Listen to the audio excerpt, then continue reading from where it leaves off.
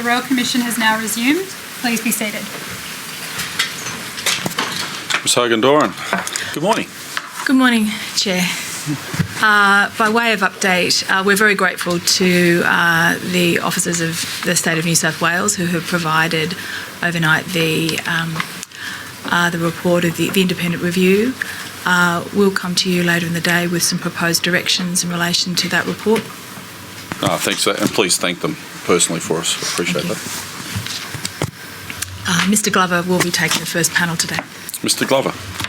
Good morning, Commissioners. This morning we will continue our inquiry into national situational awareness and national decision-making by hearing from a panel of emergency services leaders from New South Wales, and we are again fortunate to have one of the most experienced emergency services leaders in Commissioner Fitzsimmons, together with his colleague Commissioner York of the New South Wales State Emergency Service, who is one of the lesser experienced. So I call Shane Fitzsimmons and Harleen York. Commissioner Fitzsimmons, good to see you again. I hope it's warmer where you are. Commissioner York, appreciate your time. Good morning, Commissioner. It's lovely out here in Broken Hill in far western New South Wales. Cool overnight, but lovely during the day. Good to see you again. And thank you for making the time available. We appreciate it. You're welcome. And good morning, Commissioners. Both Commissioners will take an oath. Thank you. Commissioner Fitzsimmons, do you swear by Almighty God that the evidence you shall give will be the truth, the whole truth, and nothing but the truth? I do. Thank you. Commissioner York, do you swear by Almighty God that the evidence you shall give will be the truth, the whole truth, and nothing but the truth? I do. Thank you. Commissioner Fitzsimmons, thank you for your witness statement dated the 4th of August 2020. Something I had not appreciated until I read your statement after the hearing yesterday was that you are also a Deputy Secretary in the New South Wales Department of Premier and Cabinet, and that's a role you hold concurrently with your role as Commissioner of Resilience New South Wales. Can I just ask you, does that role as a Deputy Secretary involve any additional responsibilities to those as Commissioner of Resilience New South Wales? Yes, Mr Glover, thank you. It is a reflection of the role that comes together through the establishment of Resilience New South Wales being in Premier and Cabinet. While my principal report is to the Premier, I also report to the Emergency Services Minister, or the Minister for Police and Emergency Services, Minister Elliott in New South Wales. And Resilience New South Wales, in its broader remit, looks at the disaster planning and preparation and, of course, recovery arrangements. But there is also an emergency management policy coordination provision between the key emergency services, RFS, Fire and Rescue, SES, and related agencies like Marine Rescue, VRA, and Surf Lifesaving and what have you. And also in that role, connected with the two coming together, also the state representative, one of the state representatives joining the CEACON on ministerial matters at the national level with Minister Elliott on committees like NZEMC. Thank you. It sounds like that emergency management coordination remit you have is designed, perhaps in part, to give you a whole of government situational awareness. Would that be a fair description? Yes, it is. So there's a deliberateness in putting the new Resilience New South Wales into Premier and Cabinet, the Department of Premier and Cabinet. So it's not in a department in one of the large clusters. So it's ensuring that there is a genuine reach across government and through government down to local government and community recovery and planning arrangements, but also up to the national level in formal structures such as the ANZ EMC and other fora that the Minister finds himself on. I think it's MCPEM, the Ministerial Council for Police and Emergency Services, those forums. But it's also, Mr Glover, really to make sure that we are being as efficient and effective as we can in New South Wales everything from policy planning instruments through to business cases and investment strategies across the emergency management sector to try and harmonise and ensure efficiencies are there, that we're complementing and not competing for the same resources. And I know you haven't been in the role for very long, and Resilience New South Wales itself is a new organisation, but in that broader whole of government consideration of policy aspects, planning aspects, do you think you're making progress in bringing together those whole of government considerations? Yes, I do, but in fairness, it's, as you indicate, it's very early days, Mr. Glover. So it's only been established since the 1st of May. We've got some reviews occurring into the operation and the structure of the organisation. It's fair to say we've got to corral what people define as resilience, because it can mean all manner of things to every different person. So it really is about having a disaster focus, if you like, a multi-hazard disaster focus, but not exclusively, and ensuring that we've got the right structure and resourcing composition going forward. We've also, coming out of the extraordinary events of the last 6 to 12 months, like we've seen in significant chapters in decades past, this will certainly be one of the most important and critical lessons learning period to reshape and rethink process and practices going forward. So it is still very early, and there's a lot of lessons learned work occurring. There's a lot of independent inquiry occurring, and there'll be a significant body of work to digest and contemplate the insights from those different forums and how that might structure us and inform us around our arrangements going forward, if that makes sense. Yes, thank you, it does. I want to change focus a little bit now to particularly focusing sort of both at preparedness and recovery, which is your responsibilities, but now also response. And I've been showing the other jurisdictions a table that the Royal Commission staff has prepared. So, operator, can you please bring up RCN.900.094.001 and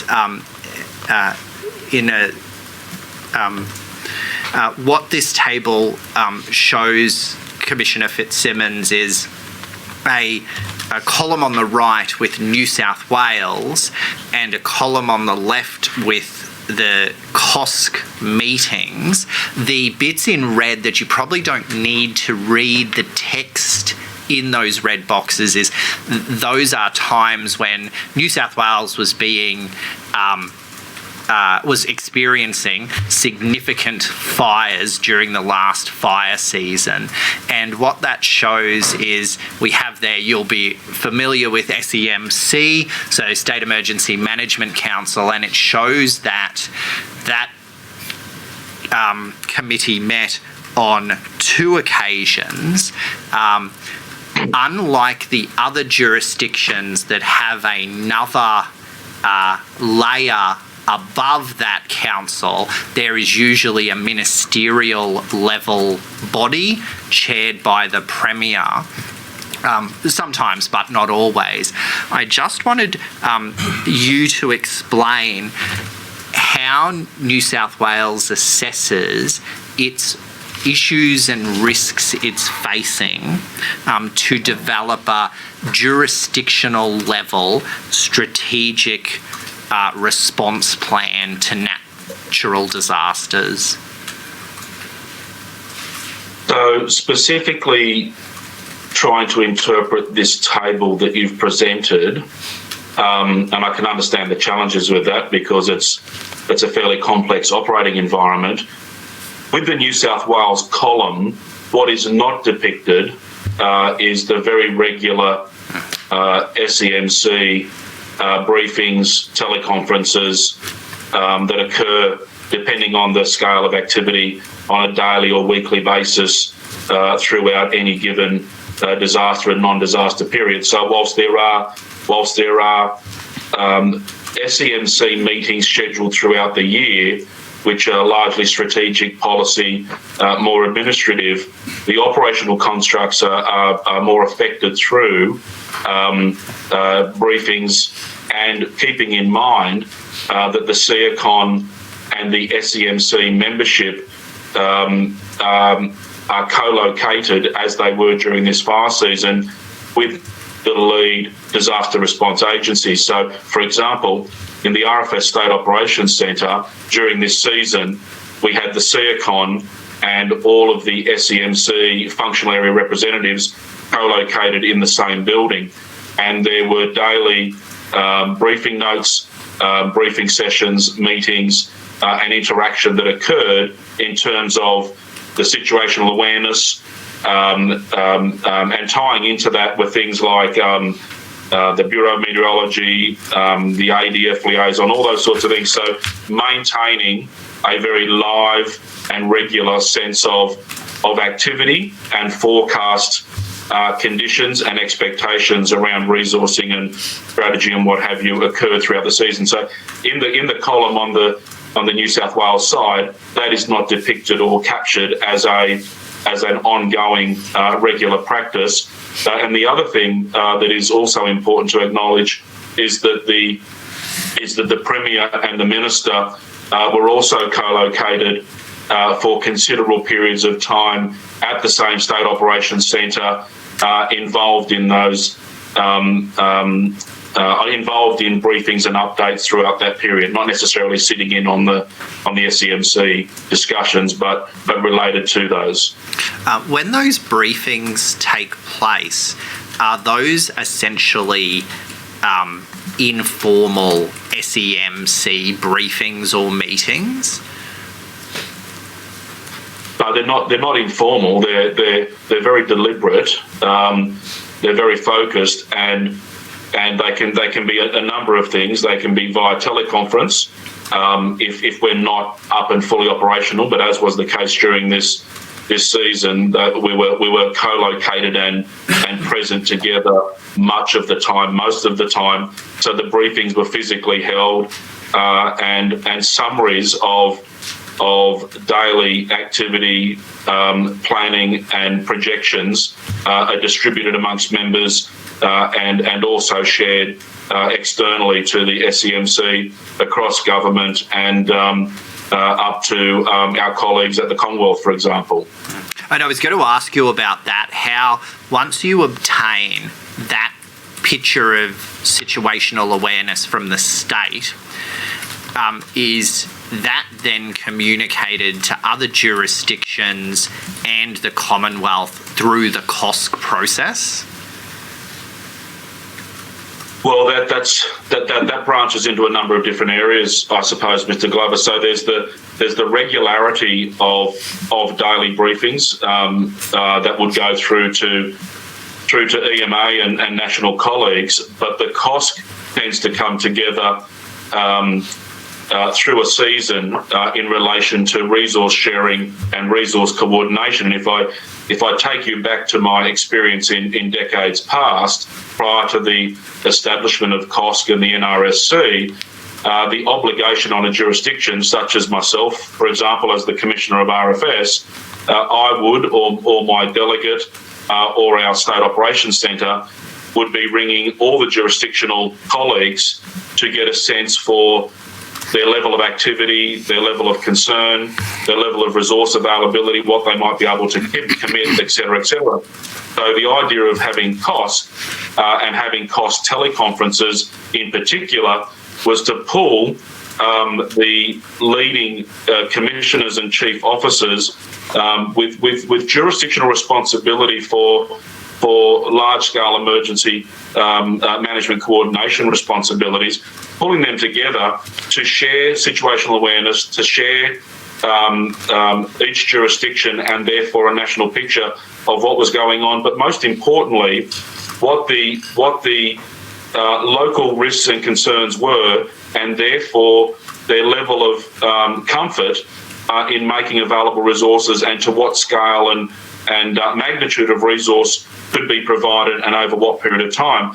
And the principal reason for that is so that a recipient jurisdiction, so in New South Wales in my case, we can get a sense for what level of resource, what might we be able to expect over the coming days, weeks, and months is a little bit too ambitious, but we try to signal that in any case, given the seasonality of our weather, because ultimately, as a recipient jurisdiction, we're framing up strategies and priorities with the knowledge about what level of resourcing we may or may not have available to commit and deploy to that strategy execution. Yeah, thank you very much for that comprehensive answer. There's a couple of points I'd just like to explore in a bit more detail.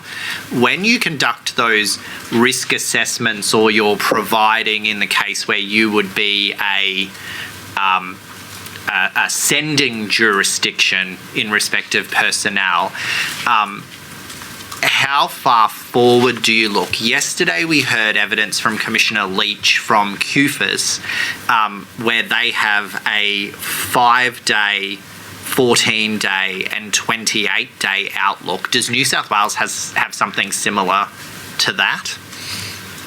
Yeah, yes, that's correct, Mr. Glover. We all operate very similarly. So there's everything from the immediacy of your deployment. So for example, there can be pretty big movements of resources across a jurisdictional boundary for a 24-hour, 48-hour hit that might need high volume resourcing, and then we plan out for rotations depending on the type of role or resource being deployed.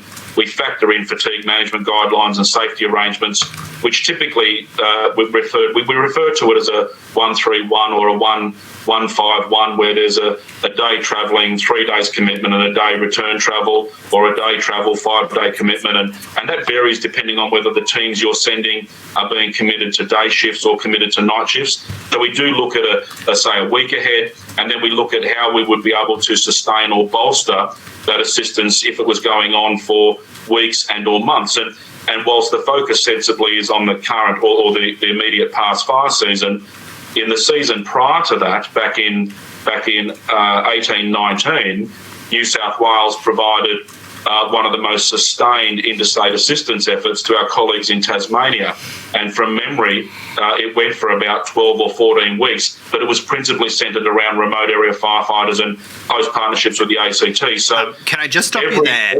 Can I just stop you there? I want to explore a little bit more.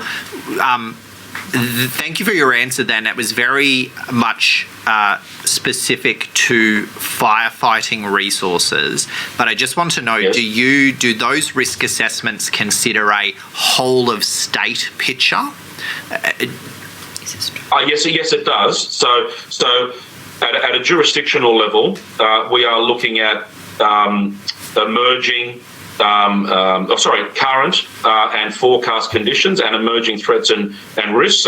So at a jurisdictional level, through the SEMC and the teleconferences and the briefings, whilst there will be a principal focus around things like a bushfire, for example, we might also have occurring in New South Wales at the same time, a locust plague or an agricultural problem, or we could have a portion of the state that is subject to intense storm activity. So the resourcing is not exclusively a single hazard focused event. Yeah, thank you. And so is that risk assessment that is undertaken structured and documented in any way? It would be reflected through the minutes and the narratives of the briefing sessions, capturing current activity, expected duration forecasts, and capacity to commit and share to other jurisdictions, for example. Thank you. Commissioner Fitzsimmons, I'll just turn to Commissioner York for a moment. And just in that respect, Commissioner York, from the SES perspective, do you also conduct capability risk assessments in relation to SES resources? Yes, we do. So obviously we, through the fires, were a support agency for the Rural Fire Service. So we were requested to provide resources as well. One thing you'll see on that document that's highlighted on the screen, around the February period we had flooding. So we had to do a risk assessment in what we could provide to the RFS, but also how we could sustain our primary response for the flooding and storms, and make sure that at some stage we did have to pull resources back from assisting RFS to actually do our combat agency role with those floods and storms, particularly in the areas that are mentioned on the screen. Thank you. How regularly do you undertake those risk assessments from an SES point of view? They're less regular when we're supplying support. So that is a little bit more organised, as Shane said, because it's the different skills that we want. So Shane's or RFS would ask for specific skills, and it may be in incident management, or it may be in, for example, chainsaw assistance for trees. We would do it on a regular basis. But when we're in an event, we would do it on a daily basis. We very much rely on working with Bureau of Meteorology and forecasting out, as outlined similarly within the day, 2 days and 7 days. With storms or flooding activity, it does change from day to day, and we do have to do it very regularly. And the Bureau, as the days come closer, so they might have a 7-day forecast, it will become clearer as we get towards the day, because it's obviously much more difficult to forecast where the rain will fall and the amount of rain. So I have an operational team that do that risk assessment on a daily basis, and during an event we would have a operational meeting with all our zones every day at a specific time. And how is that advice, or how is those assessments shared within New South Wales government more generally? Well, if I can use the practical example, as Commissioner Fitzsimmons outlined, is the SEMC had regular teleconferences where we would be there would be a time, and all the agencies would come in and have those conferences.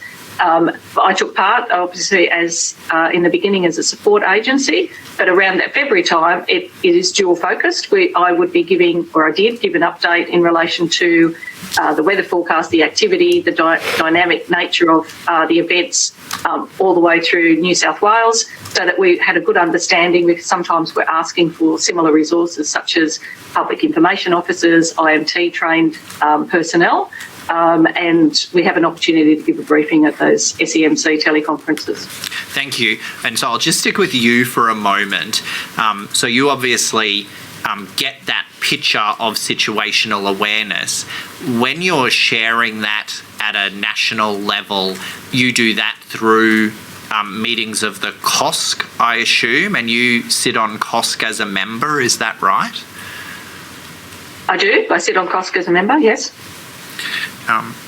And so does one of the functions that COSC meetings perform, and I'm talking about the short-term, during a disaster period meetings, not the regularly scheduled meetings for a moment, does the briefings that are provided by the various jurisdictions give you a picture of national situational awareness? It does. It gives every jurisdiction an opportunity to give a briefing on where they're at, what resources they have available, or what resources they would seek from the other jurisdictions. Obviously, we take an active part in that, because we're willing, and have done in the past, sent resources into other states. Again, as a support agency, unless it was an SES event.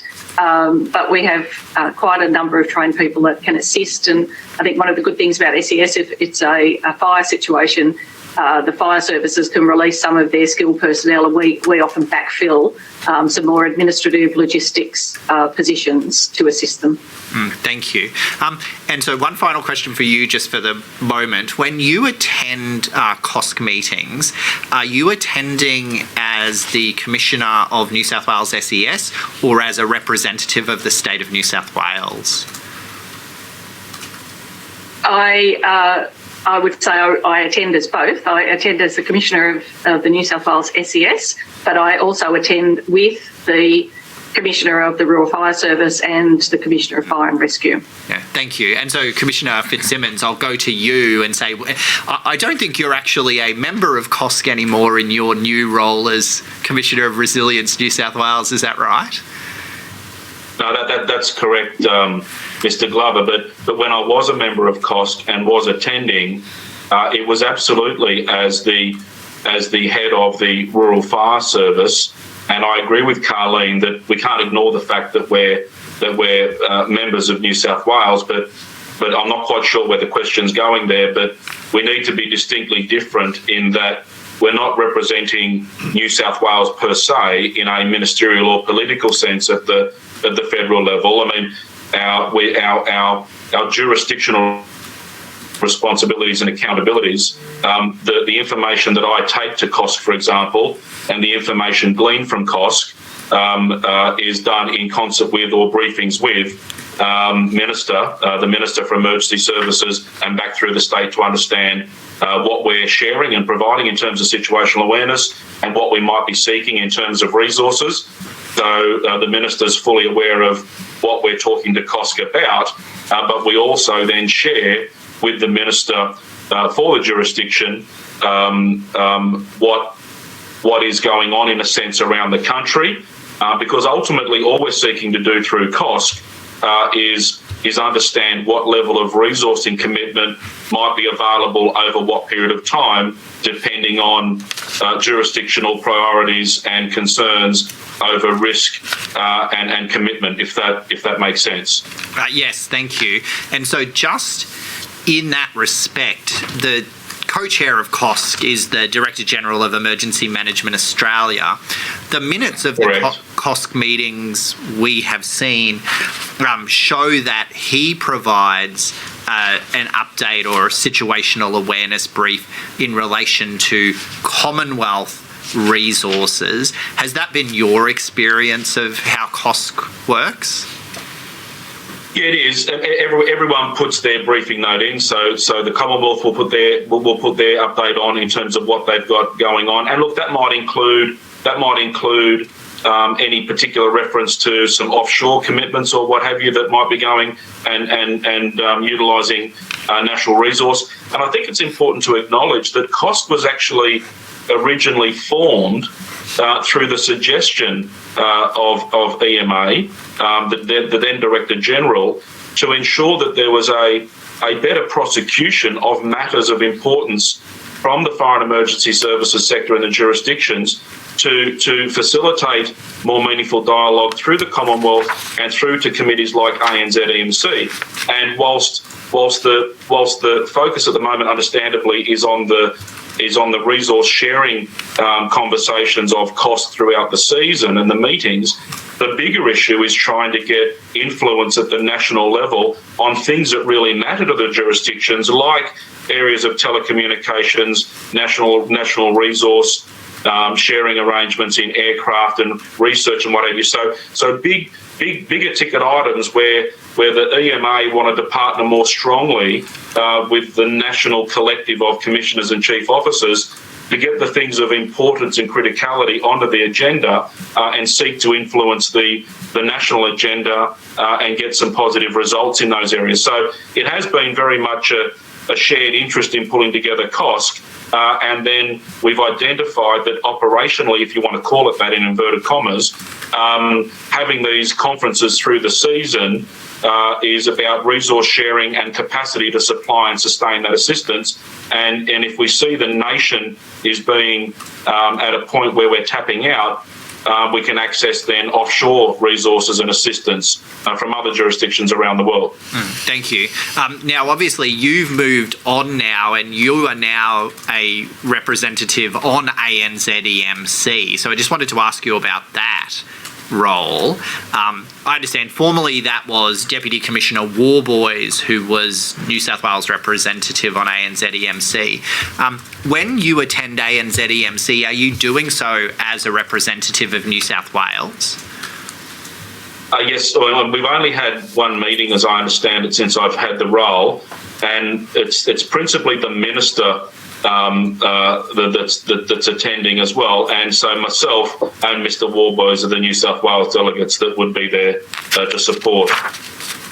Thank you. And so now I want to ask you your opinion on the recent COSC proposal or AFAC proposal to shift COSC from sitting underneath AFAC to sitting underneath ANZ EMC. What's your understanding of the intention or the reason behind that move?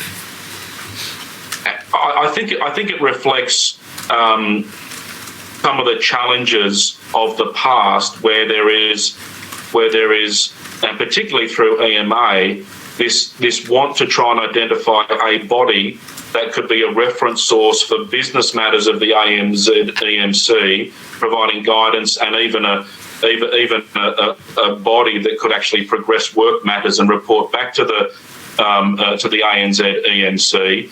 And there's always been this challenge about, well, it's sitting off to the side, and administratively we had it attached to AFAC, but it really is somewhat unattached to AFAC. But putting it under the ANZ EMC as a subcommittee, to me, makes a lot of sense. It provides a clear connection between ANZ EMC and the COSC. And the ANZ EMC would then be able to task the COSC with undertaking actions, programs, activities, and reporting back to the COSC. And it would also provide a mechanism for the COSC to more deliberately be able to, with EMA, channel advice and business matters through to the ANZ EMC as considered appropriate. But I think it provides a greater clarity by moving it in as a greater clarity and surety around the business of ANZ, EMC and COSC, how we might be able to influence better those things of national importance that could help the jurisdictions in planning and preparation and ultimately execution of operations during major events. And so just to pick up on that last point about ultimately the execution of operations during major events, my understanding had been that the way ANZ EMC operates, at least presently, is really as a policy or planning, as you've said, national picture type issues body. Is one of the difficulties with moving COSC to ANZ EMC essentially operationalising ANZ EMC? I don't believe so, Mr. Glover. And as a matter of fact, if I could clarify something, COSC really has no operational role per se, and I think it's important that we be unequivocal that COSC serves as a brokerage forum during fire seasons or disaster seasons to ensure that commissioners and chief officers collaborate and share insights, experiences, current situations and their forecast, so that jurisdictions can ascertain what level of resource commitment can be likely from their interstate colleagues, because that then has a flow-on effect to what the strategies and commitments might be in relation to the unfolding event that the jurisdiction's got responsibility for. COSC has absolutely no operational authority or capacity to direct any jurisdiction. It is a reference tool. It's a body to share and establish appreciation so that jurisdictions can make informed decisions about strategy and resource commitments. And if resource commitments cannot be provided to a desired level, then obviously you rethink your strategies and your tactics and your actions based on what you've got available or what you might have available going forward. So the word operational, I think I understand why you're using it, but we need to be really clear that the operational responsibility, the authority, rests with the individual jurisdictions, and COSC has no interference with that at all. All we're doing is seeking to collaborate and share information so that the jurisdiction can make the appropriate decisions with the best available information at the time. Thank you. So we heard evidence yesterday that COSC made decisions about resource sharing, but it was all done by consensus. There was never a vote, but that ultimately in any event, the sending jurisdiction in respect of interstate assistance had the ultimate right of veto. So if New South Wales was sending or had firefighting personnel available to send to another jurisdiction, and a COSC meeting was held at which it was decided to send those firefighters to jurisdiction A instead of jurisdiction B. At the end of the day, the Commissioner of New South Wales RFS could decide not to send those firefighters anyway. And that's 100% correct. So there is nothing that binds a supplying jurisdiction to actually provide resources, whether COSC exists or not. And as a matter of fact, I go back to my times prior to COSC, we would have many conversations throughout a day trying to connect with our colleagues around the country to see what resources they've got. So COSC has actually been enabled to streamline and facilitate that and save us all an inordinate amount of time, but also give us all a greater shared collective appreciation about what jurisdictions are dealing with, where their priorities are, and what might be emerging in terms of weather strategies, those sorts of things.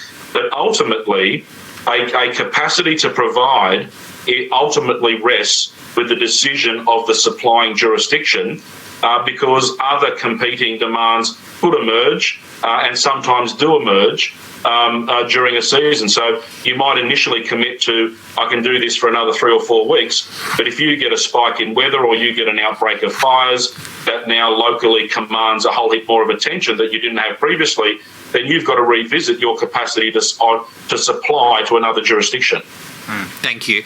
And just in relation to the facilitation of that assistance, for large-scale deployments, we understand it happens through the National Resource Sharing Centre. I just had one question to ask you, noting our time constraints about the NRSC.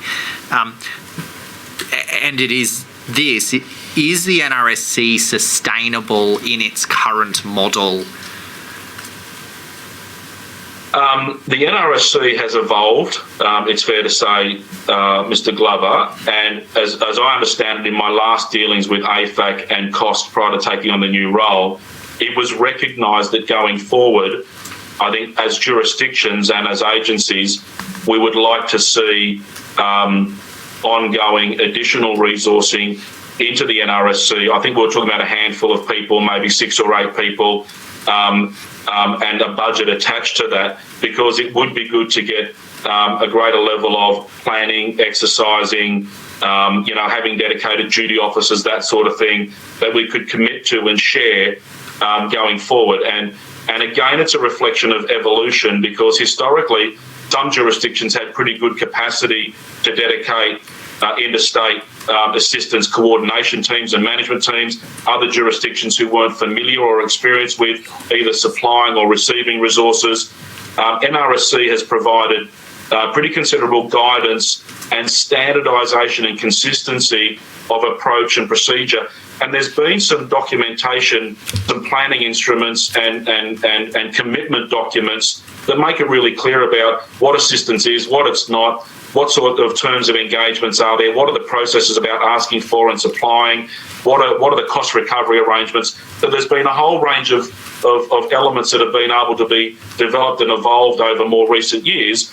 And through the COSC and through the jointly chaired forum of COSC with EMA, we've been able to get endorsement through things like ANZEMSI around key documents around capability forums and assistance agreements and those sorts of things. Thank you for that. So yes, going forward, I think we should dedicate more resources to it. Thank you. Commissioner York, as you are a current member of COSC, I just wanted to ask for your views about NRSC and how NRSC facilitates interstate deployments of SES personnel. Okay, so we haven't actually called upon the NRSC as a primary combat agency to do resources for our storms whilst I've been the Commissioner, but we were involved obviously through the fires.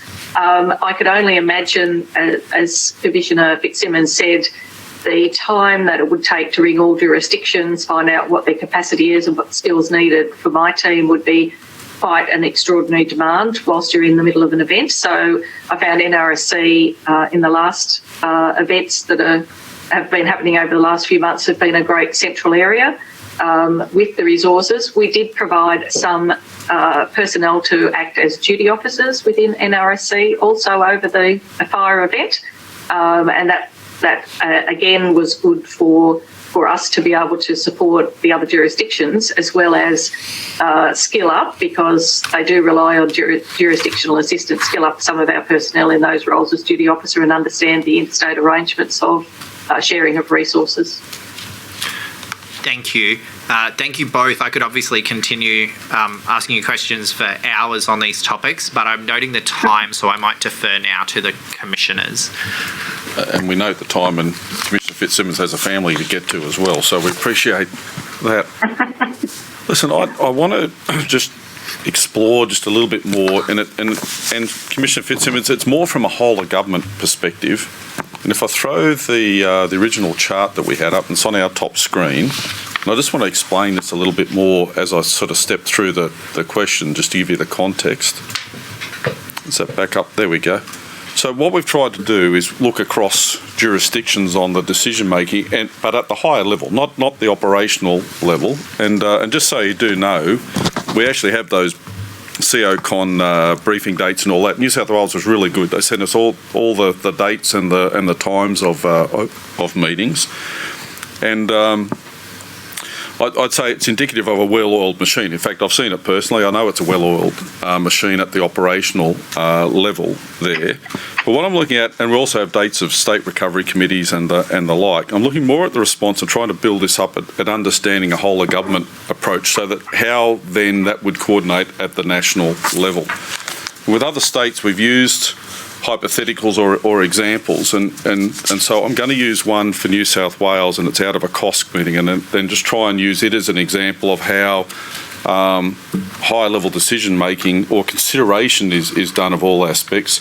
And and it's not a finger pointing exercise, it's more from then to now, and you're now looking at this in a different lens, and New South Wales may well have changed in the last couple of months, and so I'm quite happy for you to talk about how this is done now rather than just back then. But if I throw up, and it's the minutes from the 20 December AFAC COSC meeting, and it's HAF 005 0001, so it's 0005 0001 0042, and it's a situation briefing. If you do the New South Wales update, and Commissioner Fitzsimmons, I appreciate Commissioner Rogers gave this brief, but we'll just highlight, because you were in the middle of fighting a response at this stage. This is 20 December. From memory, the Balmoral files were the day before. There was some big issues, and I have no doubt that was taking a lot of your focus. But if I just look down there, it's the second last dot point. Main concern is Shoalhaven fires between Batemans Bay and Ulladulla, and expect will impact on coastal communities tomorrow. Large numbers of holiday makers planning to travel to the region.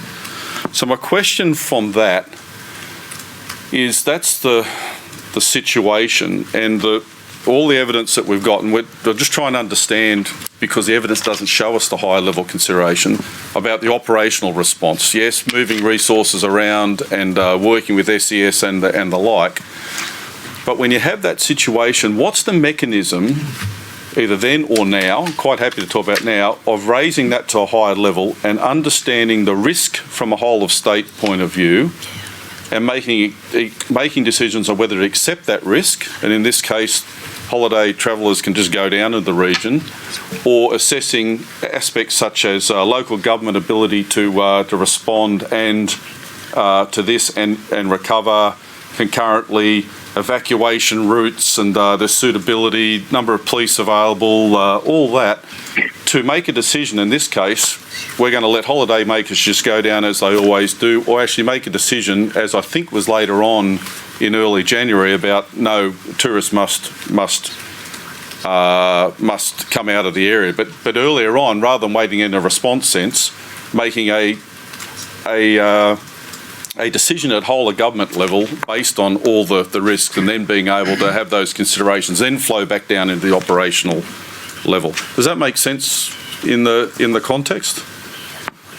Yes, I think so. And sorry, pardon me. What was this briefing? Is this one of the cost teleconferences All I have is it's Australasian Fire and Emergency Service Authority Council. It's a 20 December 2019, 11:30 to 12 o'clock Australian Eastern Standard Daylight Time, and it's a COSC meeting. Now, whether or not it's in person or a telecon, but that was the update that was provided. But I use that more just to say at that time, obviously operationally at your and Commissioner Rogers' level, there was a concern.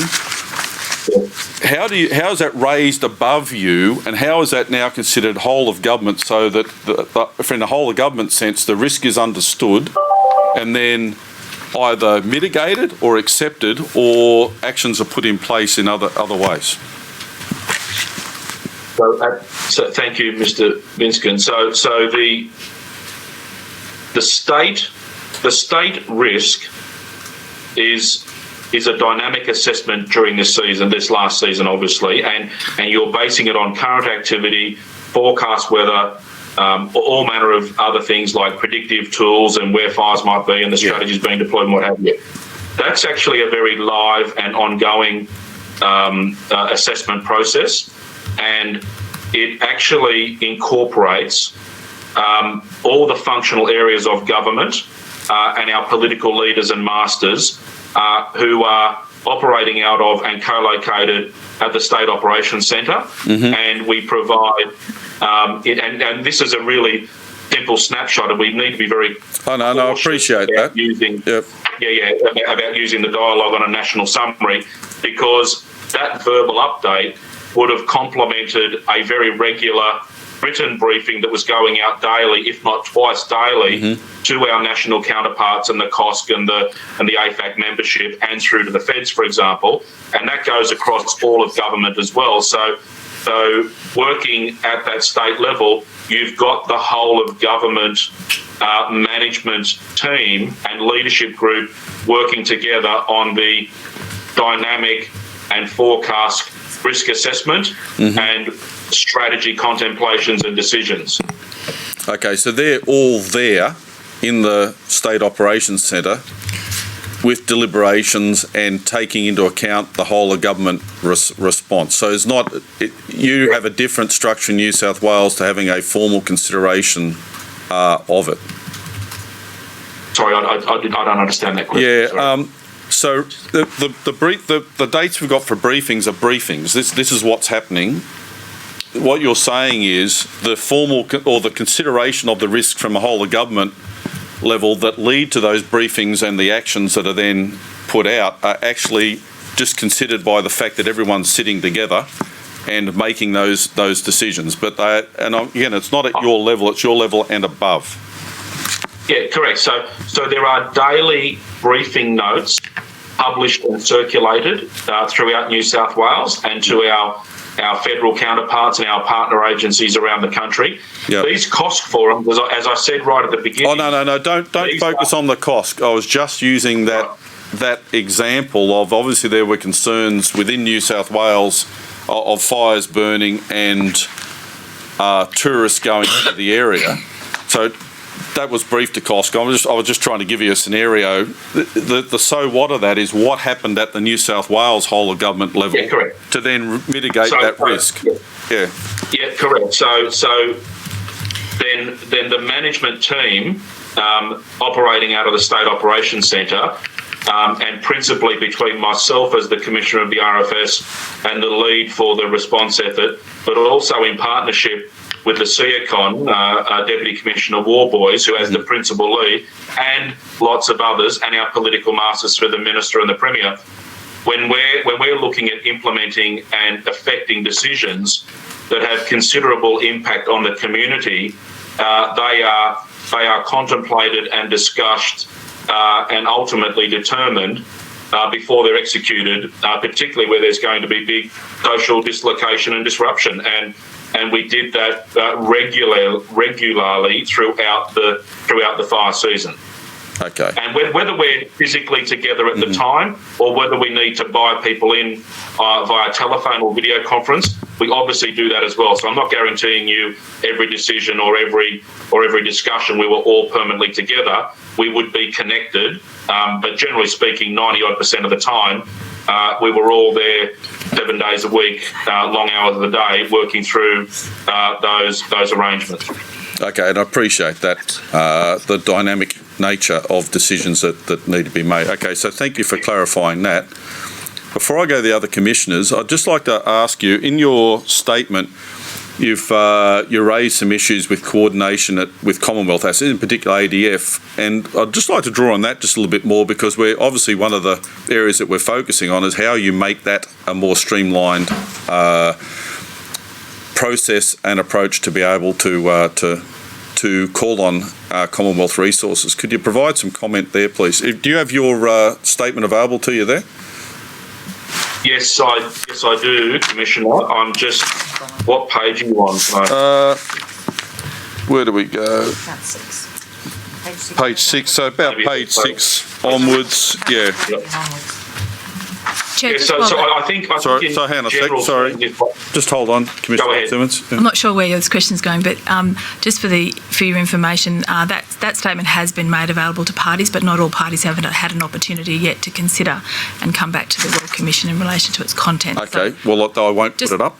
Yeah, if you could No, I just won't raise put it the up, question generally. But the Commissioner signed it, so I'm sure he's yeah. So I think we're page 6. We're in there. We're talking about some of the issues around October requests. That'd be paragraph 45, I think, and then through to January. So Yeah. you're looking about paras 44 through to about 48, somewhere in there. So I think generally, Commissioner, in terms of streamlining, I think the DAC arrangements have been around for a long time. They're quite prescriptive, and even in their execution, there's a deal of process to go through. And I think I reflect in my statement there that we've got to make decisions in keeping with the DAC guidelines. We've got to be able to demonstrate complete exhaustion of all state resources and civilian resources before we can contemplate a request through to the Commonwealth. We then make that following discussion with our Defence Liaison Officer in the State Operations Centre who's embedded there. We then make that through to the EMA. The EMA then review that. They then forward it on to Defence, and then we go through the Defence process and it comes back via EMA. And what we saw during this season was extraordinary cooperation and assistance with the ADF and the Feds. And we embarked upon very early on quite unique arrangements, particularly with aircraft and rescue operators out of winch machines and all those sorts of things. But what we did see was a big turn with the increase of resources that came in, particularly to support some of the recovery and rebuilding efforts. There was a change in the way that operated with the deployment of very senior commanders, particularly with Brigadier, whose name escapes me right now. Garrity, I think. Brigadier Garraway, Mick Garraway. They were able to make decisions without going through a very complicated process back to the federal level to seek clearance on that. They were able to make decisions and work with the jurisdiction on what would be a more effective and more efficient utilisation of the resources. The counter to that, if I may, Commissioner, was earlier in the season, we had great assistance from the Defence, particularly in logistics at control centres, whether it's anything from catering to transport, you name it, there was logistics support. But what we found was, and unfortunately it came via local MPs or local politicians talking with the military officers, and some of those military officers would say, we're not sure why we're not allowed to clear some of the roads with our chainsaws and our gear. And then when it was raised with us, we asked the question, and they hadn't been tasked to do chainsaw work. They'd only been tasked to do logistics, transport and catering and those sorts of things. So even though they had all the gear, they were engineering regiments, they were professionally trained and accredited, they had the safety equipment and what have you. We then had to do different requests back through the DAC arrangements to get a variation on that request, to then say, yes, you've got permission as part of your logistics work. If you need to clear some trees and gain access to areas, then you're authorised to use that equipment. So it's that unnecessary process or that particularly restrictive task-specific process where I think there can be greater opportunities for having embedded ADF officers that can actually commit ADF resources and be dynamic with the adjustments or amendments or reconfiguration of that commitment in the field without having to go through very specific DAC requests all the time. And then if we do make adjustments, having to follow that up with another DAC request so it's on the record, et cetera, et cetera. Okay, and so one follow-on to that, and then Commissioner McIntosh has a question, then Commissioner Bennett.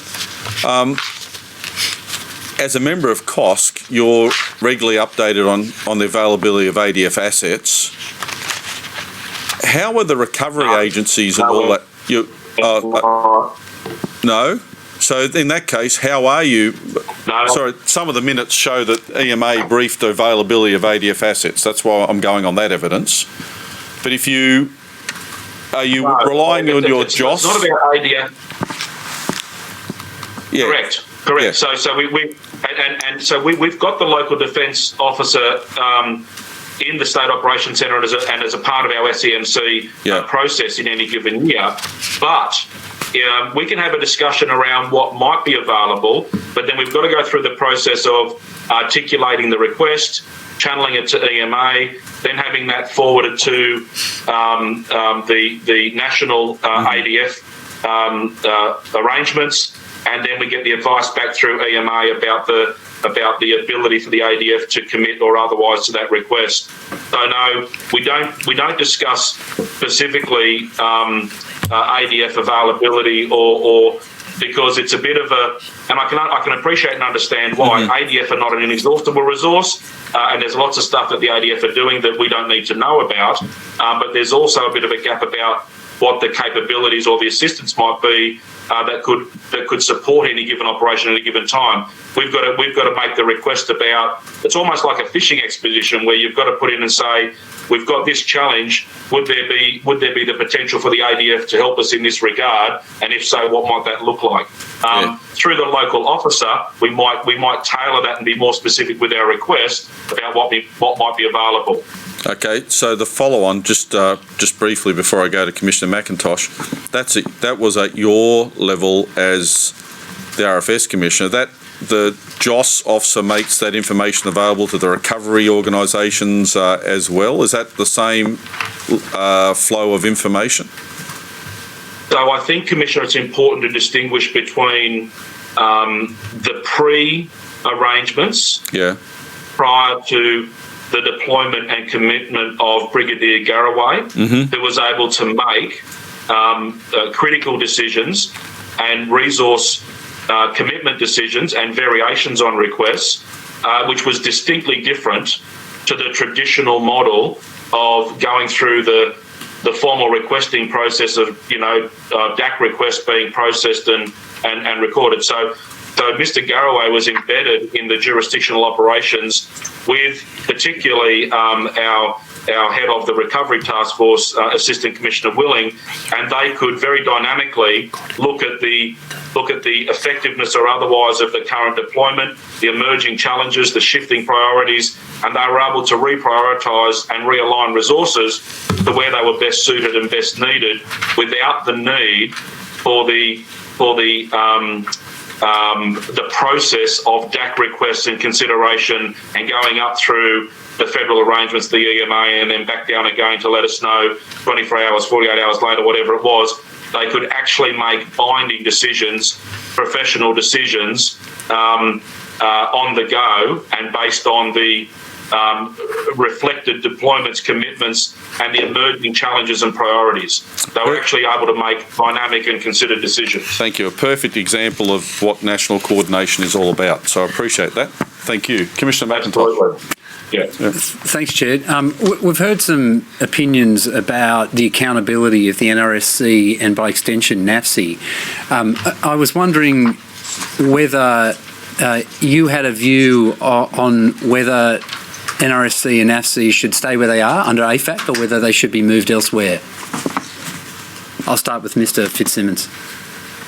Look, thank you, Commissioner. Look, my view is they are well suited to be in the AFAC environment, and the reason is that the agencies and the entities applying, receiving, wanting to make it work are actually the process.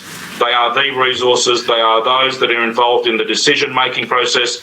They're involved in understanding and appreciating the request, and ultimately what that means if it can't happen. So I do think it is well placed where it is, and I don't see any reason why it needs to move. And as a matter of fact, I would go as far to say as I would be concerned if it was moved into a more government type environment, given the challenges we've had historically with the DAC process that I just explained. And I think the government environment is more suited to doing meaningful policy and planning arrangements to help prepare and build capability ahead of the disasters unfolding, rather than the tactical operational movement of resources and decisions that are needed to execute in that regard. And just to follow on from there, do you see that that NRSC and NAFC are accountable to AFAC or accountable to the home jurisdictions? Because that's really been the concern, is that there may not necessarily be appropriate lines of accountability. Well, I'm not sure. I think the accountability is really clear. The NRSC and NAFC are a streamlined, efficient way of brokering dialogue and coordination between what is otherwise jurisdictional accountabilities.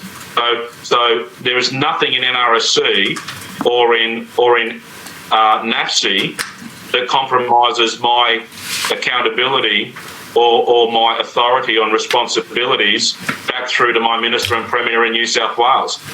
So it is a brokerage firm, it is a coordination body, it is a tool or a vessel to help us understand and coordinate and share resources. Ms York, do you have a view on those issues?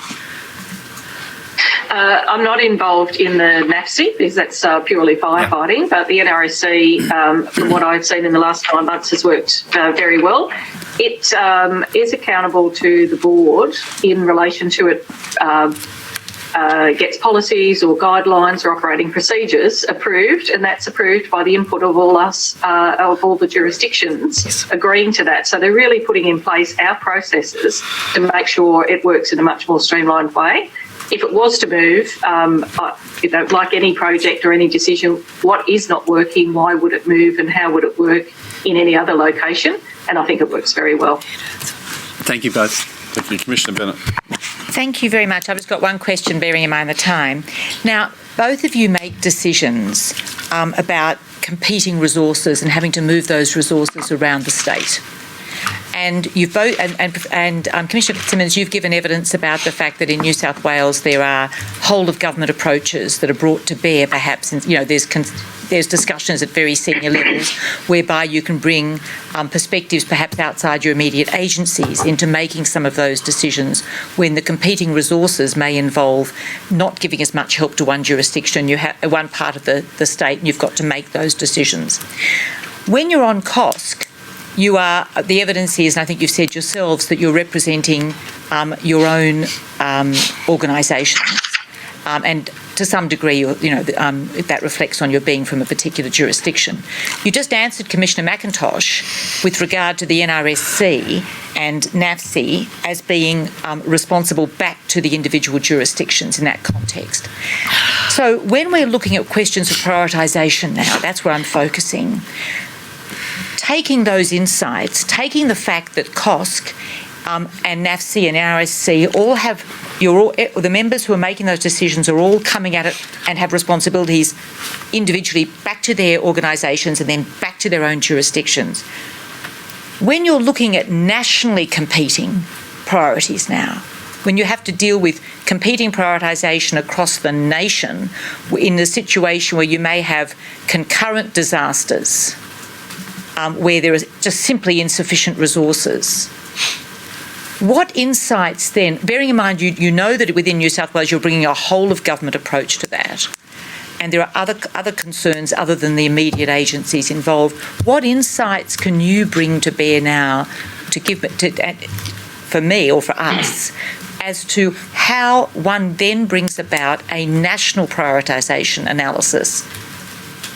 Bearing in mind that at the moment we only have COSC, and COSC doesn't have that you don't have your first, I don't mean loyalty in that sense, but your first, I'll use the word loyalty for want of a better consideration, is not in the national interest perhaps, but rather in your jurisdictional interest, which it has to be. And all the people we've spoken to have said that when push comes to shove, the members of COSC are there representing their own organisations. So I'm just asking both of you, if you understand my question, what insights you can bring to bear into how national prioritisation can occur within the existing framework where all there really is not all there really is, but where you've got COSC, which doesn't bring that national perspective. Perhaps I'll start with Commissioner Fitzsimmons. Thank you, Commissioner. Look, firstly, it's important to understand in representing my agency at COSC, my agency is also the lead agency for bushfire fighting in New South Wales. So it's the whole of government effort for the firefighting effort. So I'm not just there talking about the RFS. It is absolutely the effort in New South Wales on those cost discussions for firefighting. I think the other important thing to understand is the whole reason for EMA being a co-chair of COSC is that it does ensure that EMA, through the CCC, maintains national situational awareness and appreciation. And so they get that through daily written reports and briefings from jurisdictions. They also get to be involved in the dynamic discussions of the COSC teleconferences. And I don't mean to sound dismissive here in any way, but we ought not to overthink the national situational awareness discussion of the COSC. The COSC discussions are invariably about resource sharing capabilities, and part of that is to paint a picture about how the jurisdictions are sitting and what they're expecting in terms of forecasts and issues over the coming weeks or months based on weather or current activity or what have you. So remembering very early on in the season, we were providing considerable resource into Queensland, for example, because we had fires on northern New South Wales and in southeastern Queensland, but we had a capacity in New South Wales to share a considerable amount of resource into Queensland. But as the season extended and grew and geographically spread, our capacity to continue to supply out of New South Wales into other jurisdictions shifted. So that's the benefit of the cost discussions, to understand how different jurisdictions are moving, and EMA are embedded on all of those costs. So COSC isn't the only body that's getting the national picture. As a matter of fact, we invest a bit of time and effort in informing EMA through our briefings and through things like the cost. Commissioner, I understand that. I'm sorry to interrupt you, but Commissioner, I'm sorry to interrupt you. I understand that, but the question I'm asking, let's just take the example you've given, where New South Wales has put resources into Queensland. Queensland, it's coming into New South Wales, but Queensland is worse off than New South Wales. There's more risk in Queensland than New South Wales. But on the other hand, New South Wales needs resources as well to deal with its own situation. And so New South Wales would say, because its first obligation is to New South Wales, well, we're withdrawing our resources from Queensland. But in a national perspective, it may be that the prioritisation should be into Queensland. So there is no... So what I'm just looking for is how does, in a national position where you're looking at a national picture, how best can those decisions be made? The same way you might within New South Wales say, we're sending to Armidale and not to Tamworth, if you know what I'm getting at. Yeah, correct. No, I think I hear you clearly, Commissioner, but I suppose that's the whole premise of the cost discussions and the situation. We actually started articulating through documents, just painting pictures around the state, around where things were at in the jurisdiction, how they felt their level of capacity was to supply assistance. So as the season rolled on, it's not a hypothetical example, it's a very real example. Throughout the season, I think New South Wales provided aerial assistance to every jurisdiction except the Northern Territory, depending on how conditions were at any particular point in time. But as we started to withdraw our capacity into Queensland, the weather conditions and the fire conditions changed into Queensland, and as the season evolved, Queensland started providing good assistance to New South Wales. And if New South Wales had to lower its capacity for support into Queensland, then that's the whole idea of the teleconferences, which was to identify that maybe Western Australia or South Australia or Northern Territory or some other jurisdiction could. And then as we saw the season starting to spread southward, and there was no discernible disruption to traditional weather patterns, that mean we didn't see the wet weather or the influence of disruptive weather into the northern parts of New South Wales, for example, we made decisions earlier on to start looking offshore, not just to New Zealand, but certainly to the Northern Hemisphere with United States and Canada, because we had the discussions that talked about the drain on resources, particularly some of the... Sorry, I'm only interrupting you. I'm only interrupting you, Commissioner, because I'm noting the time, and I'm aware of that. It's not really answering the question I'm posing to you, though, which is your insights as to how is there an existing mechanism for how, if those competing priorities are irreconcilable between jurisdictions, where New South Wales would say, well, I'm sorry, we're withdrawing from Queensland because we have to apply those to ourselves. Is there an existing mechanism that you can see as to how one then deals with the fact that Queensland is left totally, for example, in that example, totally exposed because it has insufficient resources itself? I don't believe the hypothetical is valid. Okay, well that's and what I mean by that is when you're looking for resources from outside your area, you're seeking to determine what availability there is that might assist with local strategy commitment. If you haven't got the resources that you might like to commit a particular strategy, then you review and adjust your strategy.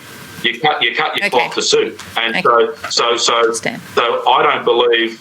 I mean, I don't think the scenario you're painting. I'm not understanding your question properly, or I just don't think it's a reasonable understanding that we would ever reach a position where no one could get anything. And that's why we've got the scalable arrangements to go neighbours across the country, partners with Australasia through New Zealand, and then out to other parts of the world if we need to gather resources. Okay. Now, ultimately, there's no such thing as an inexhaustible resource, but ultimately we have to make decisions and strategies around the resources available, whether they are resources in number or whether they are resources of speciality or competence or what have you. No, I understand. I understand what you're saying.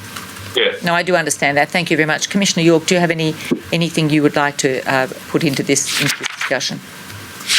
I would just add there were similar discussions at the COSC meetings during this period where at times jurisdictions did have to give priority to their own states.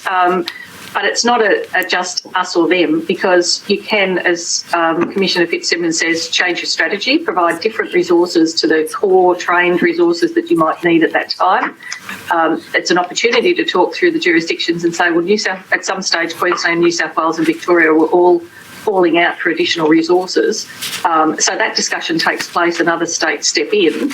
And then that discussion is, well, we are fully committed. We can't do it for another week or two because, again, some of these decisions are, I've already given you resources for 2 weeks, but when that 2 weeks end, we are bringing them back. So there were iterations of prioritisation of resources. And then obviously, as was said, we draw on New Zealand quite regularly and go overseas when that demand is at its greatest. But then we would step back in if it eased and provide more resources. So it is scalable. It's based on a risk assessment and very similar to what you said of what we have to do internally in the state between Tamworth and Orange. We have to make a decision based on the resources that we have and the assistance.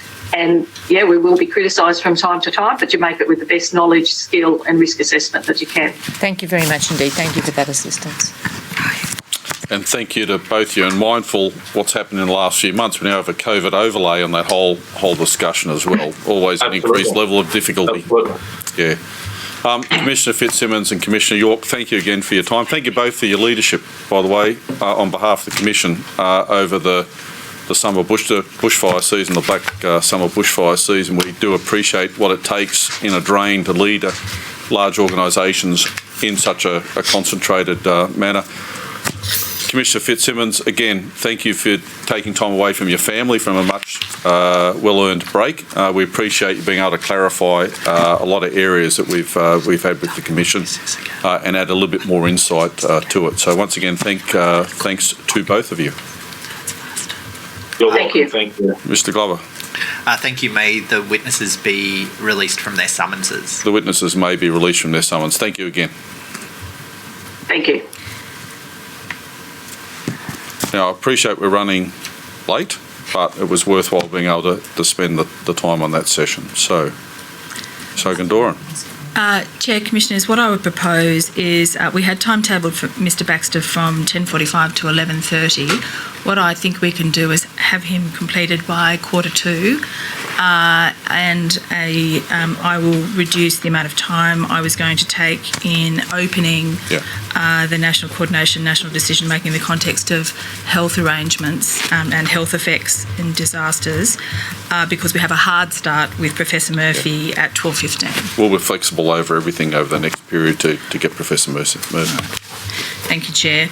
I call Mr Paul Baxter, QSO, Commissioner of Fire and Rescue, New South Wales.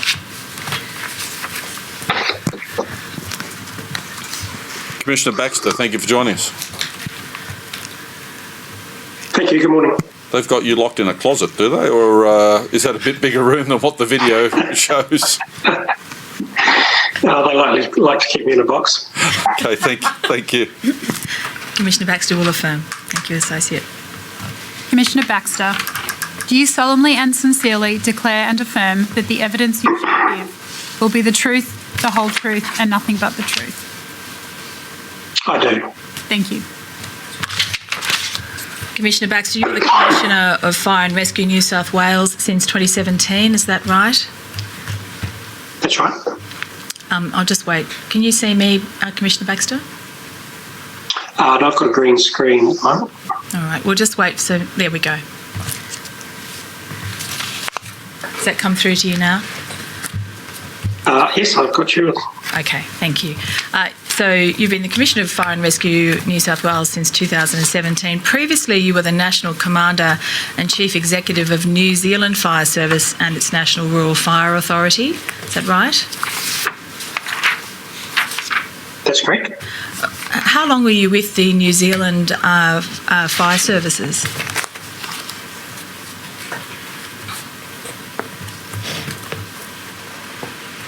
Uh, 30 years.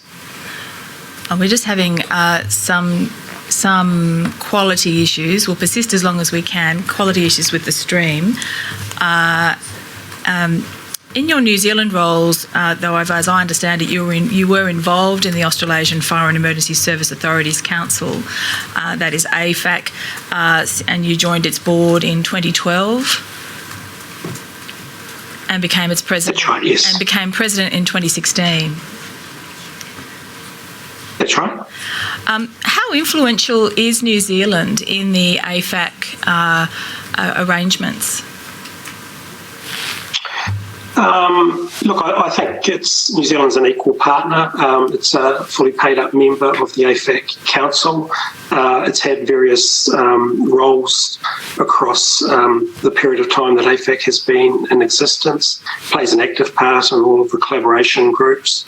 And as was the case, I was elected to the board of AFAC as National Commander for New Zealand Fire Services back in 2012, and then was elected into the president's role and therefore chair of the board in 2016 as well, while I still held a post as the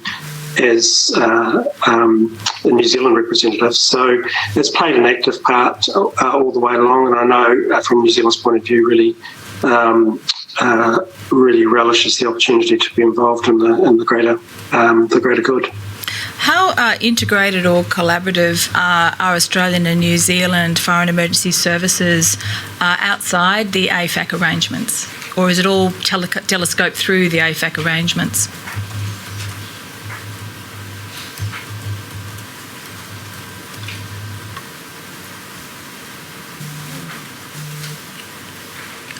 No, we've got a stream freeze. Not all, but certainly the majority of the relationships, I think, it is as coordinated through the AFAC relationship. There are other relationships such as the United Nations, OCHA, International Search and Rescue Advisory Group, which sits outside that relationship where, for example, New South Wales is currently providing mentoring for New Zealand as they go through their revalidation process. So there's a number of those sorts of things, but certainly professional development, adoption of standards, and the use of all of the tools that AFAC develops and supplies to get coordination is very much furnished through the AFAC relationships. Given the increasing overlap between the northern and southern hemisphere fire seasons, is there value in increasing the integration and cooperation of the relationships between Australia and New Zealand, in your own personal view? I think it's probably as good as it can be. I think it's there is never any problem. Like the deployment of New Zealand firefighters and specialists to Australia has now occurred for more than 20 years, and I think I gave an example previously that I deployed myself as a frontline officer here back for the Black Christmas fires in 2001, and with maybe a couple of exceptions, New Zealand resources have deployed into Australia almost every year since then. Victoria, New South Wales, Queensland and Tasmania. We're yet to see an Australian deployment in New Zealand. Funnily enough, there has been a couple of specialist people go for various smaller. We've never seen a wholesale deployment of Australian firefighters to New Zealand, probably something to do with the weather. And just while we're focusing on the AFAC role that you have, you were president. You were elected to the role of president before you became Commissioner of Fire and Rescue New South Wales, but you've continued that role of president since becoming Commissioner of Fire and Rescue New South Wales? Yes. All right. What is the role of the president of AFAC? So the president is a role that's elected by the council, and the members of AFAC is made up of all of the member agencies, 31 of them, who make elections to the president's role, and then there is the board. So the board is a company role. So I also chair the board, and we have a board of directors that are made up of council members that are also elected by the council to run the businesses of AFAC. And as AFAC has grown in size and reach over the years to incorporate things like COSC, like the National Resource Sharing Centre, like our partnership with EMA over the Australian Institute for Disaster Resilience, the company structure has become more complicated and therefore more important to apply the type of prudence that you would to running a company. And essentially, we're still spending an awful lot of public money, so we take that very seriously and produce reports up to, as you would expect in a normal company environment.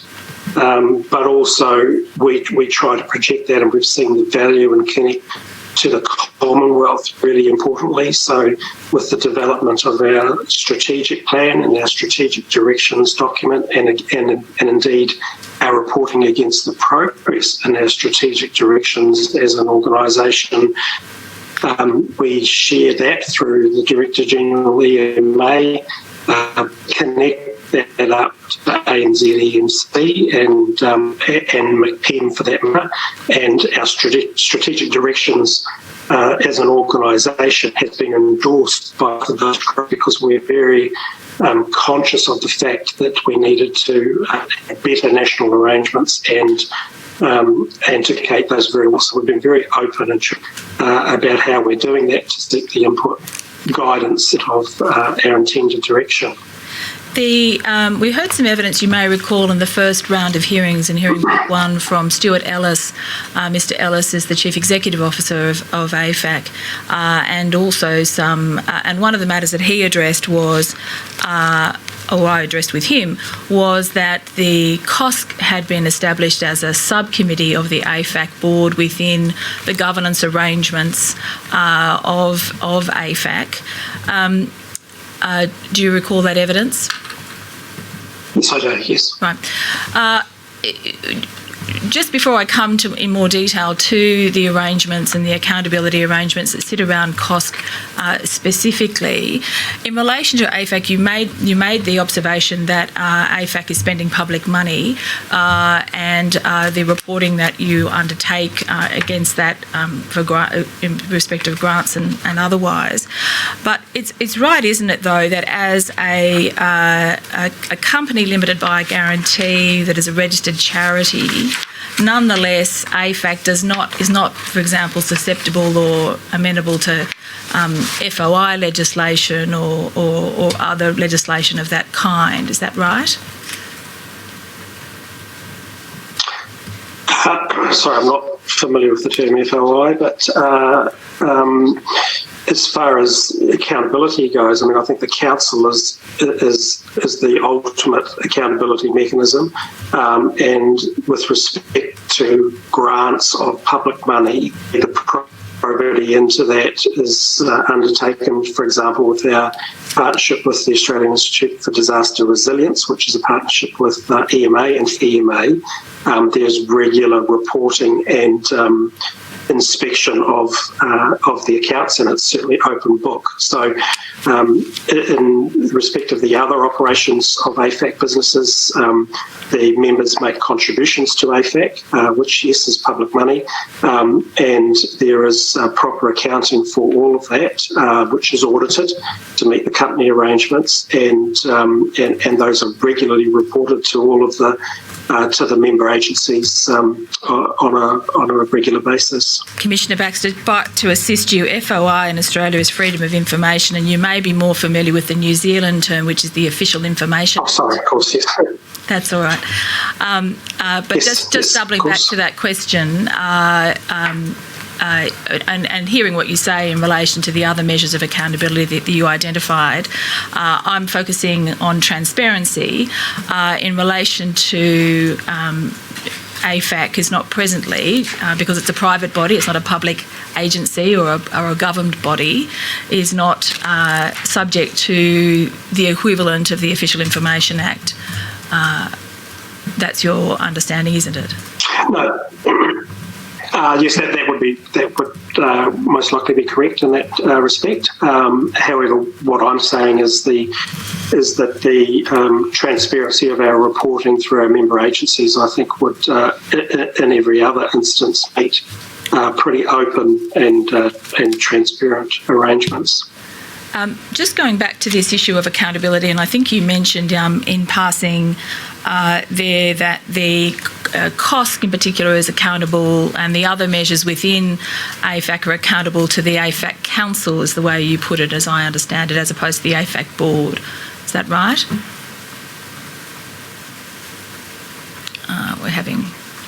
Have we lost Commissioner Baxter? Lost him. We have. No? And I guess that has been borne out with us reflecting on. I'll just stop you there, Commissioner Baxter. I think we have Commissioner Baxter, I'll just stop you there. I think our difficulty is we may not have a very secure Wi-Fi connection with you. Perhaps are you working off a laptop or a desktop? Desktop. So it should be all right. All right. Commissioners, will we persist? Yeah, we will. All right. I think we may have missed part of that answer from Commissioner Baxter. I can just see what the transcript has got. I was just coming back to, we've had evidence that the COSC is some evidence that the COSC is accountable to the AFAC board. I think in passing you spoke to some of the arrangements and possibly including COSC being accountable to the AFAC council. Is there any relevant distinction there, or what do you understand to be the internal accountability arrangements for COSC? Well, I'm not sure there's a direct accountability per se, because COSC is a subset of the council, which was a deliberate intention to have a small and agile working group able to make the decisions required, representing all of fire and emergency services across Australia and New Zealand. And then the COSC members obviously have their own individual accountability within their own jurisdiction. We did, obviously the COSC, when it was constructed at the prompt of the then EMA Director General, we invited the Director General to co-chair that group so that the information flow could then be taken up into the national or the Australian government environment through the CCC. And we think that provides a pretty good pathway and flow of information about the decisions that are being made and taken sometimes on a daily basis by the COSC. So in terms of structure, I think you spoke just then of it being an agile and a small group, or certainly a subset of the AFAC Council. We've had some evidence that from time to time there are guests invited, and we've also seen evidence of observers. We've heard evidence yesterday from Mr Warrington, who's the former lead of the CFA in Victoria, who was attending key COSC meetings as a guest, not as a member. Did you hear that evidence, or are you aware of that evidence? I'm aware of the evidence, yes. Right. Just in terms of structure, now that there are other agencies represented on COSC, for example, not just those who are there attending as guests, but also the land managers and others such as that, is COSC becoming too unwieldy, too large in that format, or is there a way of managing its structure so it can remain agile in the way that it was intended?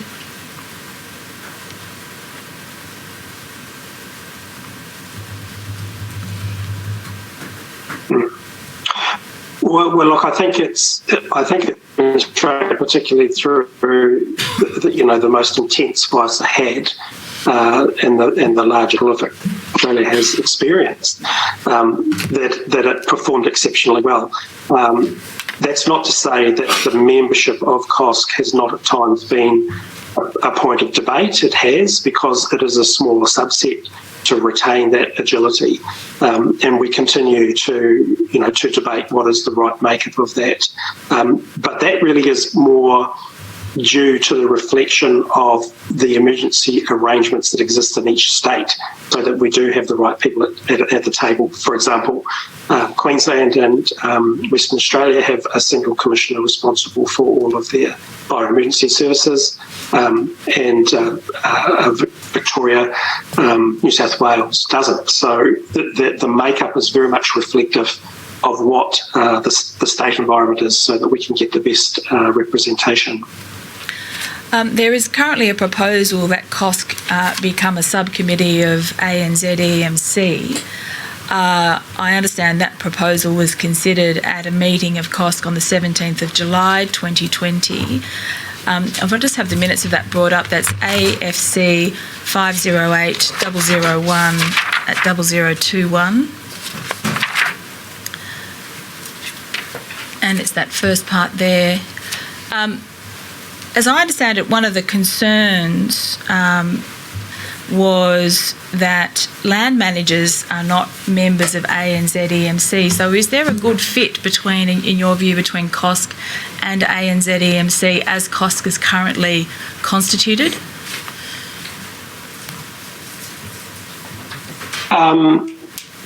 Well, yes, I still think there is. There's certainly an important relationship between the two groups, and that's why, as I said earlier, we've been at pains to project our strategic directions up into the ANZ-EMC, and I've appeared and attended at least one of their meetings, and our Chief Executive Stuart Ellis has attended our intended direction and then a report on our achievement against it.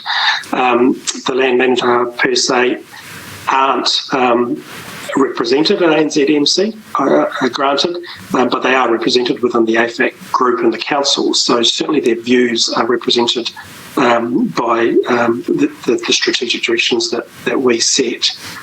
If The reporting into... Sorry. please proceed. So I say the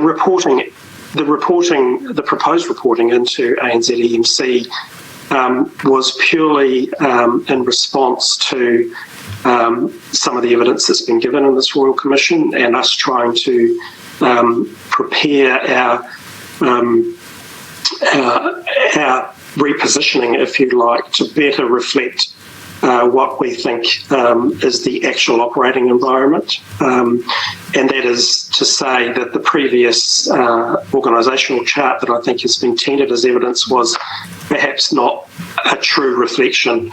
Having it sitting just straight under the AFAC Council didn't reflect the relationships that existed up into EMA and into ANZEMC.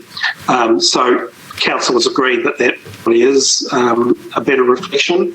COSC has agreed that it's a better reflection, and we've passed that now to the DG of EMA to take that on to ANZMC and discuss with them how that would work. AFAC would still remain intricately involved as they provide the Secretariat services to keep the COSC functioning on an administration basis. So just that I am clear on this, my understanding of the proposal was that costs become a subcommittee, but am I right in understanding from what is said here in this note and what you have just said that rather what is merely suggested is that it will develop a reporting line into ANZEMC as opposed to notionally a reporting line into the AFAC board or the AFAC council?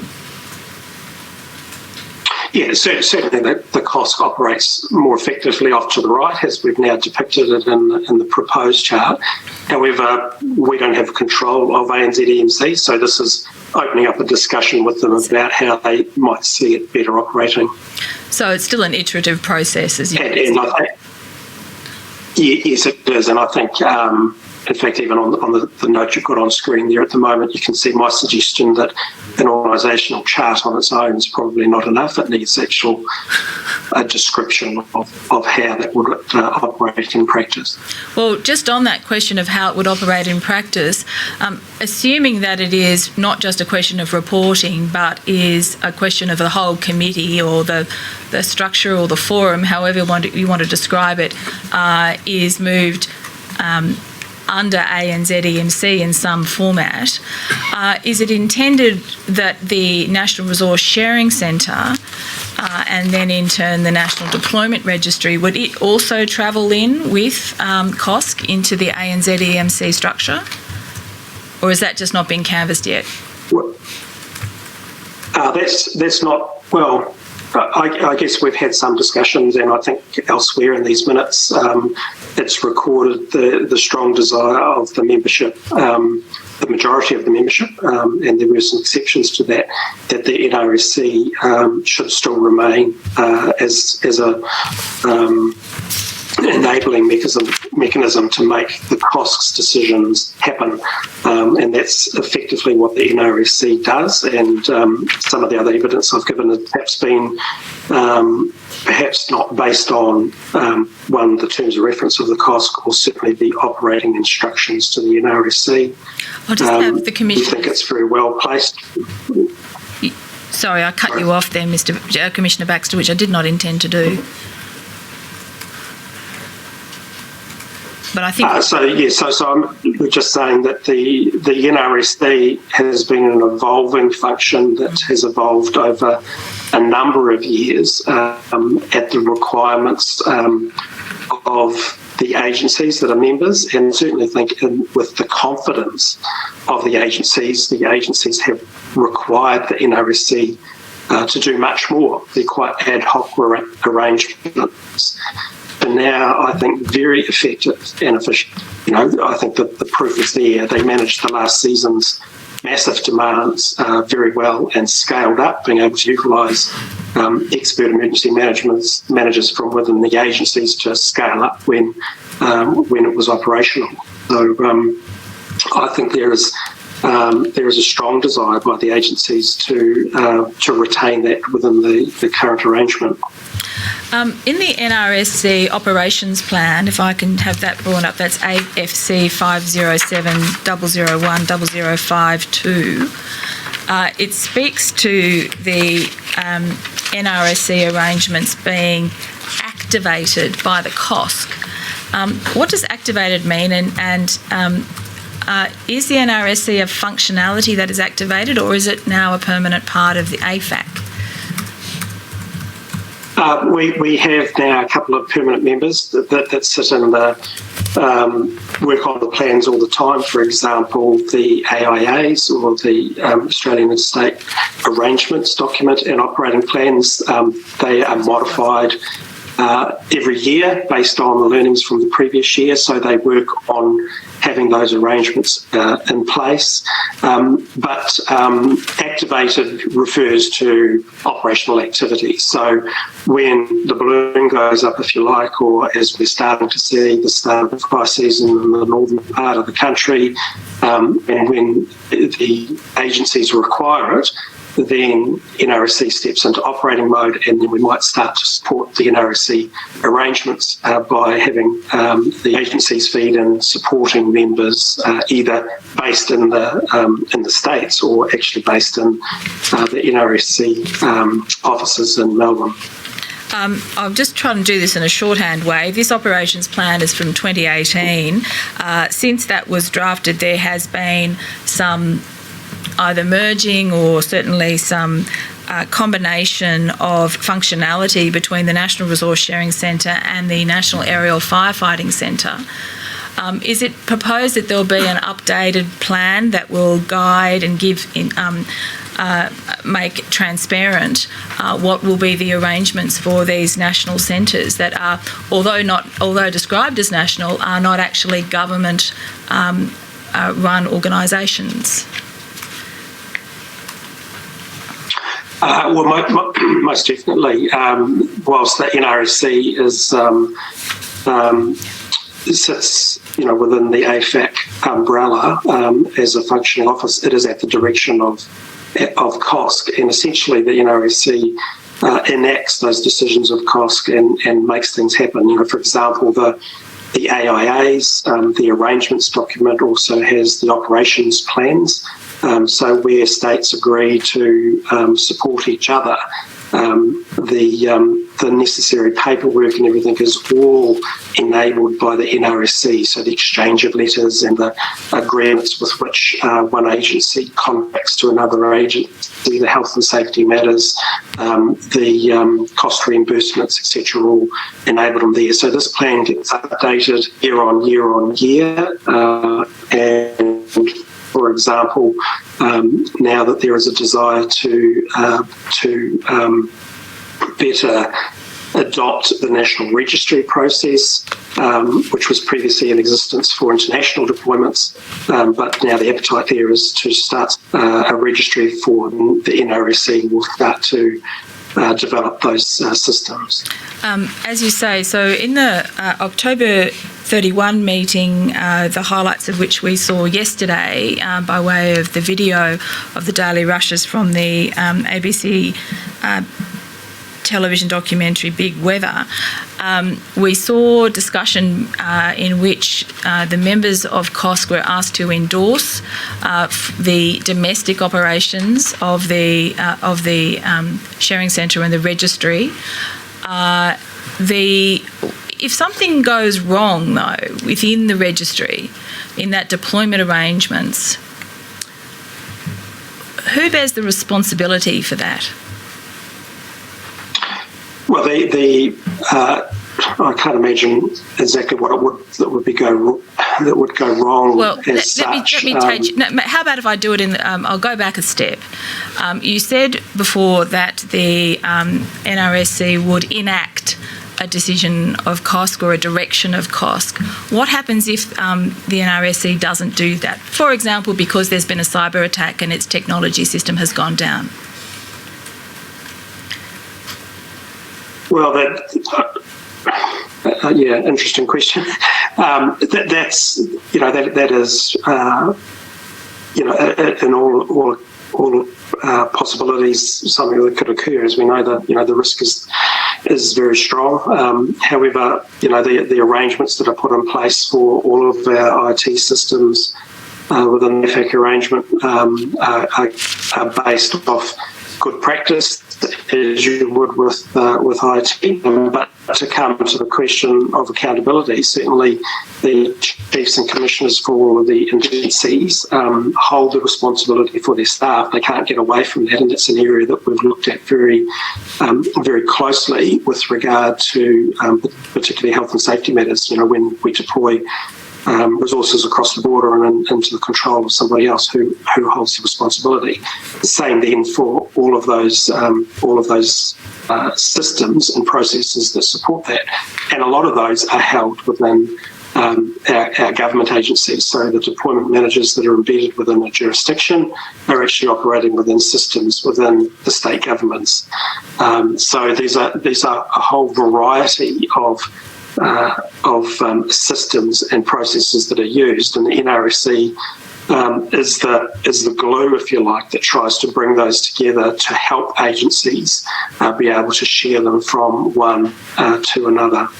I'll just have shown to the Commissioners a new document, 14 July 2020, the NRSC Aid Memoir, AFC 509-001-0001, just recording that. It records that the NRSC coordinates, this is in the fourth paragraph, the NRSC coordinates the movement and tracking of resources as they deploy interstate and develop plans for subsequent rotations. Now, those resources are personnel, equipment, and also, as I understand, potentially aerial assets. Now, those resources are resources of the different state and territory governments, or under the control or direction of the state and territory governments. Is that right?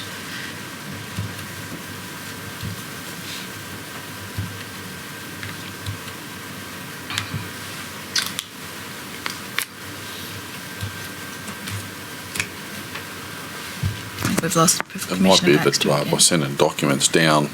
Sorry, very stuttered question. I understand that you're talking about Commissioner Baxter, just one moment. delay. Are you hearing me? Yeah, no, we are. we're hearing you. I think, in fairness to Commissioner Baxter, Yeah.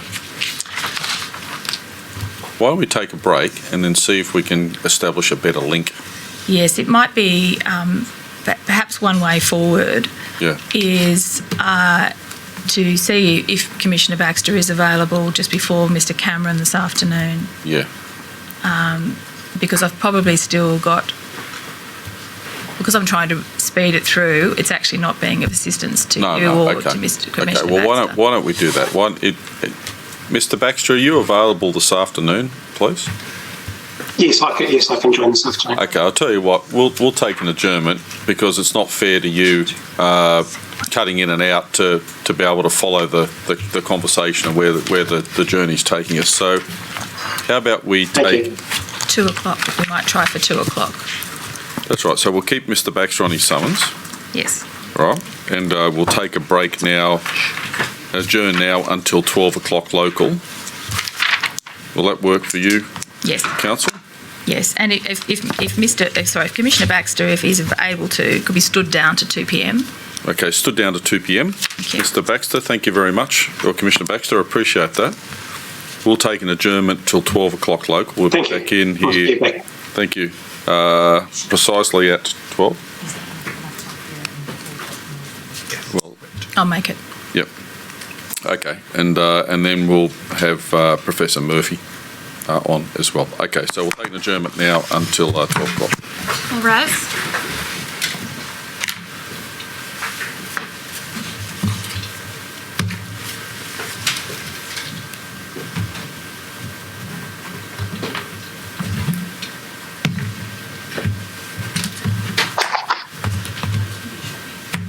The Royal Commission has adjourned until 12 o'clock.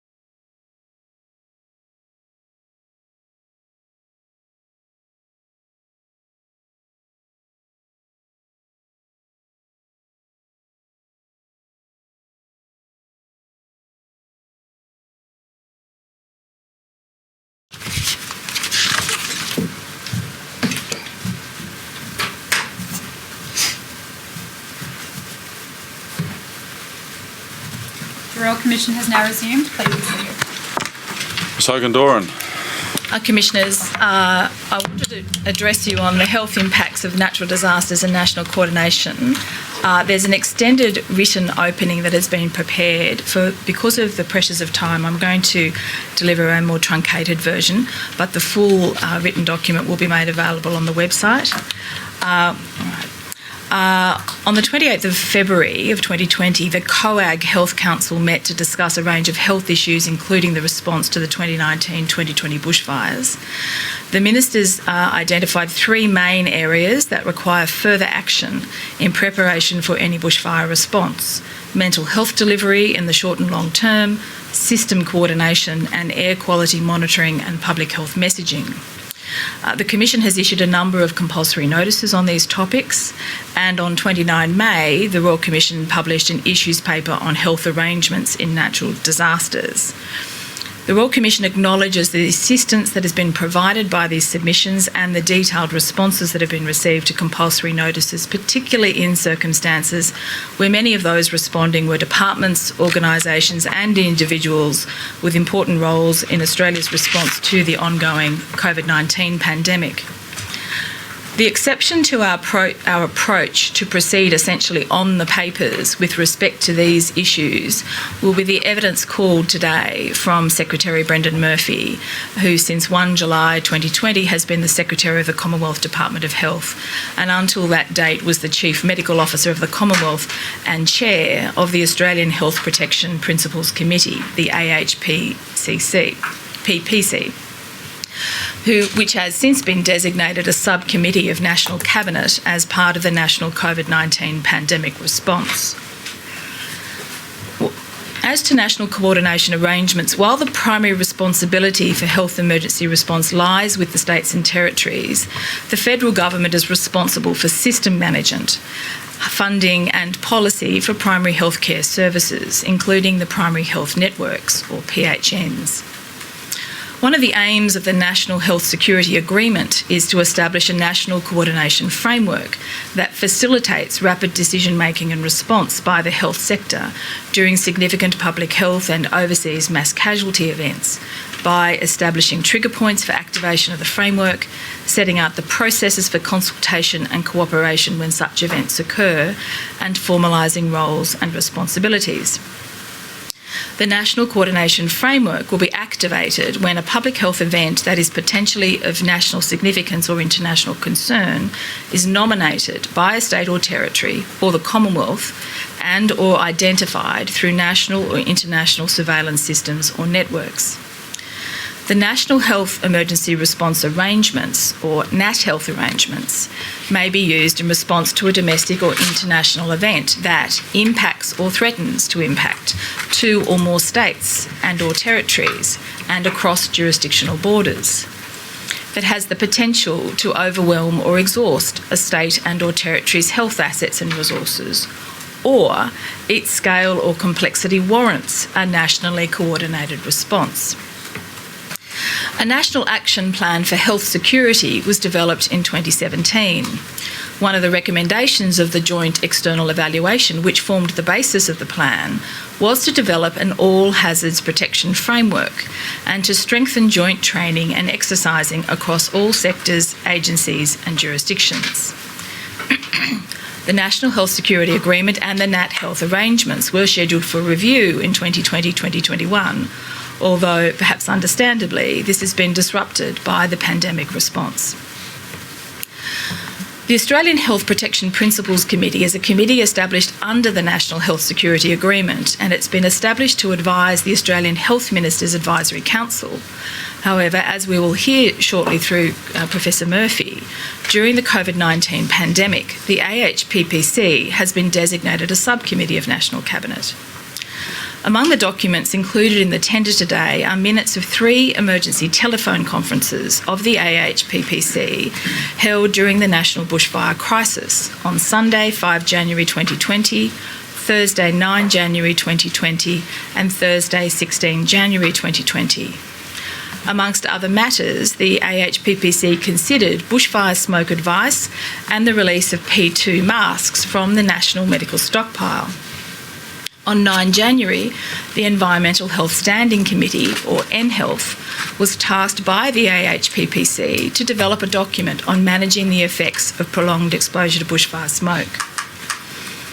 Another one of the key matters decided by those emergency meetings of the AHPPC was to deploy for the first time in a domestic setting the Australian Medical Assistance Teams, or AUSMAT.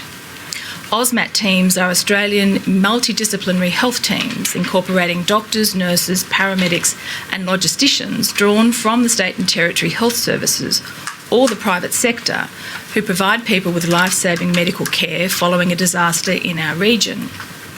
As you will hear in the evidence, during the 2019-2020 bushfires, AUSMAT teams were deployed to bushfire-impacted states to work with state health authorities and the ADF to provide medical support and primary healthcare services to impacted people and communities according to need. Situational reports were circulated by the National Critical Care and Trauma Response Centre, which is based in Darwin. On return of the AUSMAT deployments from Victoria on 16 January, it was reported to the AHPPC that there was a very positive response to the AUSMAT teams. One of the key benefits was that the teams were self-contained and mobile. However, some improvements were identified. Commissioners, you may know that AUSMAT teams have been deployed in recent weeks to assist in the care and evacuation from residential aged care homes in Victoria as part of the COVID-19 pandemic response. As to primary health networks, in the responses that I will tender, and there are many, is detailed evidence from the Commonwealth and the states and territories as to the National Health Coordination Arrangements, the state and territory health emergency response plans, and how those plans integrate and coordinate with the national arrangements. Responses to the compulsory notices indicate that the integration of primary care and primary health networks in disaster preparedness, response and recovery varies between states and territories and between health districts. Individual PHNs may formally engage with local health districts for disaster management planning. But you have received some evidence, as you may recall from Dr. Penny Burns in May, that while there has been some disaster planning by PHNs and some involvement of GPs at various levels of emergency planning, this involvement was, at least in her experience, ad hoc and not well systematised. A number of primary care providers and PHNs have given information to the Royal Commission that they provided important assistance during the 2019-2020 bushfires, but again, opportunities for improvement have been identified. In particular, there were some reports that GPs were unable to assist at evacuation centres, including because they did not have pre-arranged formal authority. It is not a requirement under the Commonwealth's funding agreements with PHNs that a PHN develop a response or a recovery plan, but we've received information that Victoria funds each of the 6 Victorian PHNs through an annual service plan to maintain capacity to respond to incidents, including participation in emergency planning and access to primary healthcare providers in an emergency. Presently, the responses to the Commission from other states and territories did not indicate any similar funding arrangement. In submissions and responses, there was strong support from health practitioners and health bodies for the inclusion of primary healthcare in disaster preparedness and response, including representation in disaster planning at the local, regional, state and national level. The federal government, Western Australia, Victoria, Queensland, New South Wales and the ACT governments have all indicated in their responses a willingness to embrace further involvement. And work is currently being done to improve coordination between primary health and states and territories, including in relation to disaster planning. Some of the evidence, though, does identify a number of impediments in relation to the involvement of primary health care, and there's some further details about that in the written outline. As to mental health, Commissioners, you have heard and read that exposure to natural disasters can affect the mental well-being of people in many ways. Living through the trauma of a natural disaster can affect individual well-being and mental health. Although the majority of those exposed to a disaster are able to manage and have only mild transitory symptoms, some people will develop a mental health disorder post-disaster. those mental health impacts of natural disasters can occur over a long period of time and be delayed in its onset.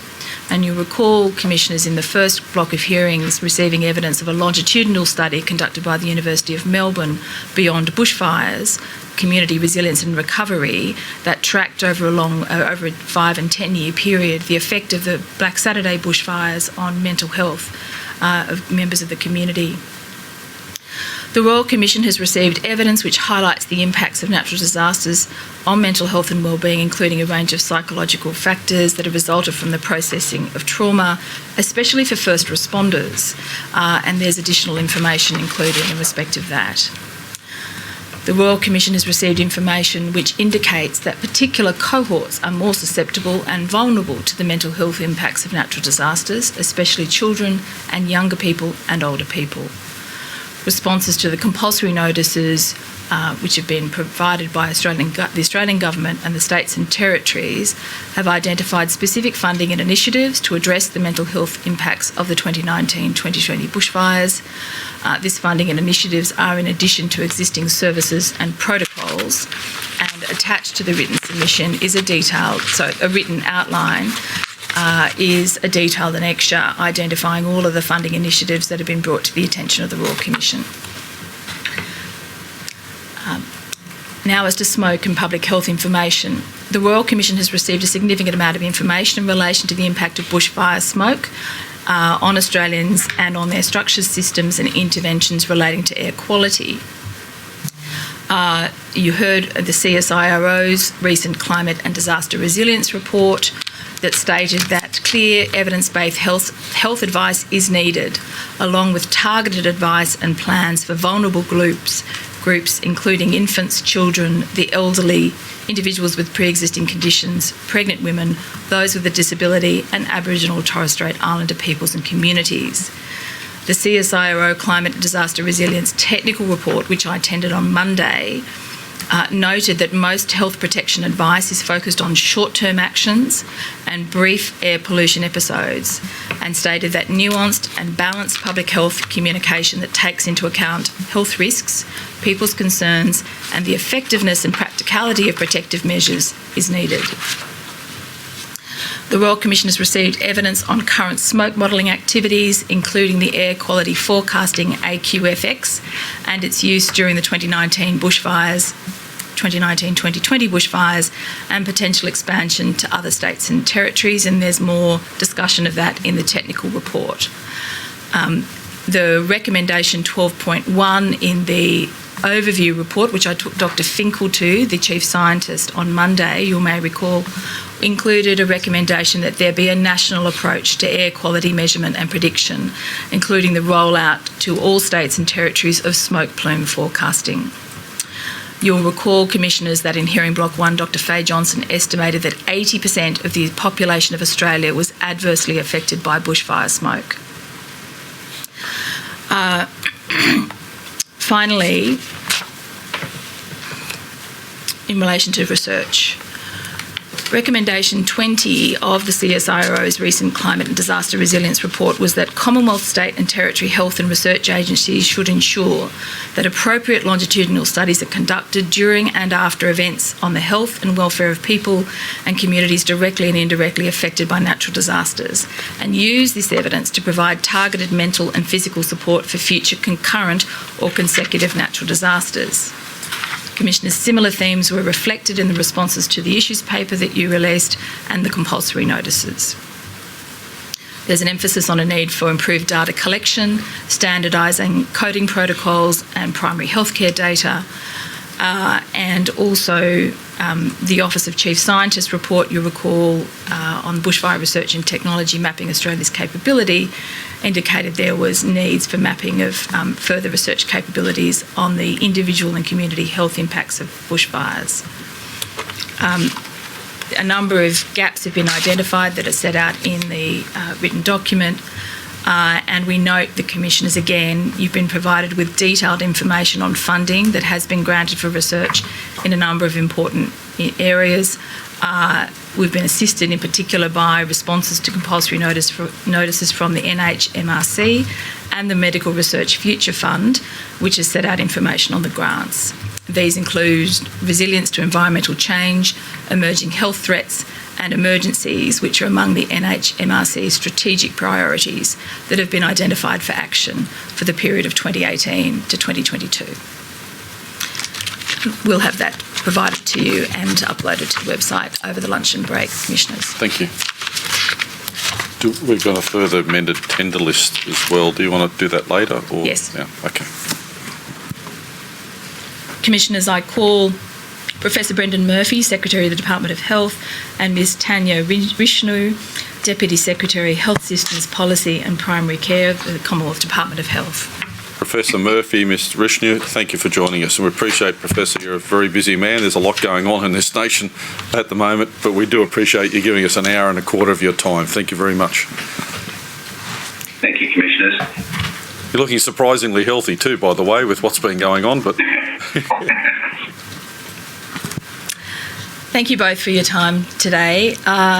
As I've indicated, I propose to concentrate on the issue of coordination at national level through the AHPPC, and I'm going to do that in 3 stages, and this is for the benefit of Commissioners. And I've been reminded that in my speed, I've forgotten to arrange to have you sworn in, so I'm going to do that now. Professor Murphy, do you solemnly and sincerely declare and affirm that the evidence you shall give will be the truth, the whole truth, and nothing but the truth? I do. Thank you. Ms Vishnu, do you solemnly and sincerely declare and affirm that the evidence you shall give will be the truth, the whole truth, and nothing but the truth? I do. Thank you. And Commissioners, Ms Vishnu, I understand that you've attended to assist today in relation to the long-term mental health issues that have been identified in the course of the AHPPC and NHealth's work, and to provide some further assistance to the Commissioners on those topics. I have. Thank you. In those circumstances, what I might do is start with Professor Murphy. Professor Murphy, you served as Australia's Chief Medical Officer since 2016, and you have a background as a renal physician and a Victorian Health Service CEO. You've taken up the role of Secretary of Department of Health from 1 July 2020. But what I want to do, though, is focus on your role as CMO, if I may refer to it in that way. What is the role of the CMO, and how important is it?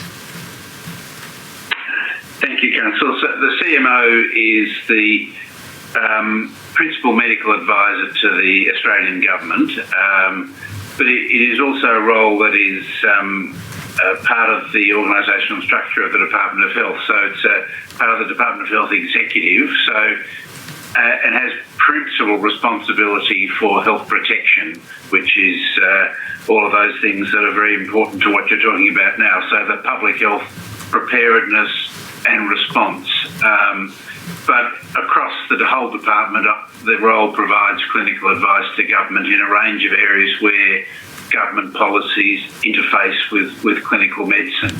So, and obviously the role as chair of AHPPC, which I know you will come to, the role has a very important national coordination role in the public health response. You've mentioned that it's provision of advice to the Australian government, but you're also within the executive arrangements of the department. Notwithstanding that structure, is it an independent role, or perhaps, if not structurally independent, independently minded? It is not actually. It's not an independent statutory role as is in some countries. It is a creation of the Department of Health structure, but it has, because it's been in existence for a long time, it is now recognised in some pieces of legislation, such as the Biosecurity Act. So whilst it's not a statutory role, it's taken on that sort of significance of a role of its own importance. So it's somewhat seen as somewhat separate to the other deputy secretaries in the department who have a clear management responsibility. It has a broader role. And in that broader role, and as being the principal medical advisor, is it in essence a subject matter expert, or obviously in a broad sense, but is it as a subject matter expert in the sense of providing expert medical advice or scientific advice in the way that Dr. Finkel was providing that scientific advice? Yeah, it is. And obviously, in the context of clinical advice, often that's a matter of collating the advice of others. The field of medicine is so complex and broad now that the background of the CMO is perhaps less important than the capacity to bring together experts such as AHPPC and other experts to provide and collate a unified clinical opinion to advise the Commonwealth Government, or in the case of AHPPC, all of our governments. So the AHPPC has been around since about 2006, and as I understand it, was initially structured to advise the Australian Health Ministers Advisory Council on health protection matters and national priorities. In usual times, how often does the AHPPC meet? In usual times, I would describe it as having two roles. One is a normal peacetime health policy role. So in that role, it would have normally had about 4 face-to-face meetings a year, in which it would discuss important pieces of policy, improving our emergency response arrangements, get reports from subcommittees. But then it has an emergency health response role where we have an agreement that we will meet, within hours for any issue, and a very low threshold for convening an emergency teleconference to discuss an issue such as even one that we may not need to respond to. So, for example, every time Queensland has a cyclone, we would often meet to discuss even how prepared they are and whether there's any suggestion that the health system needs support. And obviously, during the COVID pandemic, the AHPPC has been meeting almost every day since late January for a 2-hour teleconference, because it's been the principal source of advice, policy advice, to initially to each of the governments, and I'm sure you'll come to later on, and then to the National Cabinet. Yes. So whilst it sits in the RMAC structure, and its policy work goes through the RMAC structure, in its health emergency response function, it often goes straight to government without going through complex committees, and it has an autonomy, and it has a collegiality because all of the Chief Health Officers are members of it. So if we can reach a consensus policy position, we would publish that separately and enact it. So it's not encumbered by perhaps some of the bureaucracy that RMAC has. As a member of RMAC now, I can say that. You mentioned the Chief Health Officers. These are the Chief Health Officers of the states and territories you're referring to there. Correct. When they attend and participate just in the ordinary policy phase, or the policy meetings that you described of AHPPC, do they each represent their jurisdictions in the course of those policy discussions and or debates? At times they do. At times they will bring the particular view of their jurisdiction, but I have to say one of the pleasures of chairing AHPPC, particularly during COVID, was the principle we worked on, that we would try and at all times provide consensus advice. And it wasn't just the Chief Health Officers we've had on it. We always have a range of experts in emergency management, some clinical experts, subject matter experts, and we expanded that during COVID.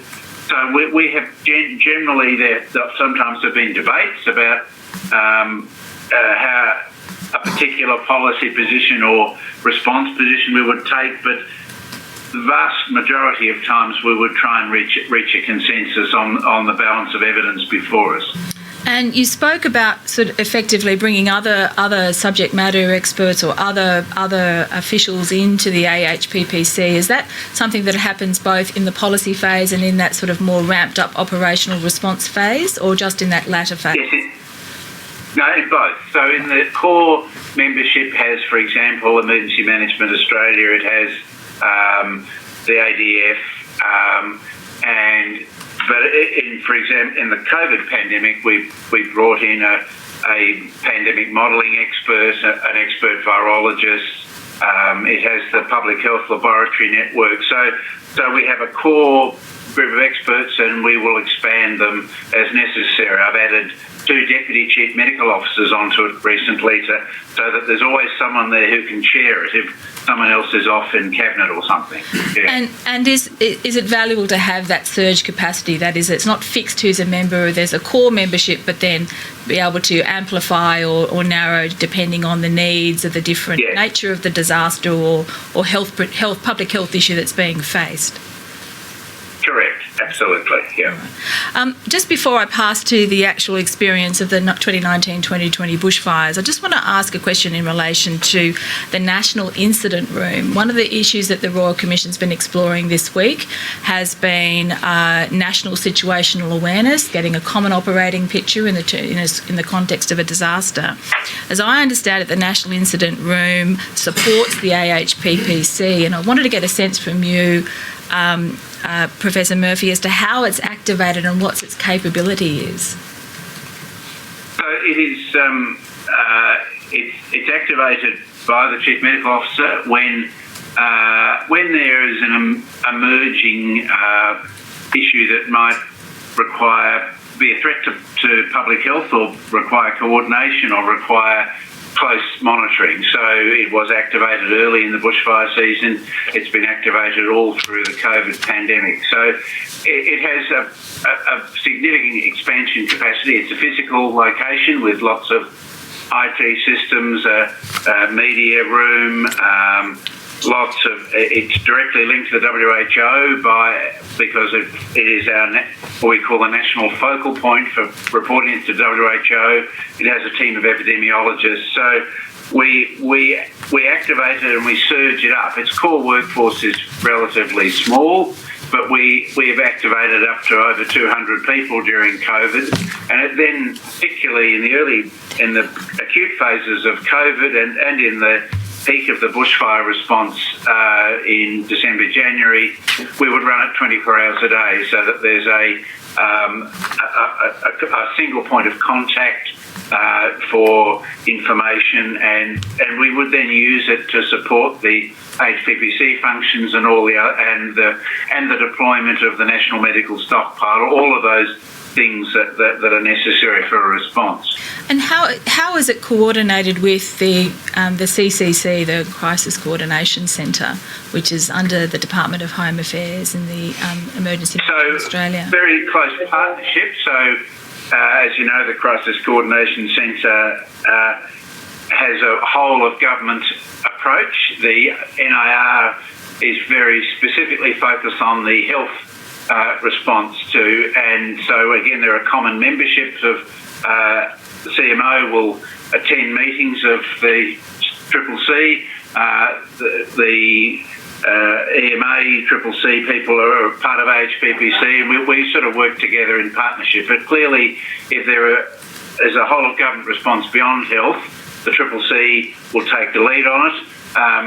In a health-only response, for example, the COVID pandemic, AHPPC has taken the strong lead. I see. I want to take you now to the AHPPC minutes from the last bushfire season, just to give the commissioners a sense of the work and to use that as a basis to explore some of the issues that I referred to in my opening. Could we have HEA 0001, 0001, 0004 shown? And if we could show the membership, that's the meeting minutes from 5 January this year. It's an emergency teleconference. If you've got, do you have a hard copy with you? It should be displayed I do, for yes. you. All right. Yes. Just a few preliminary questions, if I may. The first is, how does a meeting like this come about? How was this triggered? I have to speculate because I was in Rome at the time, or heading back from Rome. My deputy, Paul Kelly, was attending. I think the meeting would have been called because there would have been expressed concerns by probably the Victorian and New South Wales Chief Health Officers about the events and the need to discuss and share their experiences, and particularly there was a concern early on about the effects of smoke. So it was one of the Chief Medical Officer would have been aware that there were issues that could potentially impact on public health. And as I said before, we have an incredibly low threshold. The principle is if any one of the Chief Health Officers or the Chief Medical Officers thinks we need to meet and discuss, we activate a system that gets the group together within 2 hours. Right. Now, Commissioners, if we could go to the next page, and you can see there who are the attendees. You can see all the health officers and additional support from the Department of Health and also 2 observers from NCC TRC in Darwin. Now, that's a funded centre in Darwin. If you could just speak to that, Professor Murphy. Yes, so the National Critical Care and Trauma Response Centre it was established largely out of the Bali bombings. It was to provide a capability to deploy health emergency response medical assistance teams. So we fund a capacity which includes some of the services in Darwin Hospital, but it's a large physical capacity, be able to deploy mobile surgical hospitals, a range of field emergency medical things. Largely, it was initially seen to mainly focus on international assistance, and so it recently, last year, went to Samoa to help with their measles outbreak. Now, there's a core staff there that the Commonwealth funds, but the clinicians who work in the what we call the AUSMAT deployments are drawn from across the states and territories. Everything we do is done in the federated context. So the doctors and nurses and paramedics and pharmacists, they're specially trained. They have to go on special training courses. They have to go through a whole lot of hoops to be recognised as AUSMATeers. And then when there is a need for a deployment, AHPPC is the authorising body. We come together and we agree that a deployment is necessary. If it's an international one, we have to get approval from Department of Foreign Affairs and Trade, and then there's a system to draw on the clinical workforce from the states and territories that are rostered on. Now, obviously, if it's an internal deployment, as I'm sure you'll come to, that changes it a little bit because it'll be from the states and territories that are not affected. Now, appreciating you weren't there because you were en route, we can see here the AUSMAT team and an agreement reached, as you've just indicated, is something that the AHPPC would do, which is reach an agreement to deploy AUSMAT to the bushfire impacted states to work with state health authorities. Now, what was interesting is that Professor Kelly advised the members that there'd been pre-positioning of AUSMAT members before this decision. Is that, it's hard to say, is that routine because, of course, this was the first time they've been deployed domestically. But what's the importance of pre-positioning and preparing perhaps, what's the principle that informs that approach? So again, because I wasn't there, I'm possibly speculating. I mean, normally the deployment doesn't occur until the HPPC decision. My sense is that given the heightened sense of concern at that time, it was assumed that the HPPC support would be coming, and I think that there was presumably a desire from government to pre-deploy, and the AUSMAT team can do that, but it would normally be done with HPPC endorsement, and this was a novel experience because we had not done a domestic deployment before. Yes.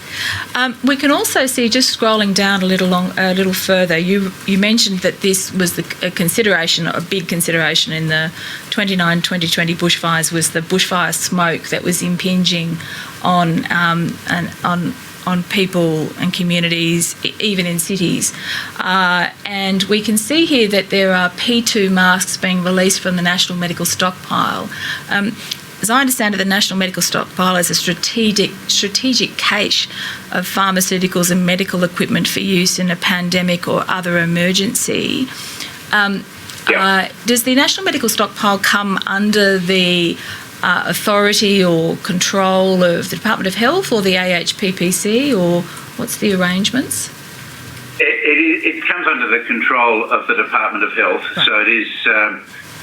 But again, everything we would do in that space would be advised by AHPPC advice on.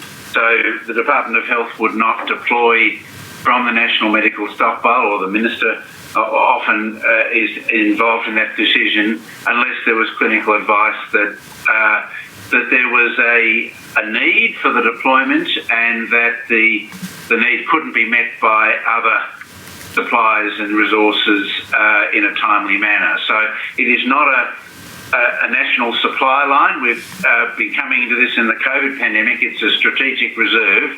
But in this situation, whilst there likely were collections of P2 masks in hospitals and health services around the country, it was felt that the smoke was there and was causing concern. So this was the quickest way to get a large amount of P2 stock out there. Could we go to the 9 January minutes, which I think by this stage you might be back, Professor Murphy, but Professor Kelly's still taking the lead. HEA 0001 001 007. Yes. We can have that. We can see you there on the second attendee. If we can go to the next page, operator, and we can see national messaging on managing the effects of prolonged exposure to smoke. And there's a briefing being provided by Dr. Richard Broom, and then a number of action items that came from that discussion. Just to get a broader context, the impression I have from the evidence so far is that prolonged exposure to smoke, practically on a national scale, is the first time that Australia has experienced that. And so our insights into how to manage that as a public health emergency and then its longer term effects is novel to us. Is that right? Absolutely correct, Councillor. And I think the evidence base for the long-term effects of biomass smoke is quite weak. Most of the evidence is drawn from, corollaries made with air pollution in countries with high levels of pollution. There really isn't a lot of very good scientific evidence as to the long-term effects of biomass bushfire smoke. And when you say it's weak, do you mean weak in the sense that we don't yet know enough about it, not in the sense that it doesn't have a long-term effect? The former. There's no good evidence that there are material long-term adverse health impacts. There's quite good evidence about short-term impacts, but we can't say for sure one way or the other whether there are long-term adverse effects. What's there's been some activity since the bushfires in 2019-2020, and I think nHealth has been tasked with a project to develop more comprehensive document on managing the effects of prolonged exposure to smoke. If you're able to give some sort of status or insights as to where that work is now and is headed? It will come back to AHPPC. Again, I haven't been at AHPPC for over a month now, so I'm not sure where it's up to. We could provide that information for you. We did also fund some research, as you alluded to earlier, into the effects of bushfire smoke, a specific round of research, which I think Ms. Rishnu is across. She can talk about that, but I'm not aware of where the nHealth work is currently at, and we can provide that for you should you desire it. Since I have you here, Ms. Rishnu, I might just go straight to you and ask you if you can assist. Thank you, Council. Yes, so you would see in the evidence tendered that there was a round under the Medical Research Future Fund that was run fairly shortly. I don't have the dates in front of me, but in the context of the 1920 bushfires. And there are 9 projects that have been funded that commenced in June. That funding was $5 million under the MRFF, split between research that looks at the long-term impacts of smoke, both physiological and behavioural and psychological, and then further funding for mental health impacts of bushfire smoke. Oh, mental health impacts of the bushfire smoke. I hadn't appreciated that it was that aspect as well. So it was the mental health, and forgive me, Council, I don't have the detail in front of me, but it's certainly the mental health impact of the bushfires, which included the smoke. Yes. I think Councillor just came back to the N-Health advice on smoke. I think a lot of things, the COVID pandemic has probably overtaken some of that work, and I suspect N-Health and all of AHPPC has been focused on COVID. So, but I would imagine that work should be pretty well advanced now. It must be something of a dilemma, is it, from a public health point of view, how to juggle those competing demands that, bushfires will return at some point and potentially threaten, and there may be other uncertainties and other unusual events or unanticipated events. How does a group such as the AHPPC seek to strike a balance to bringing those considerations to bear? Under normal circumstances, relatively easily. When you're dealing with a once-in-a-100-year pandemic, which is crippling the world, that has sort of really, all the rules are out, really. And so much, if you look across the Department of Health, hundreds of very important policy reforms were put on ice for months, and we're still trying to really get things going again. The pandemic is so unusual, but in normal circumstances, we might be dealing with measles in Samoa, we might be dealing with a response to the Ebola outbreak in Congo, response to bushfires, meningococcal meningitis, a whole range of things which we juggle quite well and prioritise, but the COVID pandemic has been a very different experience for all of us. I don't think I'll trouble the commissioners or you with the meeting of the 16th of January 2020, although other than to note that you were there and chaired it, Professor Murphy. But the issues there, the minutes indicate, was there was an AUSMAT update, which I referred to in my opening as to the response of New South Wales and Victoria to having had the benefit and the surge of the AUSMAT teams. Their deployment seems to have been well received and successful. Is that your understanding, Professor Murphy? Yeah, absolutely. Yes, it was particularly successful, and the partnership with ADF clinicians was again something done for the first time, and again something that we have repeated in the Victorian COVID second wave at the moment. So that was a very successful model that's been followed subsequently. Right.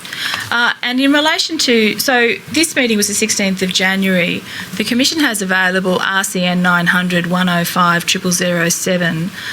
This is a biosecurity listed human diseases amendment determination 2020, which was made by you, Professor Murphy, on the 21st of January, so just the following week. So obviously there's evidence before the Commission that has made plain that the impact of COVID has had on the recovery, but this is really still quite early in the piece that something has happened in relation to the coronavirus. What has happened, if we go to the last page of that document, 0012, and what we see here that has been added, the human coronavirus with pandemic potential has been added to the listed human diseases. Now, this is part of your role as the Chief Medical Officer to provide this advice, but perhaps more importantly, to make this determination as the Director of Human Biosecurity, which I think you referred to in your opening remarks. Is that right, Professor Murphy? Yes, so the Director of Human Biosecurity is a role that is defined in the Biosecurity Act, and it is described as the person currently holding the role of Australian Government Chief Medical Officer. So, as I said, it sort of puts into a statutory concept a job that was created in the bureaucracy. Subsequently, on the 18th of March, a human biosecurity emergency human coronavirus with pandemic potential declaration was made. Unfortunately, the version I have doesn't have the code on it. Is that based on advice given by you in that role as CMO? Is that how that, or is that something that is done on the basis, such a declaration made on the basis of advice from the AHPPC? In practical terms, I would always seek advice from AHPPC, but in reality, it is the Act gives me the I have to provide advice to government for relation to biosecurity determinations. The listed human disease thing was that in late January was very important, so that meant that the coronavirus became into the remit of the Biosecurity Act. That gave us all of the powers at the borders and notification, data collection, really important step. And the biosecurity determination late in March was to enable us to use the Biosecurity Act to do a range of things, such as set up quarantine zones on Christmas Island, to such as protect remote Indigenous communities, and eventually we used it to prevent travel out of Australia from Australian citizens. So it is a very, very powerful act. Many of my legal colleagues have wondered how such a powerful act ever got through Parliament. But it does trump a lot of other legislation. But as you've described, it's reacting to a very significant circumstance, at least in relation to the human coronavirus. So I'll just have that identified. That's RCN 900 105 0001. And we can see at 0005 the nature of the emergency and the conditions that gave rise to it are set out at paragraph 6 on page 005. So having identified the nature of the emergency conditions giving rise to it, then this declaration then triggered a number of steps, a number of responses. Is that a fair summary, Professor Murphy? Correct. Does a declaration of that kind, just more generally, does a declaration of that kind make it easier to respond to the emergency? Absolutely. It enables us to make biosecurity determinations in a range of areas without, very quickly. So, I said I provided some examples before. So we could declare quarantine zones. We could declare we isolated remote Indigenous communities with their consent to prevent entry or exit to those communities. We made a determination about profiteering from emergency medical supplies. We made a determination about preventing cruise ships coming into the country for obvious reasons. So all of those things would have been much more complex and difficult to do and may have required separate legislation through Parliament. So it does require that, it does enable that huge flexibility to take action. And it seems also truncating the amount of time that the action can take place or can commence. Correct. It could be done immediately, effectively. Yeah.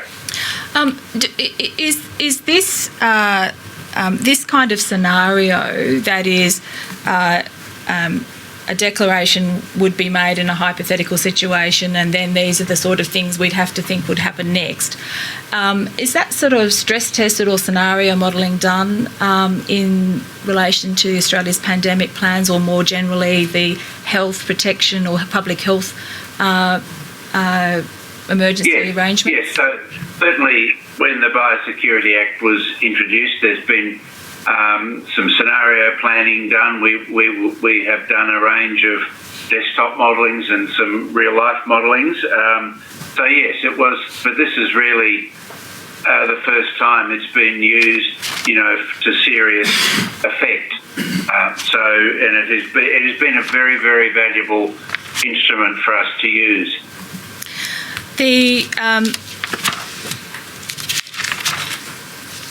I might just I'm going to move away from that topic, Commissioners, unless there's anything you wanted to ask on that particular issue. No, I think we're good. That was very valuable. Yes. I might go to you, Ms. Vishnu, which is in relation to the mental health issues. We've heard some evidence in relation to mental health being a major concern, and in the role that you have, what initiatives can the Commonwealth pursue or coordinate in circumstances where mental health issues must necessarily be compounded? Mental health issues out of the bushfires must necessarily be compounded by the coronavirus pandemic experience. So I think the Commission has in front of it evidence of the various announcements and funding that the government provided in response to mental health, both in the context of bushfires, with an early package of $76 million on the 12th of January, but also subsequent packages in response to coronavirus, including measures to prevent suicide, and then more recently, further community grants through the Bushfire Recovery Agency. So the Commonwealth's key levers, we've focused on things like services that are funded through the Medicare benefits schedule. You will have seen in the evidence tenders that we increase the number of better access psychological and psychiatry services available to people in bushfire affected communities without the need for a mental health plan, so people could self-refer to those services. So there are levers through the MBS that we use, and then the PHNs, so the primary health networks that you've already referred to, they commission and coordinate particularly the low to medium intensity mental health services across the country, including things like headspace services for youth, mental health, including low intensity psychological and mental health workers in various regions. So they commission those services, and during the bushfires we actually appointed bushfire coordinators in each of the 9 most affected PHN regions to be able to deliver mental health services in coordination with what states and territories were delivering, and in coordination with the available infrastructure and services in a particular region. So that was actually very powerful in looking at how to best use the funding and sources that we had in those regions. The other thing that the government announced, particularly early on in that first package, was the development of a national natural disasters mental health framework that's being led by the National Mental Health Commission, with all the jurisdictions and in consultation with Emergency Management Australia as well, to look at what else do we need to do in terms of mental health in preparation for the next bushfire season. Thank you so much for that detail and that comprehensive answer. Professor Mercer, just in the time we have available, let's go back to you in terms of this context of the National Natural Disasters Mental Health Framework. The Commission has heard evidence of communities across large parts of Australia having had the experience of long-term drought, followed by bushfires, followed by, in some areas, floods, and now the pandemic. There's obviously physical issues and physical impact and caused by the coronavirus infection and the COVID pandemic itself. But is the mental health impact of these compounding natural disasters a significant, or perhaps even more than that, a significant mental health, public health issue for the future for Australia? Absolutely, Council. I think what we've learned with a number of natural disasters is there's often a tendency to want to respond acutely to deal with the mental health trauma of the event itself. But I think the more pervasive problem is the long-term impacts, and particularly when you've got cumulative natural disasters. And that's why the government has focused on more than just the acute response. It's providing long-term provision for additional access to psychologists and resources and more broadly community events and community participation and things that can try and recreate that sense of communities when they've been so damaged. I was formerly CEO of Austin Health, which was in Melbourne, which was in the centre of the Black Saturday bushfires in Melbourne, and I had a team that spent years responding to the mental health post-traumatic trauma. The challenge we have is, as you I think said in your opening statement, that it's very hard to predict the long-term mental health impacts. There are some people who seem to bounce back from multiple disasters and get on very well. There are others for whom there are profound and long-lasting post-trauma events that we have to deal with. So it is a very significant problem, one that's the Prime Minister is particularly concerned by it. He's seen it in drought, he's seen it in bushfire, and one of the key modes of work of the National Mental Health Commissioner has been to focus on those areas. Yes, so it is a big issue for us. Thank you, Professor Murphy. And Council, Yes?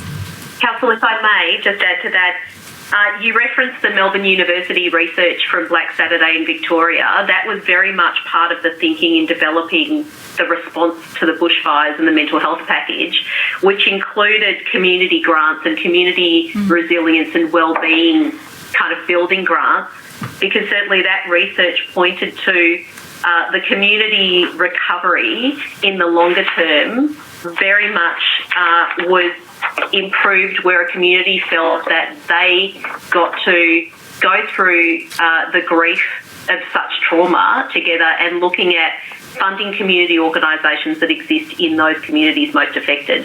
So we very much took that into account.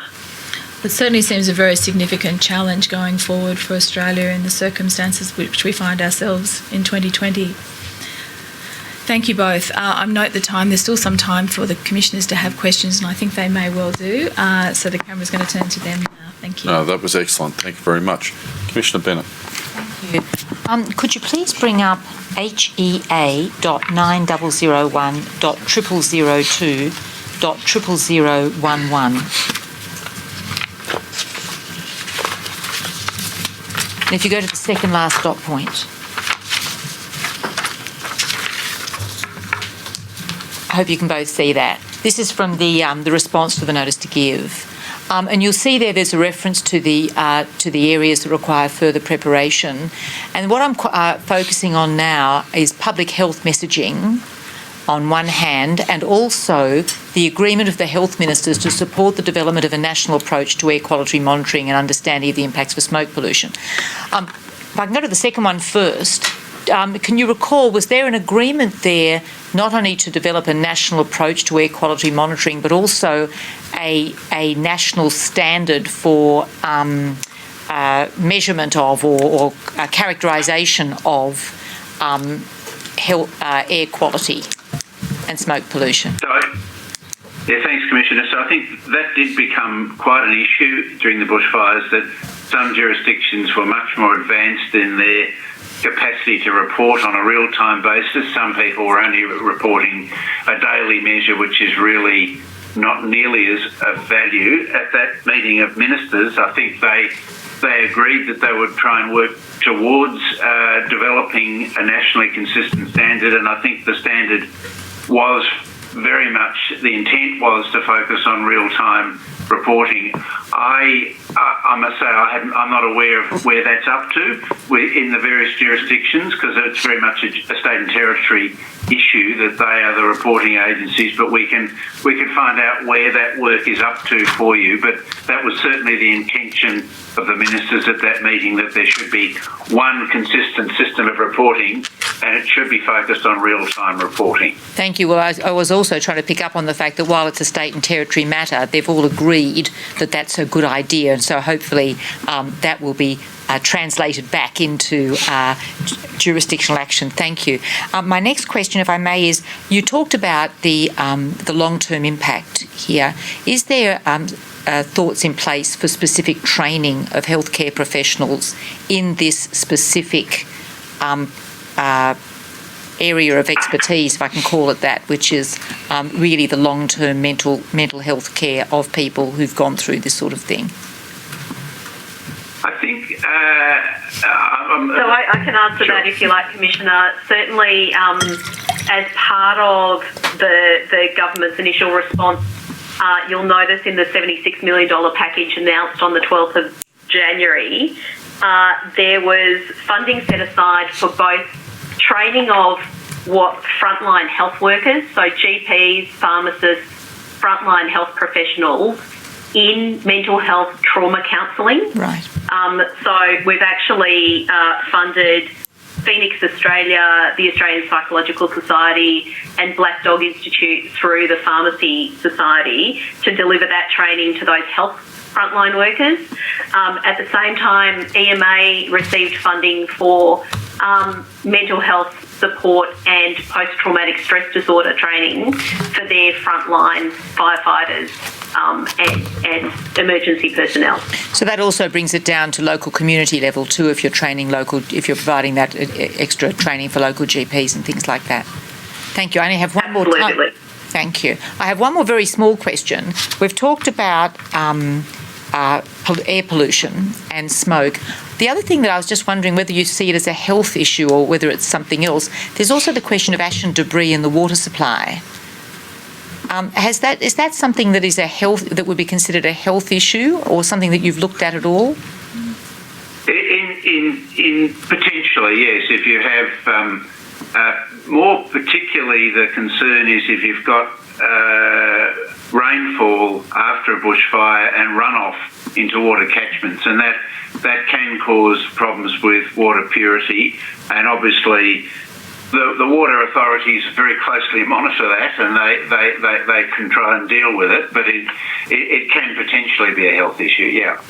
Are you aware of whether? I mean, I don't know. I guess the fact that it hasn't shown itself up, it didn't end up being an issue. I recall reports in media reports about concern about that. Are you aware of whether that eventuated or whether that was managed to be? I'm not aware of any adverse health consequences from water contamination in the bushfire season recently. No. Thank you very much, and thank you for that assistance. Thank you, Commissioner McIntosh. Thanks, Chair. I just want to ask a quick question about the governance arrangements under the Nat Health arrangements about resource sharing decisions. And in particular, in relation to resource sharing decisions, does responsibility for those decisions under the Nat Health arrangements rest at the ministerial level, so either RMAC or National Cabinet, or do they rest at the AHPPC level?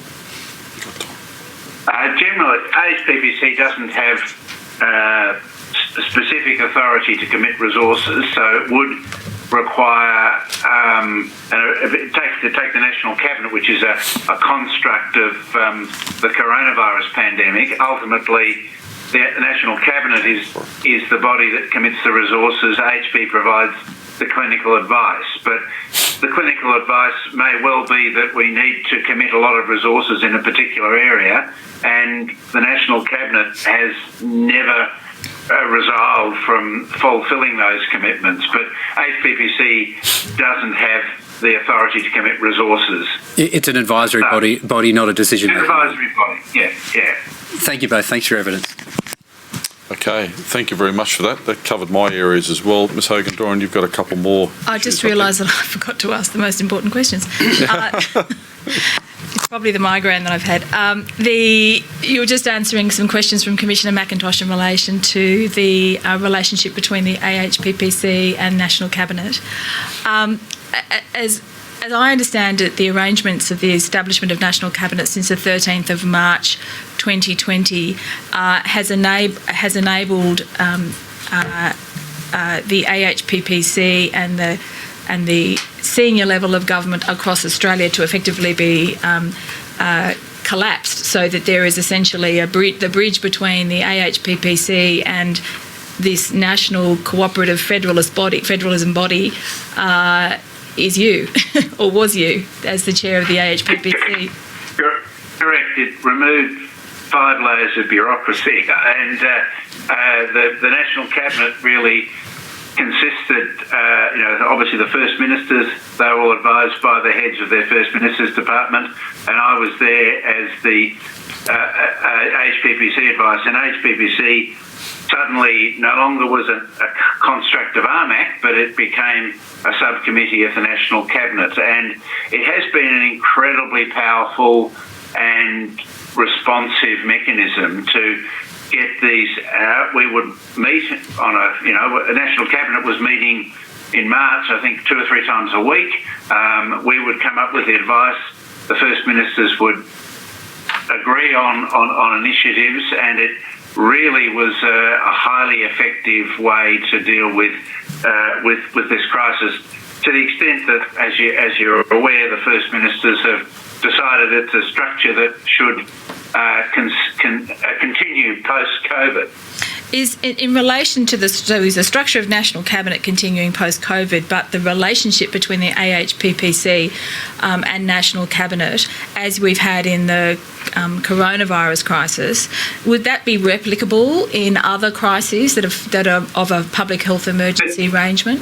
Potentially, yes. I think post-COVID, I would not imagine the chair of HPPC would regularly attend National Cabinet unless there was a public health crisis. National Cabinet will, maybe focus more on economic or jobs or other issues. But at the moment, in the health crisis, it's the primary source of advice. And just so there's clarity in the role in which, as the chair of in the role in which you attended and participated in National Cabinet, was that as a conduit to the members and the views expressed at the AHPPC, which was, as you said, was largely a consensus view, or were you attending separately in some other kind of capacity?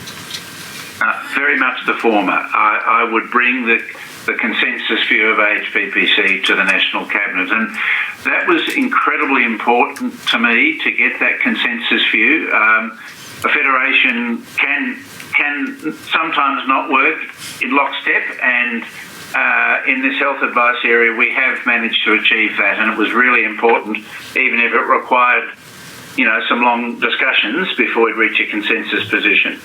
Thank you, Professor Murphy. So I'll take one question while Ms Hogan-Doran gets her breath back there.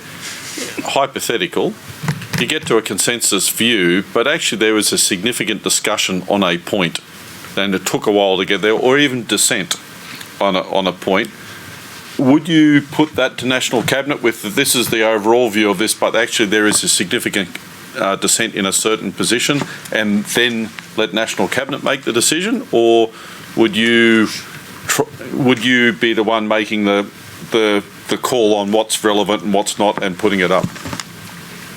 I think the former Commissioner, there was on one occasion, I think I've said this at Send Estimates, on one occasion one of the jurisdictions felt that we should have gone harder with a recommendation on restrictions, and I conveyed to National Cabinet the view of the majority and pointed out the dissenting view as well. Perfect. Thank you very much. I expected that might be the case. I just wanted to clarify it, but thank you. Ms Hogan-Doran. That's all we have, both for reasons of time and also we've covered the topics we had intended to cover. So we thank them both for their time, and may they both be released from their summonses. They may both be released from their summonses. Thank you, and I do appreciate the Department of Health is very busy at the moment, and Professor Murphy, yourself. On behalf of the Commission, Professor Murphy, can I thank you for your leadership throughout the last few months on this? It's been quite significant, and it's not often acknowledged that the Department of Health at the federal level, the Commonwealth level, has had a lot to do in this and trying to keep all this together and working with the state. So if you could pass our thanks to all your people as well. Thank you. Appreciate it, Commissioners. Thank you. Thank you. Thank you. Ms Hogan-Doran. Commissioners, just in answer to the query that Commissioner Bennett raised in relation to the water quality issue, you might recall that I attended the National Good Practice Operational Guidelines for the Australian Water Industry, which is RCN 900 035 0125, which was a good practice guidelines developed after the bushfires experience, and in the course of that work that was done by the Australian water industry, it identified that there hadn't been any health effects from the very significant water quality issues that emerged because of the ash and runoff. But the guidelines are directed to dealing with that as being a potential issue for the future and how that can be managed. I can't imagine how I missed that particular document in I don't know. Probably because I didn't call a witness to speak to it.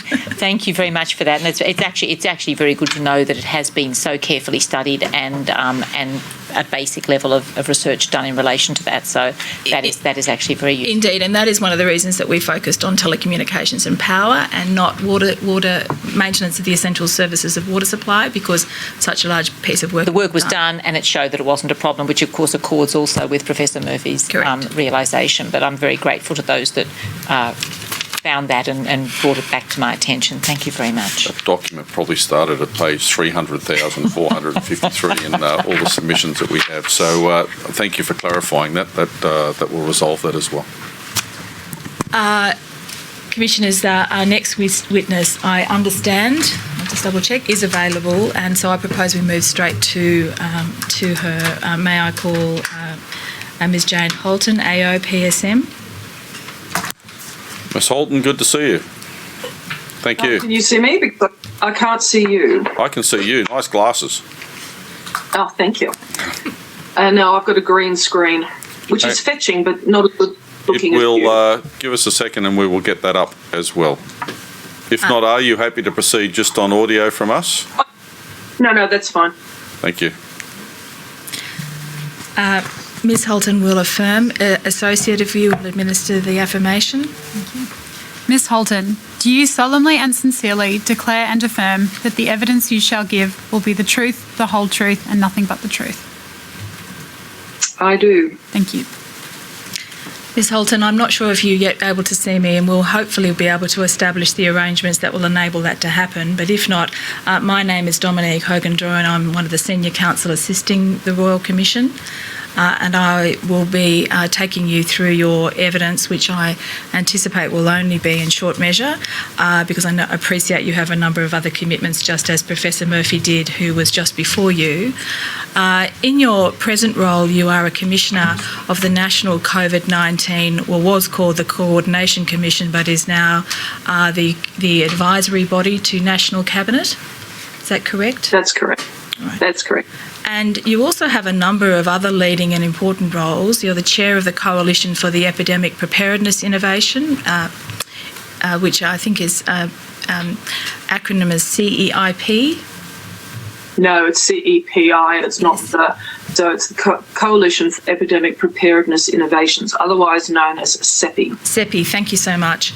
And I'll come back to that in just a moment, but I also understand, amongst a number of other board appointments you have, that you're also undertaking a nationwide review into the hotel quarantine system, and we've just had some evidence from Professor Murphy in relation to the COVID-19 pandemic's progress over the last few months. One of the reasons the Commissioner was interested to speak with you is because both your current roles, but also the perspective you bring from your personal experience as a as a Secretary of the Department of Finance and a Secretary of the Department of Health and Ageing, and a number of other important public sector roles that you had. Just if I may, from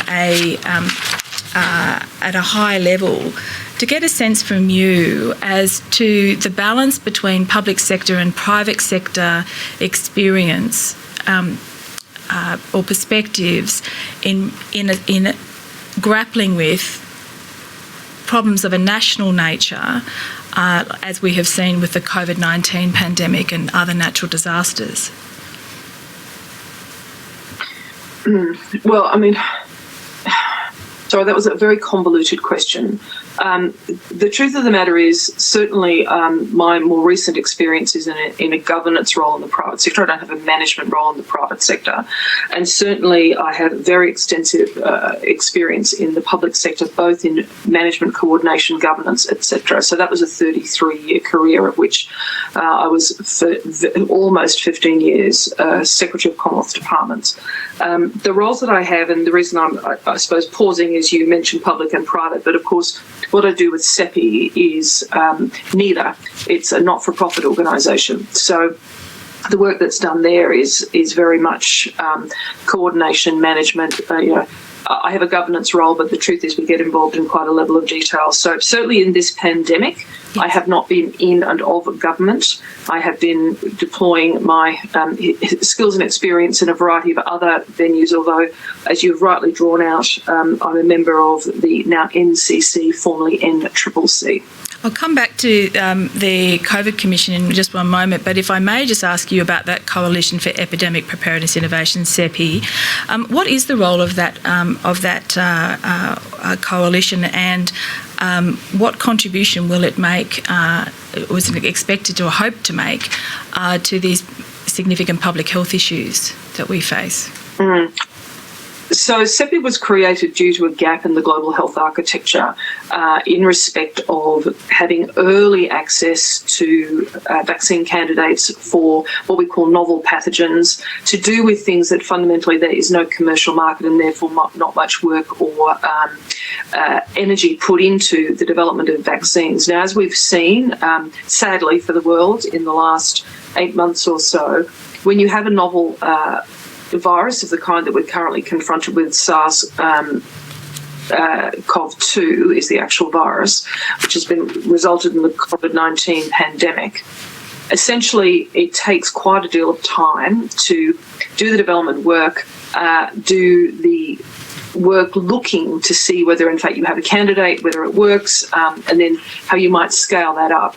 So CEPI in its conception was to fill a gap, to do the research work, and then to get to basically phase 2 trial-worthy vaccine candidates. We have been up and running for a period. We had raised a series of money to look at a variety of candidates, including coronavirus, which, as you would probably well understand, is what we're confronting at the moment. As I have joked with my board now on several occasions, we are well beyond mandate just at the moment, because we are now doing a range of things in the supply chain, in the procurement world, and we are a founding member, and in fact the instigator of something called the ACTA Accelerator, which COVAX has no legal form, but fundamentally is about trying to ensure that the world, and particularly the vulnerable of the world, get access to a vaccine in a timely fashion. And that's co-chaired by myself and Dr. Ngozi, who is the chair of the Gavi board. There's a potential, Ms. Hogan-Doran, for a very lengthy answer on this, in fact an entire PhD probably, but that's essentially what we're doing. We have a portfolio of 9 vaccine candidates, of which 8 are in clinical trials at the moment, and we're in the process of securing supply arrangements, manufacturing deals, a series of other things. We hope in order to secure that supply for the vulnerable of the world, which includes the 20% of Australians who will need it, we hope. Well, we certainly wish you well in that work, that important work. Now, just a housekeeping matter, I understand that if you touch something on the bottom left of your screen, to swipe it, it should activate the video, but that's the instruction I've been given. Don't worry, I can now see you. They've managed to turn it on. There we go. So what I'll do now is just direct you to the issues concerning the national and the experience you've had with the National COVID-19 Coordination Commission. The context is that one of the key aspects of the Royal Commission's terms of reference is to have regard to the national coordination arrangements for natural disasters. And so the work of the National COVID-19 Commission and subsequent now advisory board we anticipate would have some key insights for that term of reference. Securing supply chains in a natural disaster must be and has already been indicated to be very challenging. What have you learnt, or what would the insights do you have for the Commission, the Royal Commission, from the experience of the National COVID-19 Coordination Commission? I'd probably like to draw your attention to probably three key things, and undoubtedly we can extend the discussion. I think, firstly, the thing that we've discovered is that actually our supply chains are probably much more fragile than we appreciated. It's everything from what it takes to ensure that we have an ongoing supply of that ubiquitous, we otherwise thought, product, Panadol. I'm trying not to mention toilet paper, but there is a temptation. When it comes to ensuring, so it's firstly, have we got enough of whatever the substance is as a major challenge? The second of which is, can we get it to the people that need it? Can we make sure that people get equitable access to it? Can we ensure that people have timely access to it? And then the third thing is essentially, if we can't source in the way that we are used to, how is it we are going to actually manufacture something? And so if you think about all these three things are related, and what we discover when we look at this, and this has been particularly an experience through this early stage of the pandemic, we as Australia, we sit at the bottom of the world. We are self-sufficient in a number of things, and the good news is there's plenty of food in this country. But for example, when it comes to medical supplies, I think everyone's very familiar with the issues in respect of access to personal protective equipment, PPE, and people would no doubt be aware that we've actually had to ask a number of manufacturers to repurpose their activities in order to produce things. But I think until such time as we've gone through this experience, nobody had thought through what the logistics of those supply chains were and have arrangements in place to actually make as seamless as possible the recognition of a potential shortage through to the repurposing and the supply of products as part of the system. Similarly, arrangements that are in place, for example, for large vehicles to restock supermarkets, and here inevitably I do have to talk about toilet paper. We know that there were and there are a series of rules that go to, and their local council, they can be state government, whatever, that go to who can actually, and in what sort of timetables can they actually come in and resupply supermarkets. So if you think about the relationship between wanting people to have confidence that there are good supply chains, they do not need to panic buy, the notion that we have, effectively months of toilet paper taken off the shelves of supermarkets over a period of days. Now, ultimately, you want your supply chain to work well, you want to be able to deliver product to supermarkets, and you actually want to be confident that people know that they can get what they need when they need it to prevent any kind of panic buying. And then finally, this issue about manufacturing capability. So let me take vaccines as an example. Australia does have native capacity to manufacture some vaccines. We know that. I, as Secretary of Health, was involved for many years in working with the biggest and best known of our vaccine manufacturers, CSL. It's worth noting that there are other people who manufacture vaccines in Australia that are much smaller, and some of them are in respect of veterinary products.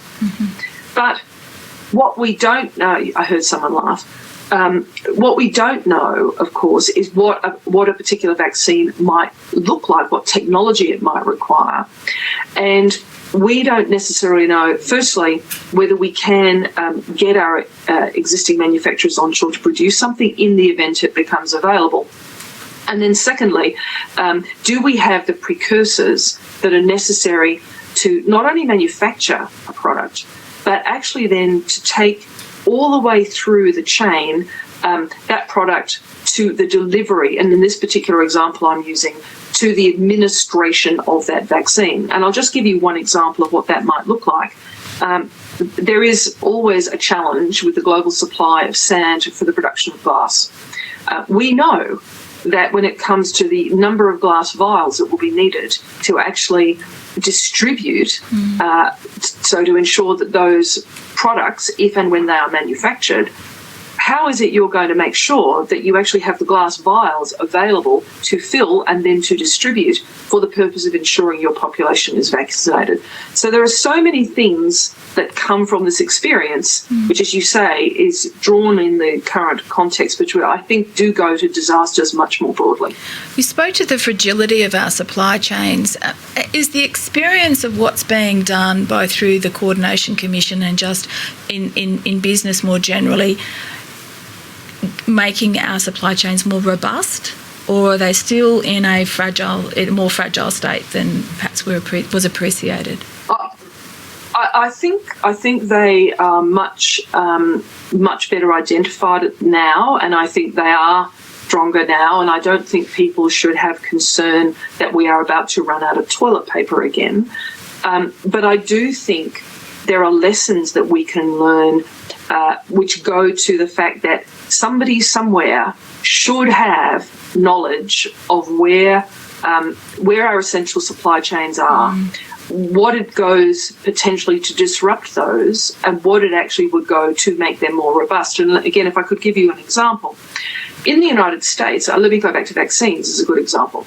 In the United States, the US government has what they call reserve capacity, which they pay a price for at a number of vaccine manufacturing plants. They have the right under nominated circumstances, but particularly at times of threat, to call in that reserve capacity and get those facilities dedicated to doing what they need and want done. They have already done that in this context. So I think they know that they need something which is more than business as usual, and they have put in place an arrangement in that regard. But it is true, I think, that we don't fully understand all of our supply chains and where they are potentially weak. And it would certainly be of assistance, I think, if those things were much better understood.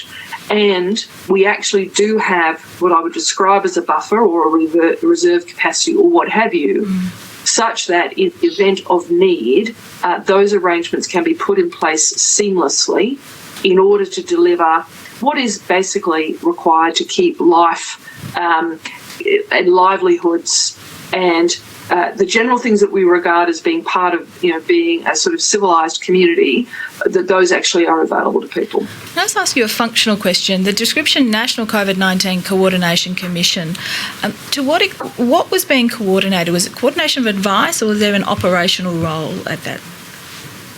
So I'm sure if the chairman were here, what he would say to you is that it has had a number of roles which have evolved over time, and some of those are continuing to be kind of operational, particularly given what's been going on in Victoria most recently. Certainly in the early days, the need and the way this was described, and I think relatively well, was there was a need to ensure that very quickly the people who were relevant and germane to fixing things, and I use that colloquialism quite deliberately, that those people could be brought together, that you could basically push through problems quickly, that you had mechanisms, connections and knowledge, and the people on the commission were brought together because they had that mix of skills. So, for example, Paul Little, AO for the transcript, great experience in logistics, a group of people who had great connections into supermarkets. So the problem that I was describing previously, where you need not only to figure out how you're going to produce things, how you're going to ship things, and then how it is you're going to ensure that they're stocked and available to customers to deliver confidence, to ensure that the products they need are available. So there's been a lot of that kind of practical assistance in the early days. Now, yes, you're right. There is and has been a level of policy advice, a level of business and other intelligence gathered, both from the experience of the commissioners, but also in response to particular questions and tasking. But essentially the role of the commission, and that's one of the reasons why it's now changed, is it has been evolving into more of an expert advisory group, noting that at the moment there is still a certain amount of coordination going on. So, as you say, on the 27th of July 2020, there was the renaming of the National COVID-19 Coordination Commission to be the National COVID-19 Commission Advisory Board. The statement from the Prime Minister was that it would take on a strategic advisory role in providing business perspective on Australia's economic recovery and would concentrate its efforts on supporting the government's plans for Australia's economic recovery and getting as many people back into jobs as quickly as possible. Is that role, is the advisory board advising the federal cabinet, or will it continue to have a role with the national cabinet? Well, I think it depends on what is needed. Mm-hmm. So essentially, it is an advisory structure set up by the Prime Minister and is giving advice to the Prime Minister and cabinet ministers at the federal jurisdiction level as and when needed. However, you would be aware that I'm currently tasked with doing a national review of quarantine in hotels. That report, the interim report, will go to the National Cabinet, and I will report about what I've seen so far and what we've gathered by way of evidence so far. And that final report will go to the National Cabinet and be for all of the jurisdictions. I mean, the actions that are needed to implement something which is required by the nation, but obviously the mechanics of it are implemented with Commonwealth state cooperation, but on a state and territory basis. That mechanism, obviously, in its reviewing, has to take account of all of those things. So that's an example where a particular product that I've been commissioned to deliver will actually go to the National Cabinet.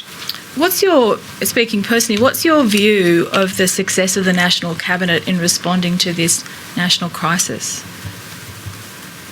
Look, I think for those of us who've been involved in federal-state relations for, probably more years than it would be dignified to enumerate, I think many of us, and I have, been in and out of those national fora, regardless of their name, for many, many, many years.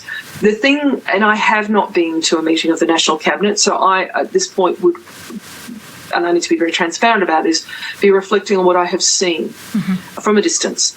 And I think it's very focused approach.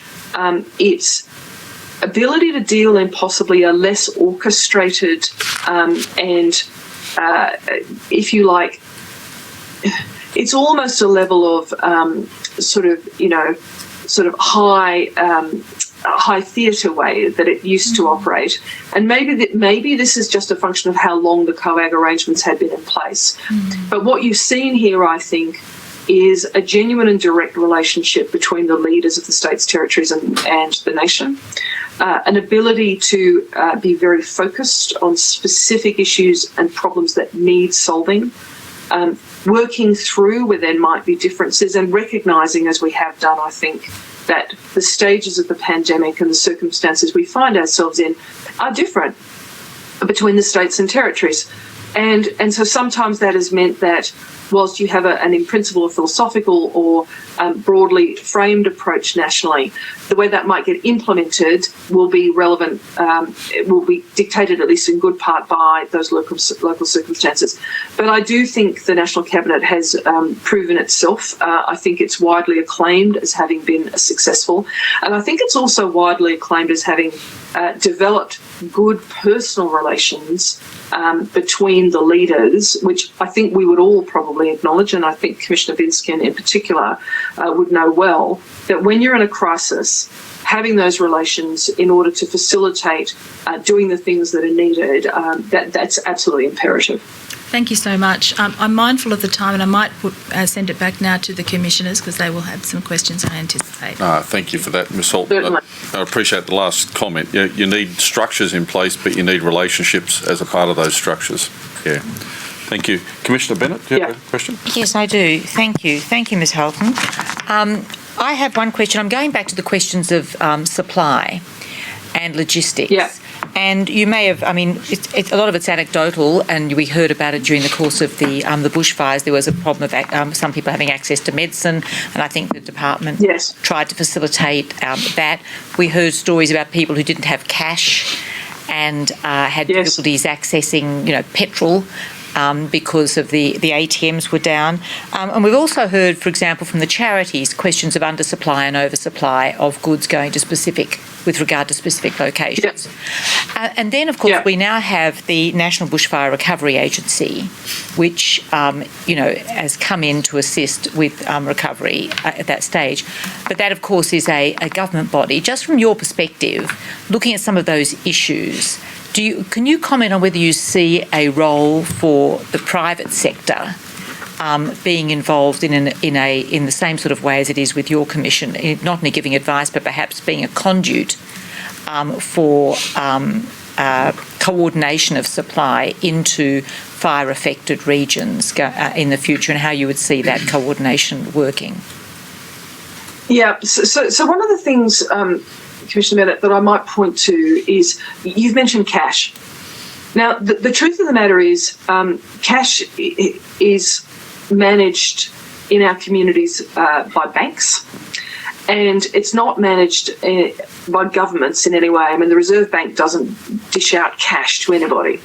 And so if you think about the challenge of having a way to conduct commerce, and it's in the specific example that you mentioned, which is buy fuel in order that you can either, escape an area or return to see. Anyway, we understand the context in which we're discussing this. I mean, it seems to me that, and we've seen this very much with the pandemic, that having the right suppliers and engagements with people across all sectors, but that therefore includes both the not-for-profit but also the business sector, in order that everyone has a work-through plan, and we just discussed the relationships. So when there is an emergency, when there is a need to deploy of whatever the solution might be to the circumstance, if the people that you have to deal with have never thought about the problem, if they don't know who to ring in a particular context of a problem, they have never worked collaboratively in any way with some of the people who might be tasked with coordination, by definition it means it will be slower, it will be clunky, and it will not do what people on the ground need, which is to deliver a seamless service, and in the case that you gave as an example, access to cash. So whilst I do think that Services Australia in times of crisis do an amazing job, actually, the truth of the matter is they don't necessarily have the connections into everybody. And I do think, just as we just discussed with supermarkets, for example, that actually have that level of engagement prospectively actually will facilitate things at times of crisis, yes. Thank you very much. That's very helpful. Okay, thank you. Ms Hogan-Doran. There's nothing further from our end. Thank you. No, we'll let Ms Halton get on with her day, which is quite busy. Ms Halton, thank you very much. We appreciate your time and a different insight to the problems that we face. Thank you for what you and the advisory board are doing. It is a very important job, and we appreciate everything that's being done there. So you're released from your summons, and we appreciate you spending your time. Thank you. Thank you, and all the best for the conclusion of your work. Thank you. Bye-bye. Ms Hogan-Doran, with that, we will adjourn until 14:30 Canberra time. Oh, yes. I've got Amendment 10 to today's running sheet, and I've got 14:30, so we'll go with that. That's all right. I was asking that those steps be taken. I'm delighted to hear that's happened. Thank you. The mechanism machinery behind this works very smoothly, so we're lucky with that. Okay, we'll adjourn until 14:30. Thank you. All rise.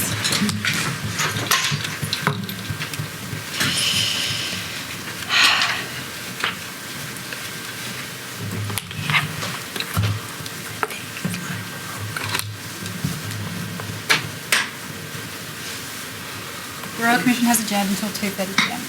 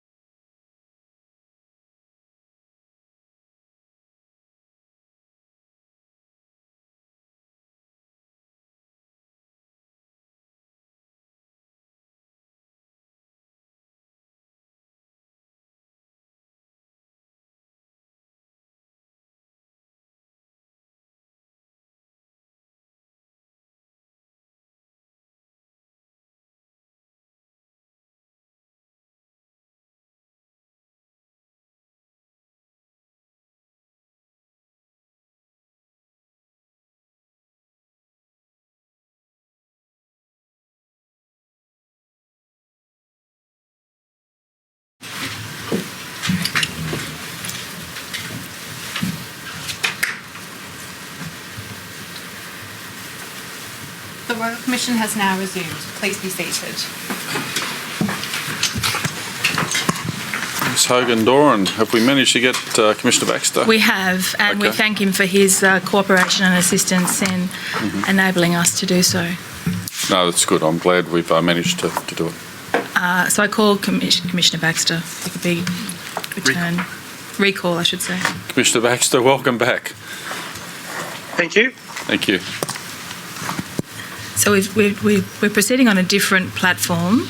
It may still be weak, but we think it's stable. Okay, we'll go with as best we can. All right. Commissioner Baxter, before the break, I was asking you some questions about the National Resource Sharing Centre and the National Aerial Firefighting Centre. Where we are now, what's the plan for those two centres as far as AFAC is concerned?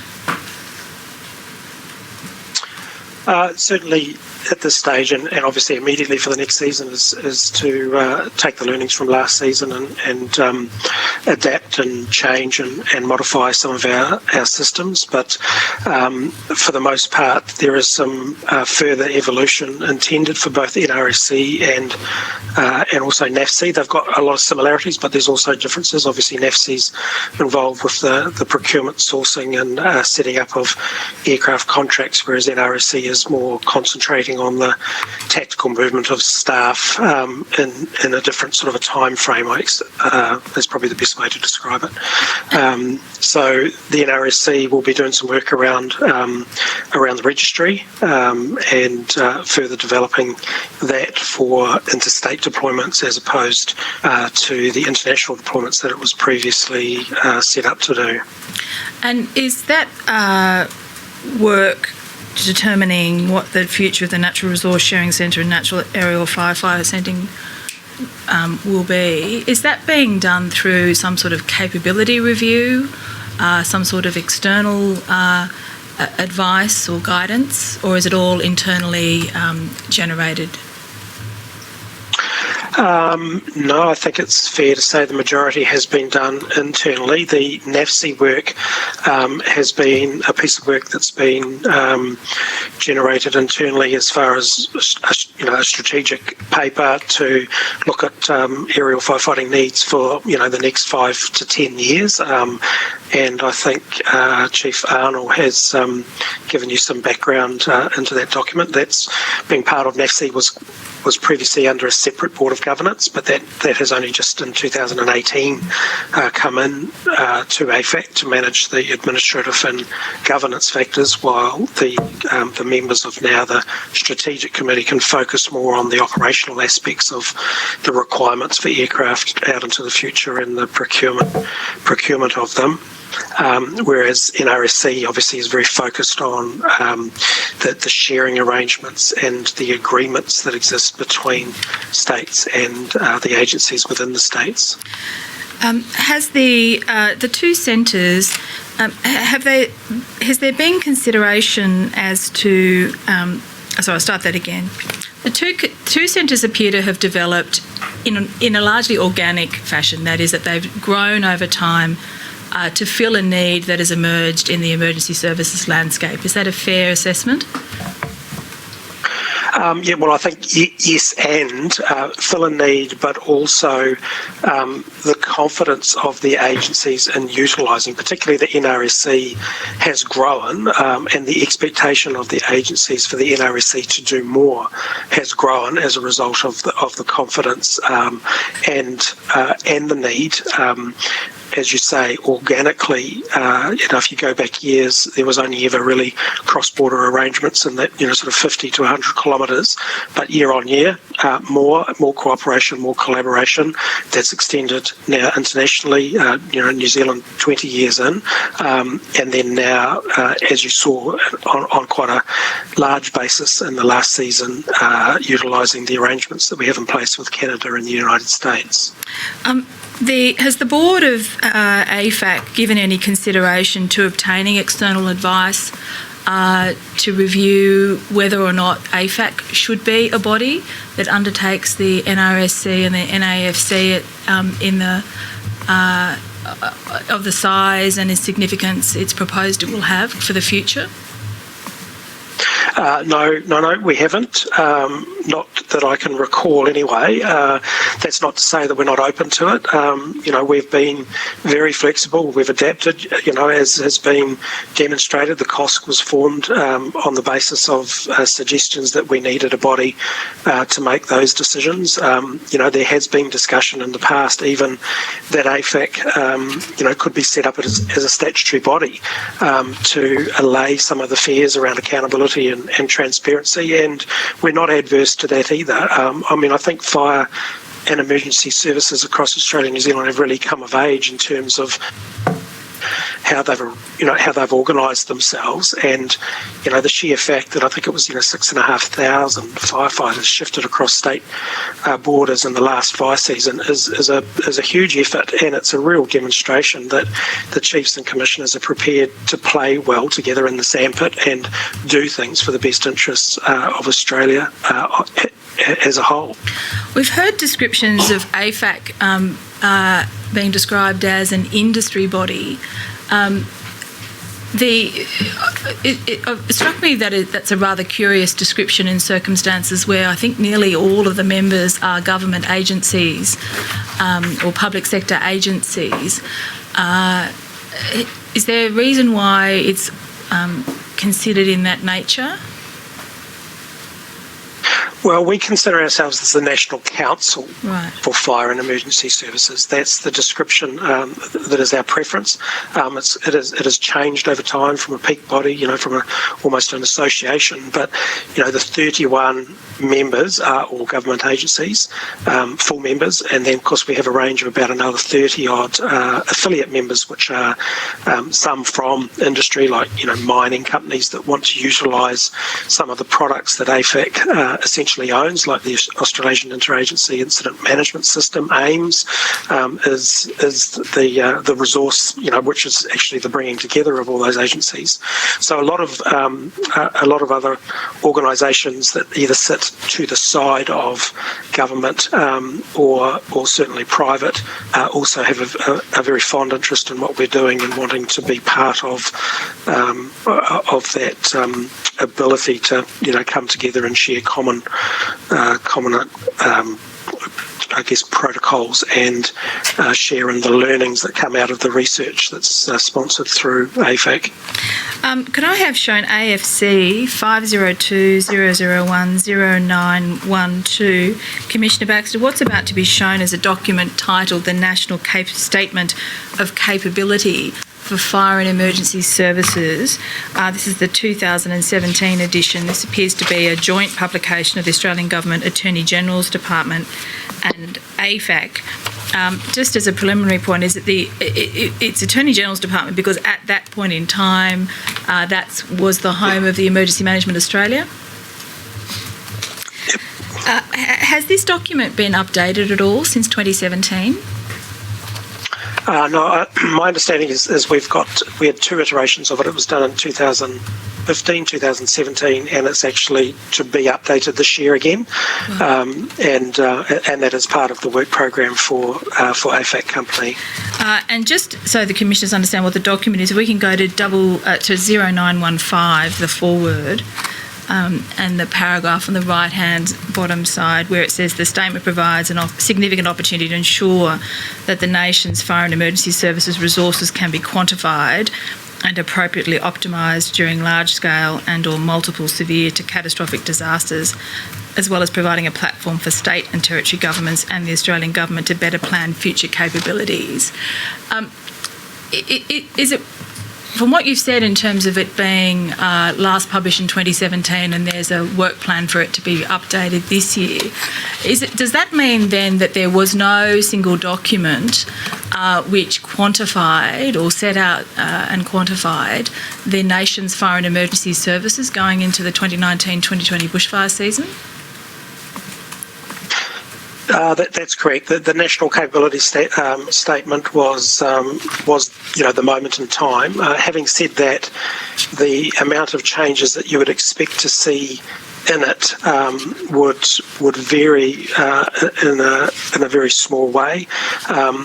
such that, the use of the National Capability Statement, which we were trying to use to, communicate the capabilities of fire and emergency services across Australia and New Zealand in terms of the standing army, if you like, which is, utilised on a daily basis.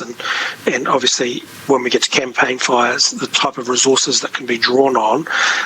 And then, of course, across the range of capabilities that might be expected. So, bush firefighting, structural firefighting, search and rescue, severe weather events, hazardous materials, doing damage assessment post-disasters, and our aviation capabilities.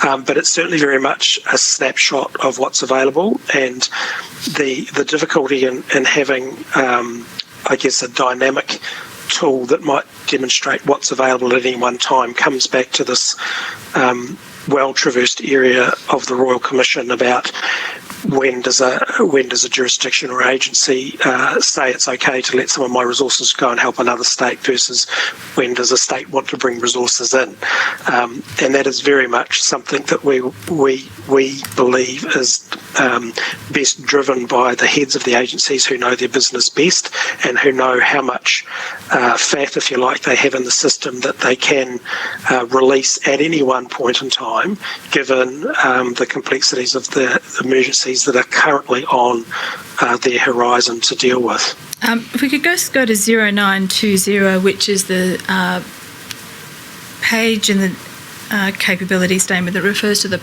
its purpose. What that page identifies are three questions, and these are three questions which appear to be, in a sense, a future work plan, because it's intended to optimise by addressing over time these three questions. The first is, one, what capabilities exist collectively across fire and emergency services in Australia? That's described as phase one, and I take it this document is directed to answering that question. Commissioner Baxter? Yes, I think so, yes. Right. Second question is, how can those capabilities be best utilised during times of nationally significant disaster events? Phase two. What's the status of phase two? I would need to take that on notice to be able to answer that, but I would imagine it has been operational activity is occurring within a state. All right. And question three was, what capabilities are needed in the future to further improve the effectiveness of fire and emergency services during times of nationally significant disaster events? Phase three. Again, what's the status of that work?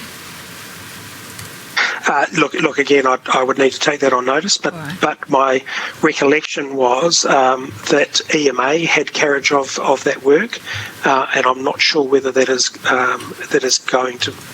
currently being progressed or there is an intention to progress it any further. All right, and we can see on the other side of the page that the data in this statement was current at December 2016 and represents, as you said, Commissioner, a snapshot of capability at that time, and interested parties with a need for an up-to-date data should contact the relevant AFAC member agency.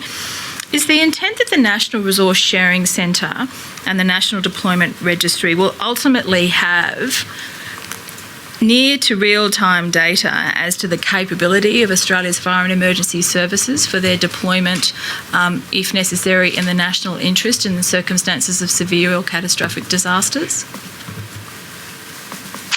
Look, I think certainly the possibility when a registry is fully evolved that would be possible. There's a lot of work to get there, and then, of course, once again, commissioners and chiefs will still get the final decision as to whether they would release those resources to be available, for any kind of out-of-state deployments based on their current needs. As I understand the current arrangements, the National Resource Sharing Centre does not deal with cross-border sharing. That is, it's more sharing through the COSC arrangements or decision-making processes, as opposed to ones that are just as opposed to circumstances where resources are shared on a bilateral arrangement between neighbouring states. Is that correct? That is absolutely correct, and of course that happens every single day. Being somewhat complicated by the current border closures due to COVID-19, but it's about being common sense, we know that fire doesn't respect boundaries on maps, and the common sense arrangements that should exist in those cross-border sharing of resources, and that happens every single day, and it happened on numerous occasions through the last fire season on a more large-scale basis. So is it the case that even in the current plan, which is relatively near to mid-term, that the National Deployment Registry is a registry that won't be sharing or tracking all of the resources capable of being deployed across state boundaries, only those that are deployed through the COSC arrangements? Yes, and I think you made the point earlier on that there's for the most part, two forms of resources. There's people and then there's equipment. So we will still need to make decisions around the design of the registry, whether we register in fire trucks, Class 1, Class 2, Class 3, CAFS capable, all of those sorts of various toys that we've got. A lot of what the registry is aimed around, and this has certainly been the experience for the international deployments, is about the suitability of the skills and qualifications and experience of particularly key members. So where we're putting people into incident management team roles or managing aviation assets, the receiving agency wants to know that the person's got the right skills, qualifications to undertake that. And through AFAC's Emergency Management Professionalisation Scheme, accreditation, which the agencies have designed and bought into, that gives that assurance to those leaders that they are getting the right people to be able to put into essentially command roles to undertake the various jobs that would be required of them. So the registry, from a people point of view, will take up that mantle, and the equipment can be just as easily put up as well. Obviously, it requires, for the majority of cases, people get them, but certainly it would be a view of what is available to be deployed, and then once again decision making about being to give up their toys at any one moment would still be a conversation that needed to occur. So we've spoken of how the NRSC has a role in relation to sharing and in relation to deployment of certain resources. To what extent does NRSC have a role in relation to strategic planning, that is longer term, or forward planning across the season, or forward planning across different periods of time into the future? Well, the NRSC will undertake any work that COSC directs or asks to do. That's the nature of the arrangement with the NRSC, and best example I could give of that, and I think it's in your evidence, was the strategic snapshot that we had done in, I think, November last year, when it was pretty clear that we had an out of... Okay. Yeah, I was just about to go to that. Thank you so much, Commissioner Baxter. Could we have shown the December 2019 Bushfire Strategic Planning Report, which is AFC 506-001-0496, just while that's being brought up? I understand, Commissioner, that you were the one who requested that this report be prepared by the National Resource Sharing Centre. Is that right? Yes, that's right, yeah. So being in the two hat role that I had, and being obviously very much involved in the New South Wales response, and attending the COSC meetings, the emergency meetings as time goes on, it was pretty clear that we had an out of scale event that we were staring down the barrel of.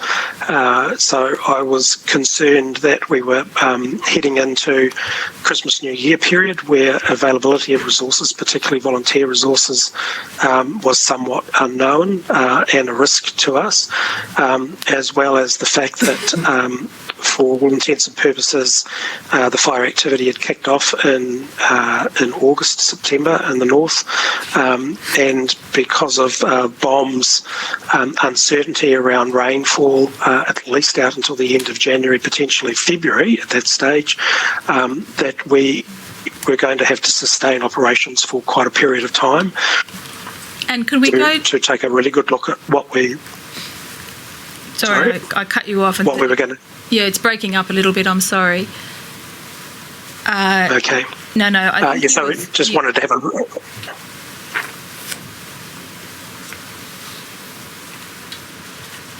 Dropped out a little. We're back. There we go. What I might just do to assist you and the Commissioner Baxter is have shown page 0499, which I think identifies the jurisdiction's projected capacity, which I think is one of the matters that you were seeking to have assessed, and it's assessed as at November 2019.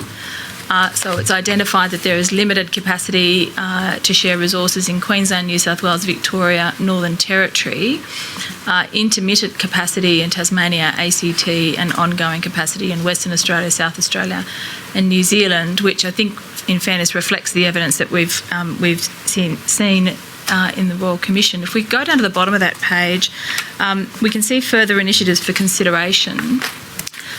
I just want to ask you to what extent these initiatives for consideration were accepted by the COSC and actioned. The first is to implement an NRSC coordinated weekly review with all jurisdictions to provide an update on climate, current emergency and so on. So sorry, I'm flying a little bit blind because I'm not seeing the document, but I do recall... I recall the discussion and recall the tools that were developed, so that there was the weekly situation reporting, which gave a snapshot in time of what resources across each state jurisdiction, including New Zealand, Canada, and the United States, what resources were currently in country versus what were deploying versus what were returning. All right. And that proved to be very, very valued by the states and territories. All right. I'll just double check to see if that document is being shared with you, unless it's a problem in relation to the platform that we're now using. Can you see it now, Commissioner Baxter? Might be a function. He's on an iPad. It might not be possible because he's on an iPad. To do All right. What I'll do. Sorry, no, I have got it now. Sorry if I have. Yes. There we go. That might make it easier for Commissioner Baxter. I don't want you to be trying to proceed on the basis of your memory. Memory alone, I should say.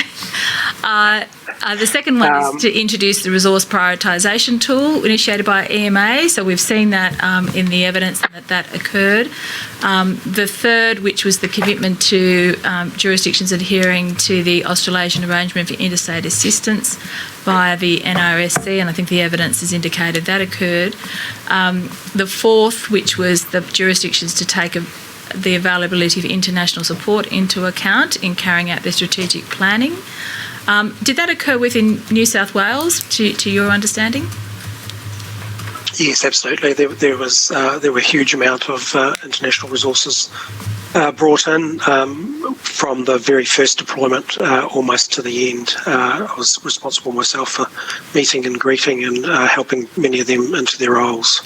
Yeah, so the question I was asking was in relation to strategic planning aspects. So, absolutely, yeah. All right, and the last one deployed into the state operations centre and deployed into incident management teams all around the state. And develop a resource plan with the option for alternating between jurisdictional deployments, minimising the strain on resources created by the overlapping of transitioning deployed personnel. Did that occur? Yeah, I cannot recall whether that happened per se. Look, I think you would take it as a given that would occur, but I'm not sure that there was a separate piece of work that actually followed through on that. And we can go to the next page, 0500.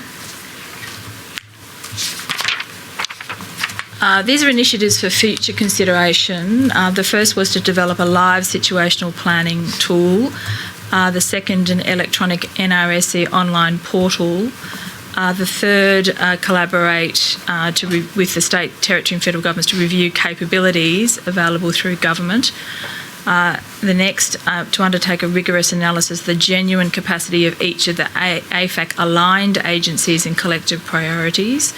The next, invest in creating increased depth in identified at-risk, high-demand specialist roles. And the last one, which is the one I want to ask you a question about, in particular, is undertake a risk analysis exploring the availability, sustainability and cost of various international, private and volunteer resources to support operations. I'll come back to the others, but in relation to that last one, risk analysis, has that been something that has been taken up by AFAC and the NRSC as a piece of work? Not with regard to international, private or volunteer, and I guess this was something that was unforeseen during the last season, was the sheer amount of offers of support that we were receiving from international, private industry down to individual firefighter putting their hand up to come and help. The NRSC dealt with an awful lot of those. Some of them were at high-level political level through governments, so EMA to the breach there to manage those communications, and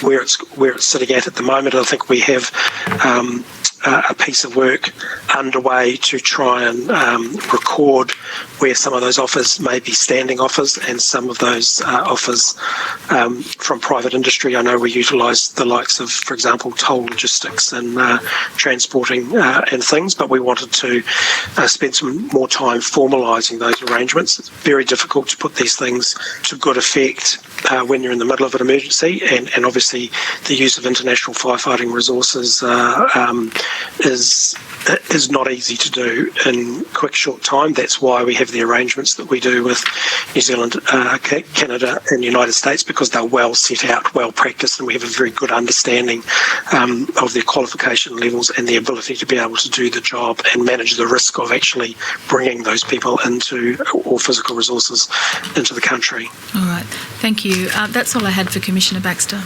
That's good. And, Commissioner Baxter, we appreciate your time. I have a couple of questions, and you've done a great job tidying up a few loose ends in our thinking at the moment. I just want to touch a couple of governance issues on AFAC to get a better understanding. First of all, AIDR's relationship within AFAC, it's a business unit of AFAC, as I understand it. Is that right? Yes, that's right. So AIDA is a joint venture at the proposal essentially of EMA. It picked up some gaps in particularly education and development for emergency managers that were left behind when Mount Macedon closed down in Victoria, but also spends a lot of time projecting out the findings of research and making it available to larger groups. It's funded by the Commonwealth through EMA on a contractual basis, and we also have partners such as Red Cross and Bushfire Natural Hazards CRC are part of that arrangement. Okay, and so one other organisation, and the only reason I ask it is because when I Googled it, the only place I could find out about it was within the AIDR webpage, and that's SRRG. Does that have any relationship with the Institute for Disaster Resilience, or you only have them on your Knowledge Hub as a incompleteness? I think it's only on the Knowledge Hub. I've not had any intricate dealings with that. Okay.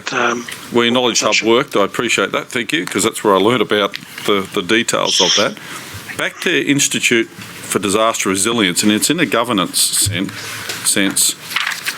It's a business unit. AIDR is a business unit of AFAC, but I get confused because when I'm on their webpage, they say they're a partner of AFAC.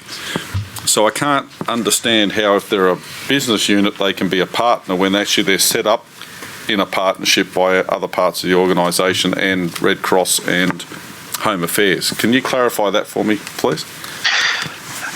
Yes. It's so I guess the term AIDA, or Australian Institute for Disaster Resilience, essentially belongs to the Commonwealth through EMA, and AFAC is contracted to run it, I think is probably the best description I could give. All right.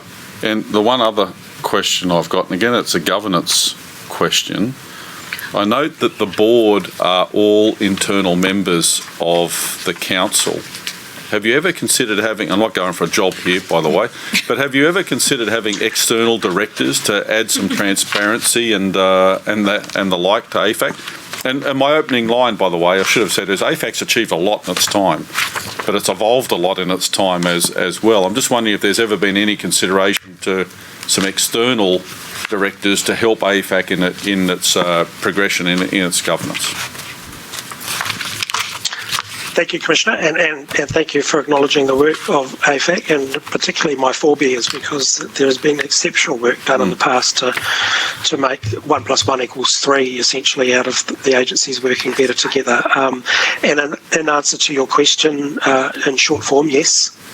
The Constitution allows for independent directors, and we have been actively discussing that in the last couple of membership rounds. We've also been obviously encouraging a better input from a wider range of people that aren't just there because of their membership of the council. We currently have people that aren't the heads of their agencies that are council members, and we have observers, and we have trying to get a representation of gender, emergency services is particularly lacking in, to encourage both development but also diversity of thought.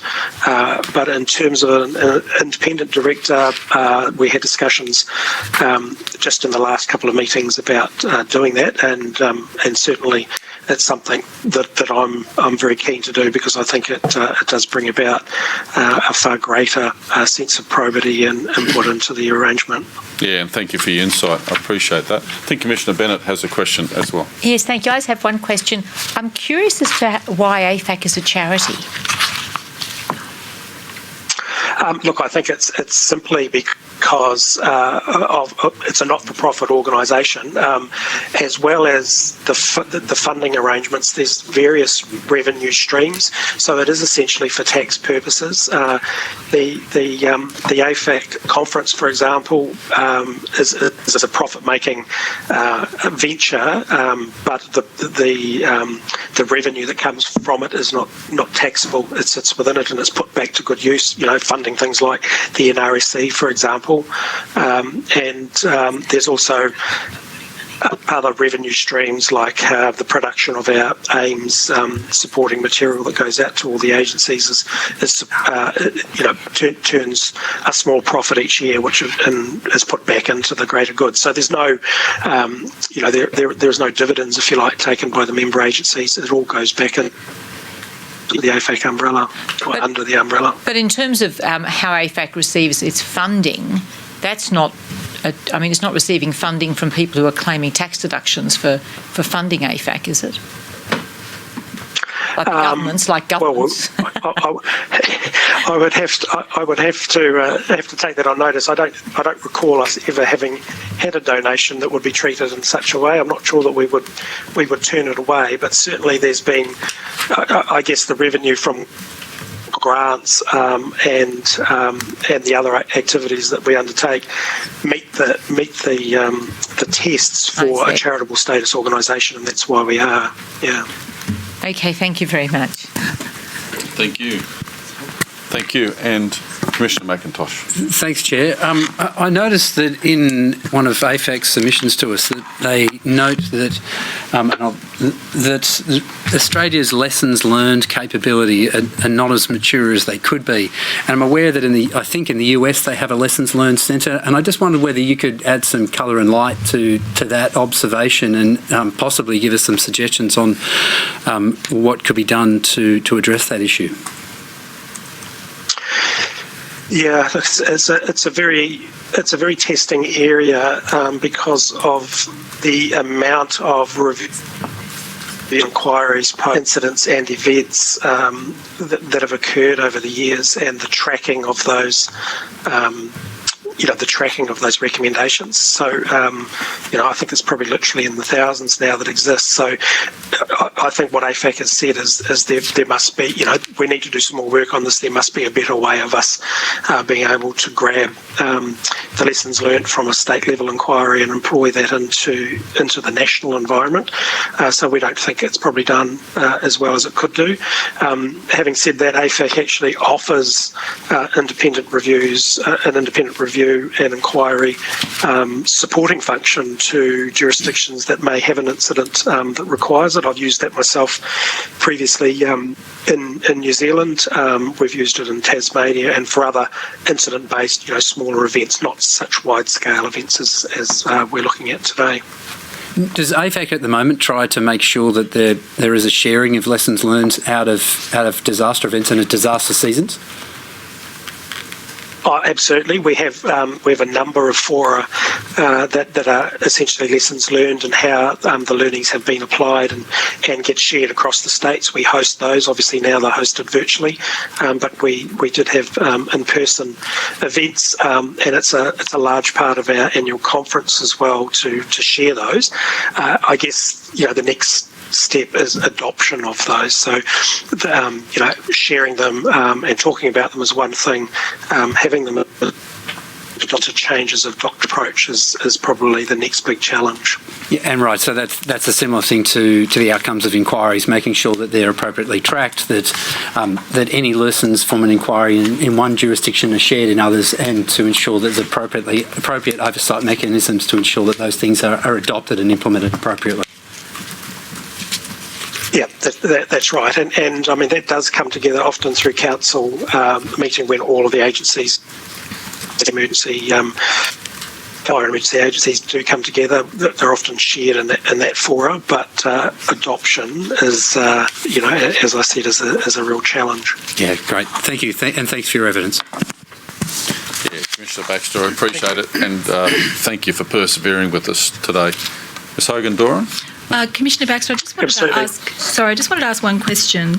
The Commission's been provided, and it will be tendered, a statement of Stuart John Ellis of 24 July 2020, which is AFC 508-001-0010. I don't need it to be shown, but what it does do is it annexes a copy of the AFAC annual report for 2018-2019, which demonstrates that that AFAC reported a total surplus for the financial year ended 30 June 2019 of $499,862 compared to a surplus the last year of $31,487. That's in the auditor's opinion of 21 August 2019. When will AFAC board, I assume it will be, the AFAC board and the members be considering the annual report and financial accounts for the 2019-2020 year? That's in process now. That will come back to where we are now. Come back to the board probably next month, and then that will be put on to the council meeting in October to be passed before publication. All right. And just at a high level, what's the financial position, if you're able to say, of AFAC at this time? Look, the financial position of AFAC is very strong, very sound. We hold reserves, investment reserves, and I have to say that even given the COVID situation and the cancellation of many of our revenue events, we have come through thus far very well, and we planned out obviously for another 2 months. As you would run any profit-making company, we have 50-odd staff full-time employed within AFAC, so we've got very large responsibilities to them. We're in a good, sound position at the moment, but we're watching it very carefully. All right. Thank you so much, Commissioner Baxter. That was all I had for Commissioner Baxter. Commissioner Baxter, thank you very much for your evidence, and again, thank you for your perseverance. We appreciate that. And your release from your summons. Thank you very much. Thank you, Commissioners. Thank you.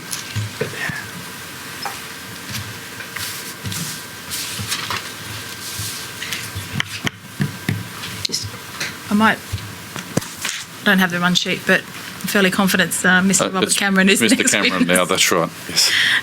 I call Mr. Cameron.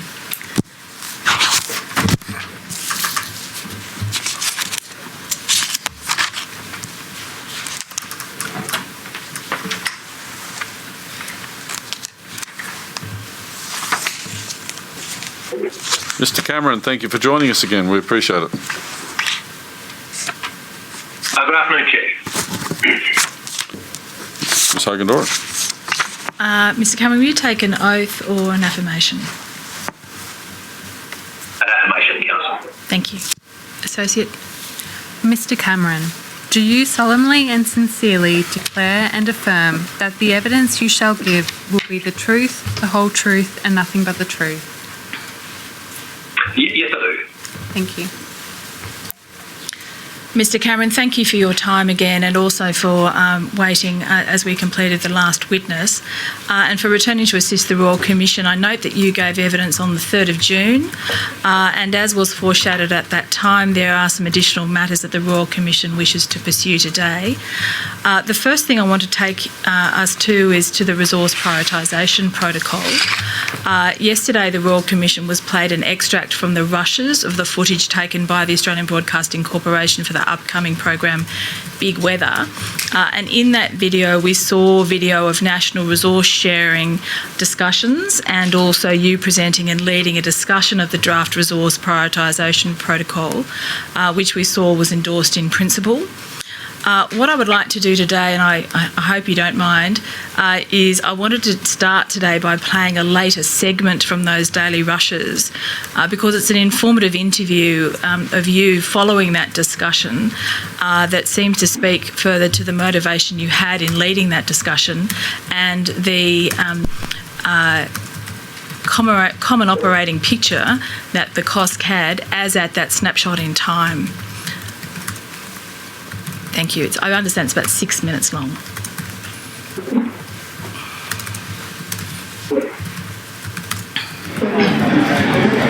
So, Rob, there's a lot of work that goes into preparing for this summer. You know, what are your expectations for this next summer? The forecast for fire weather this summer is pretty dire, on the back of what is a pretty awful drought. We've had consecutive years of much of the eastern ranges, the Great Divide, just dry out over consecutive summers. And so if we have new fire ignitions and wind, fires are just likely to run. Craig, we've seen that already this summer. Northern New South Wales, southern Queensland, central burning Queensland. now. That's exactly right. That's exactly right. We're still in October now, so it is burning now. So the forecast is for there is to be no real meaningful rain. So we can expect that dry to continue, which means that, like I say, any new ignitions will run. And that's you know, we've seen the fire weather outlook. We can expect to see patches of Tasmania, pretty much all of the eastern seaboard, east of the ranges from Gippsland right to north of Brisbane, experience above average fire potential, just above average. The rest of the country's average, but you know, we still have fires every year in average conditions. We can expect to see that. Patches of South Australia, Northern Territory, Western Australia as well, right across the country, we can expect to see patches of above average fire weather. And you were talking in there, I mean, obviously one of the challenges is, you know, when this flares up in more than one spot. I mean, obviously there's a lot of, you know, agreements and changing of fire services, and they go across. You know, what happens when these fires hit on more than one spot in the country? So it's a very good question. Absolutely critical that we have, and we do have, very well practiced arrangements between the jurisdictions, all elements of the Federation, to be able to share resources quickly, efficiently, and really importantly, safely, so that we can apply the resources to where they're needed. Really important that we have national plans, national arrangements and systems to share resources. And you heard much of that conversation. Conversation this morning. Obviously, you were talking about kind of catastrophic events there. What happens when, you know, Queensland, New South Wales, and Victoria go up at the same time? Is that a real stretch on resources? Well, yes, it would be, and it's prospective. So this is if this happens. So for the genuinely catastrophic is the phrase I use. The genuinely catastrophic. We're talking about things at the low likelihood but very high consequence scale of things. So just to be clear, the very low likelihood but high consequence. Have we been hit by that before? Not on a national scale. We've had enormously catastrophic fires in one or two areas, you know, and we've had we're increasingly having fires in areas where we haven't had fires before. The Central Queensland fires last year, 12 months ago, are case in point. Black Saturday, 10 and a half years ago now. This was the anniversary earlier this year of those tragic events. 173 people died in Victoria. In my own personal experience, going back to Ash Wednesday in 1983, we've had these great big events. But we need to cast an eye, as a sector, as the emergency management sector, we need to cast an eye forward to your scenario, if that happens in 2 or 3 places at once, and how we go about then addressing that in a response context. Is that becoming more likely at the moment? I suppose yes, it is. Our job is to make sure that we have the systems, the plans and systems in place, and the relationships that enable those systems and plans to work. Plans are one thing, systems and plans are one thing, relationships are another.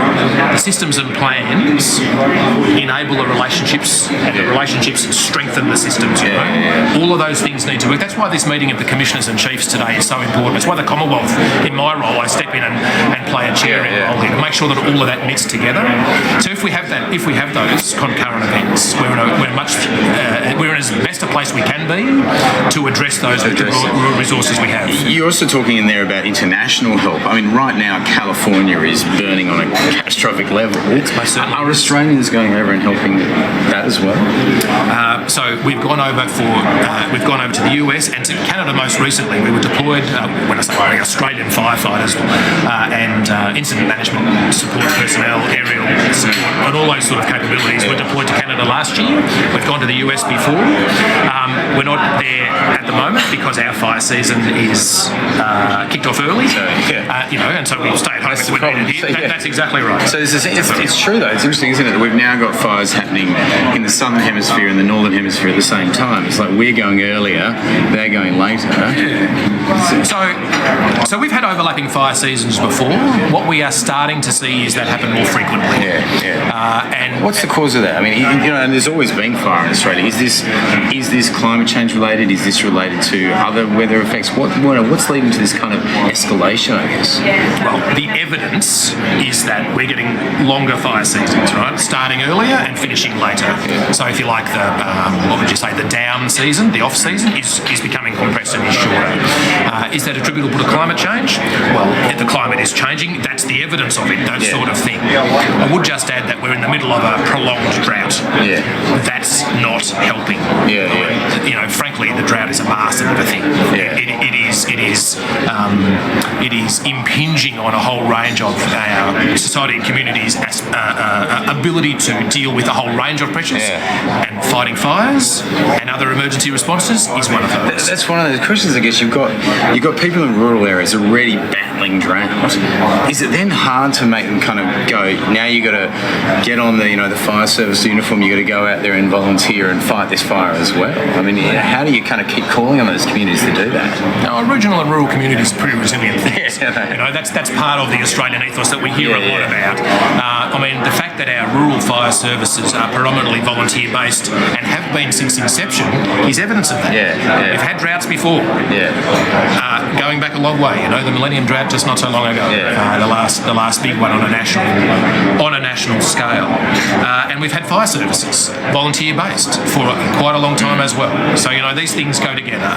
Australian regional and rural communities are pretty resilient. You might want to talk to some of my colleagues, the Commissioners and Chiefs, about how they go about that particular recruitment and retention challenge. But Australian communities in regional and rural Australia, pretty resilient. Well, it's good. I hope that all this preparation doesn't have to be called upon. I hope it ends up being There's an old sort of emergency management tenet that says, you plan for the worst. That's why you heard me talk about catastrophic disasters. You plan for the worst, have all the systems in place, have the relationships in place. I spoke to you about that earlier. Systems and relationships in place. Plan for the worst, hope for the best. Hope for the best. Hope for the best. Thanks Rob. Cheers. Mr. Cameron, thank you for your patience in watching that video back. We heard you there say about planning for the worst, and it seems that the resource prioritisation protocol was one of the things that you were doing at the 31 October 2019 meeting, which is to provide for the COSC members a guide for them to be able to apply should the worst come to pass. Is that right? Yes, Council, that is right.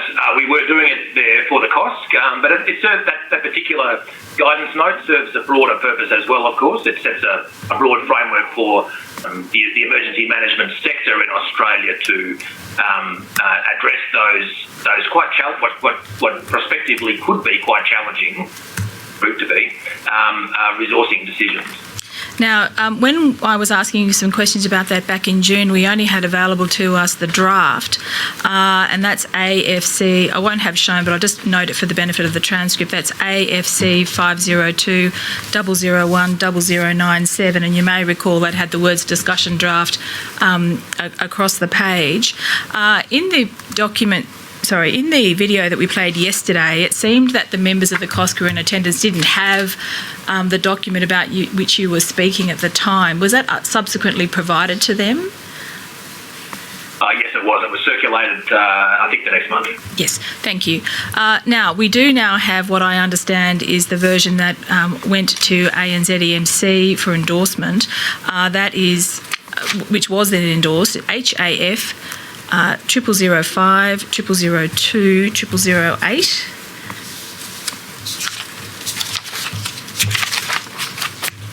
And I'm hoping that's going to be shown at your end, Mr. Cameron. Yes. Would it be possible? Is it possible for the operator just to make it a little bit bigger? Thank you very much. All right.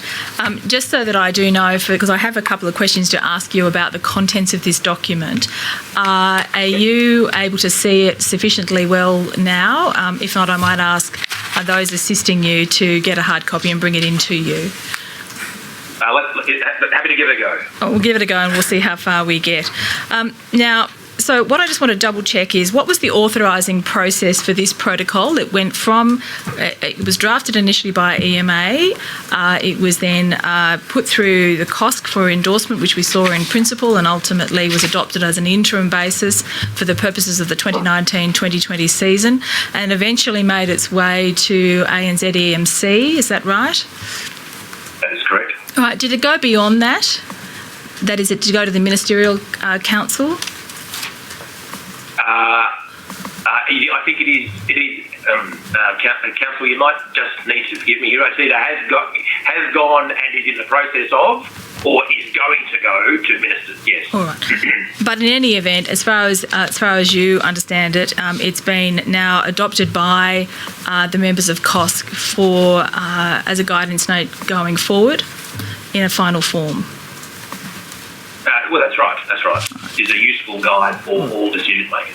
Now, in the video, we heard you talking about catastrophic disasters, or what you were terming genuinely catastrophic disasters. But of interest to the Commission would be that this guidance note is directed to difficult and complex decisions when severe to catastrophic disasters result. What's the thinking behind having it one step down from catastrophic? Is there anything in that? Councillor, the approach we've taken there really is to just ensure that where we get into the territory of difficult decision making about scarce resources, this guidance note would be a useful guide. So I didn't want to. We didn't want to be prescriptive in the sense that. To make the point, so many houses had to have burned down before this was applicable, or so many kilometres of fencing, or in a slightly sort of more personal sense, a number of deaths. That kind of threshold. Yes. This is a guidance note for decision makers to consider when resources are becoming scarce. All right. Now, could we go to page 0010, which is at about halfway? It says guidance arrangements, national resource prioritisation and purpose. So that middle section, it looks like we've been handed one. So that's page 3 of the hard copy document, Mr. Cameron. And we can see in the middle of the page the purpose. The following approach is proposed as guidance to emergency management decision makers when making difficult and complex decisions when severe to catastrophic disasters result in competing demands for efforts and resources, which just captures the point you've just made. The threshold is the issue I want to ask about with you first. The guidance is to be used when a disaster has occurred or is imminent. I just want to focus on the issue of imminent. Is imminent risk being too restrictive a threshold? For example, what about something like likely? Conceivably. I wouldn't want to be overly bound by the word imminent. I would consider that the guidance would be useful to a decision maker, as per the purpose paragraph preceding, when it is within the considerations that resources are going to be end up in a position where they are scarce. I see. Hence the imminent. Right. The word imminent there. Well, I was going to ask you then about the second aspect of the threshold, which is that requesting jurisdictions have fully used their own resources and capabilities in accordance with their own legislation. Does that mean that they have fully deployed and are now at some kind of incapacity or deficiency? Not necessarily, no. No, not necessarily. Have fully used their own resources could be pre-deployed. Could be being held in strategic reserve for the imminent, for things that could be coming, and the assessment is made that there are going to be resource shortfalls. So it's in that broader context. All right. So just so I understand the intended applicability of this resource prioritisation protocol, it's not necessarily intended to only apply to events that are about to happen. It would capture events that might happen or are within contemplation, and equally it need not be that the requesting jurisdiction has exhausted all of their resources in the sense of they've got nothing left, but they could anticipate that will come, including because they've kept a strategic reserve. That is conceivable.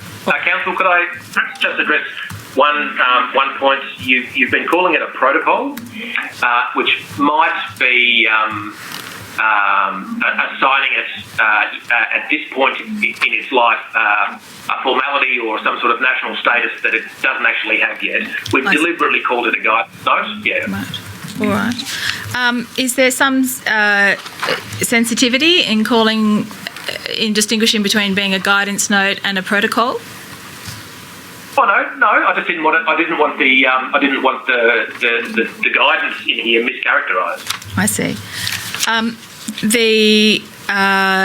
It's intended, as you said, as a tool to assist resourcing jurisdictions and resourcing decisions. All right. All right. Can we go to the prioritisation criteria that are suggested, which is on that page, in the bottom of that page, and we've had some evidence of the different jurisdictions confirming that essentially this kind of criteria of highest priority needs to lesser priority needs, but yet still priority needs, are reflected in their own local legislative arrangements and are the legislative obligations that each of those state and territory commissioners are operating under in terms of making their resource deployment decisions. If we go to page 4, which is 0011, in that first paragraph, it refers to decisions on resource prioritisation must recognise the criteria may need to be weighted. Has consideration been given to giving some guidance on weighting between the different priorities? In the formation of this document, yes, it was. Articulating it in a form that is suitable in all contexts is nearly impossible. You could have a slowly encroaching overland flood with very easily forecastable impacts, being one sort of scenario. Or you could have a very rapid onset bushfire from a lightning strike in dry brush, close to an urban area that could take place over the course of fire could take place in the course of a couple of hours, an afternoon, say. They're very different kinds of scenarios, but you could end up in this difficult and complex decision-making space where resources could be becoming scarce. So the weightings challenge is listed there because decision makers are asked to consider future losses, current losses, potential losses, those sorts of things, but it's just impossible to get it all down in every particular circumstance. And if we can go towards the bottom of the page, influencing factors is another bold aspect, and there's an attachment I won't take you to, but it makes gives the guidance that in making decisions on prioritising effort or resourcing, jurisdictions may consider the factors listed in attachment A as influences to adjust the priority order. So that's something slightly different to weighting. There might be particular circumstances that, for example, as I understand it, priority might be given to communication networks and put them ahead of, for example, perhaps other kind of essential infrastructure. Well, look, that's right. I mean, it might be the fact that a communications network would have the effect of down the track saving more lives, more property, those things that are right up the top of the list. But on face value, is an eminently replaceable asset at face value. How is it? How was it conceived? Perhaps in the discussions or in the formulation of this guidance note, how members, for example, and applied in the COSC environment, how members would canvass these considerations and themselves come to a collective view on what should be given priority over another on a national basis?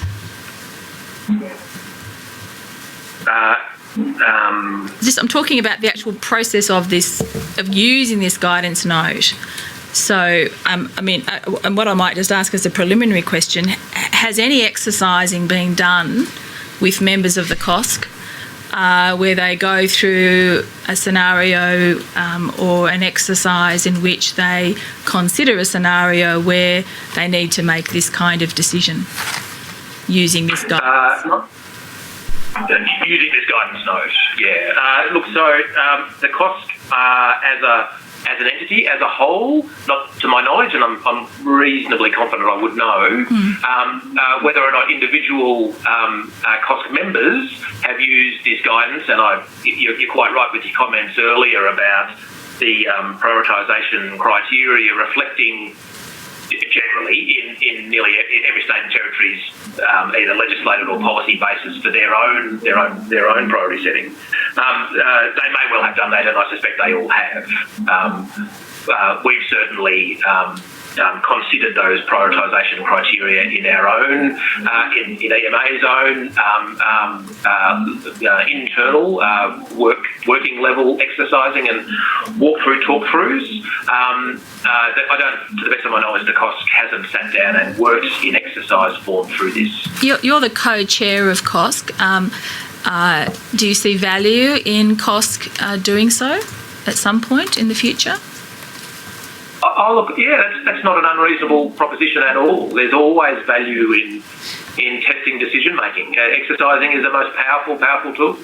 So one of the issues that we've had in different evidence in the course of the last 2 days is the extent to which COSC is a decision-making forum, as opposed to, as Commissioner Fitzsimmons put it this morning, a brokering forum.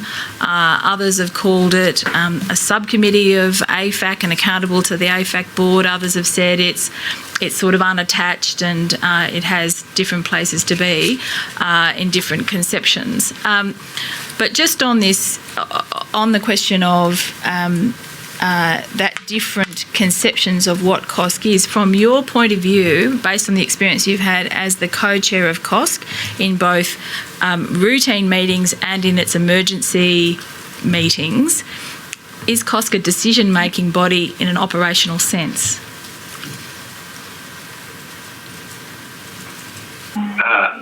Decisions about resource sharing are made there in an operational sense.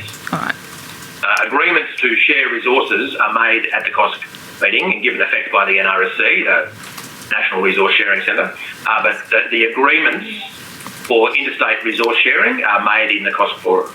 Yes. Now, do you think there is a basis for? Sorry, I'll withdraw that. Before I come to that question, I don't want to lose this document and leave it without completing, if I may. The next dot point down, or the next heading down, is recording decisions. The process for decision making on priorities will be recorded, including the rationale and alternate options explored to meet operational needs. The question I had was, who is it intended would be keeping those records? Is it going to be a body such as COSC, if it's applying this protocol, or would it be the individual state and territory agencies, or alternatively, It's not a EMA? protocol. It's not a protocol, it's guidance. I've said protocol again, have I? Yeah. I withdraw that. The guidance.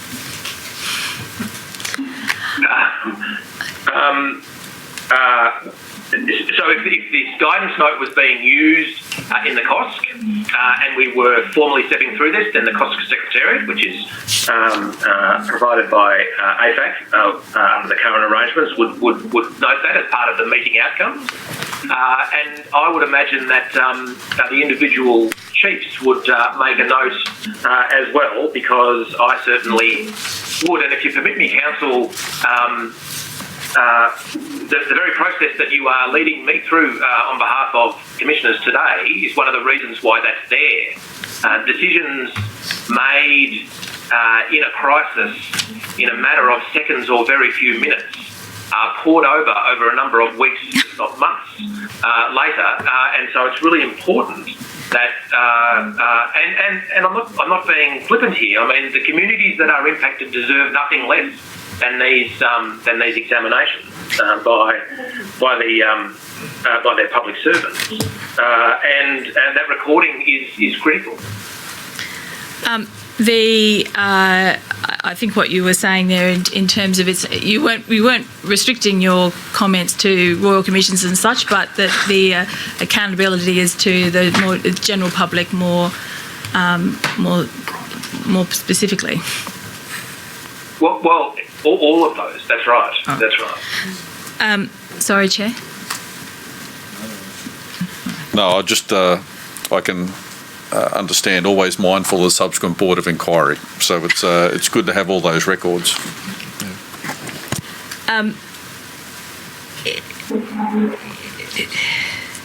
Just one moment. Page 11, before I leave the document, that heading, I beg your pardon? Yes, page 4. Oh, it's your page 4, yes. The heading, yes, I'm confusing us both, and I do apologise. The heading National Coordination, where national coordination for a severe to catastrophic disaster is required and agreed, EMA will lead the coordination effort in accordance with the AGCMF. Now, that's the Australian Government Crisis Management Framework. And work. That's correct, all right, and work directly with state and territory governments in accordance with their respective emergency management systems. What I wanted to get a sense from you is this is a guidance note, but as I understand it, it has been adopted by the COSC. Is it contemplated, as it would apply to the COSC, that EMA would lead the coordination effort as opposed to the members of COSC itself? Just trying to get a sense of how this is supposed to interact, how COSC is intended to interact with EMA's leadership in the context of the Australian Government Crisis Management Framework. So when I gave evidence last time, we spent some time looking at a sort of an organisational chart that showed the Commonwealth Australian government structures, how that intersected with the state and territory, a typical state and territory crisis management structure. Yes. The reference to the Australian government crisis management framework there, the AGCMF, that refers to that picture, that set of arrangements, and EMA as the Commonwealth Disaster Management Organisation, as currently constituted, it has the responsibility to lead that coordination effort and to intersect with the other government on behalf of the Commonwealth and intersect with those agencies on behalf of the state and territory government. Reflected in that chart. I see. So the proposition here is reflecting that existing arrangement. It's not intended to be in the context of the COSC. It's not intended to do more, to differently or more than that. Oh, no, in fact, it's entirely complementary, Council. The COSC is an extremely valuable tool, and I've made this point in my evidence, and I hope I made it in my appearance last time, and I would like to make it again now. It's an extremely valuable tool. I mean, Indeed, you're right, Mr. Cameron. I'll just have shown your statement, which I don't have the code for. I apologise, but the operator will have it. His new statement of 3 August 2020. I've got it. Which is HAF 8003 0001 0001. Just have that shown. HAF 8003 0001 0001. And while that's happening, Mr. Cameron, because I omitted to do so, that statement, which is in addition to your earlier statement, the contents of that statement true and correct to the best of your knowledge and belief? Yes, Council, yes. Thank you. We're just struggling to pull that up, but when it is pulled up, I want to have shown paragraphs 12 and paragraphs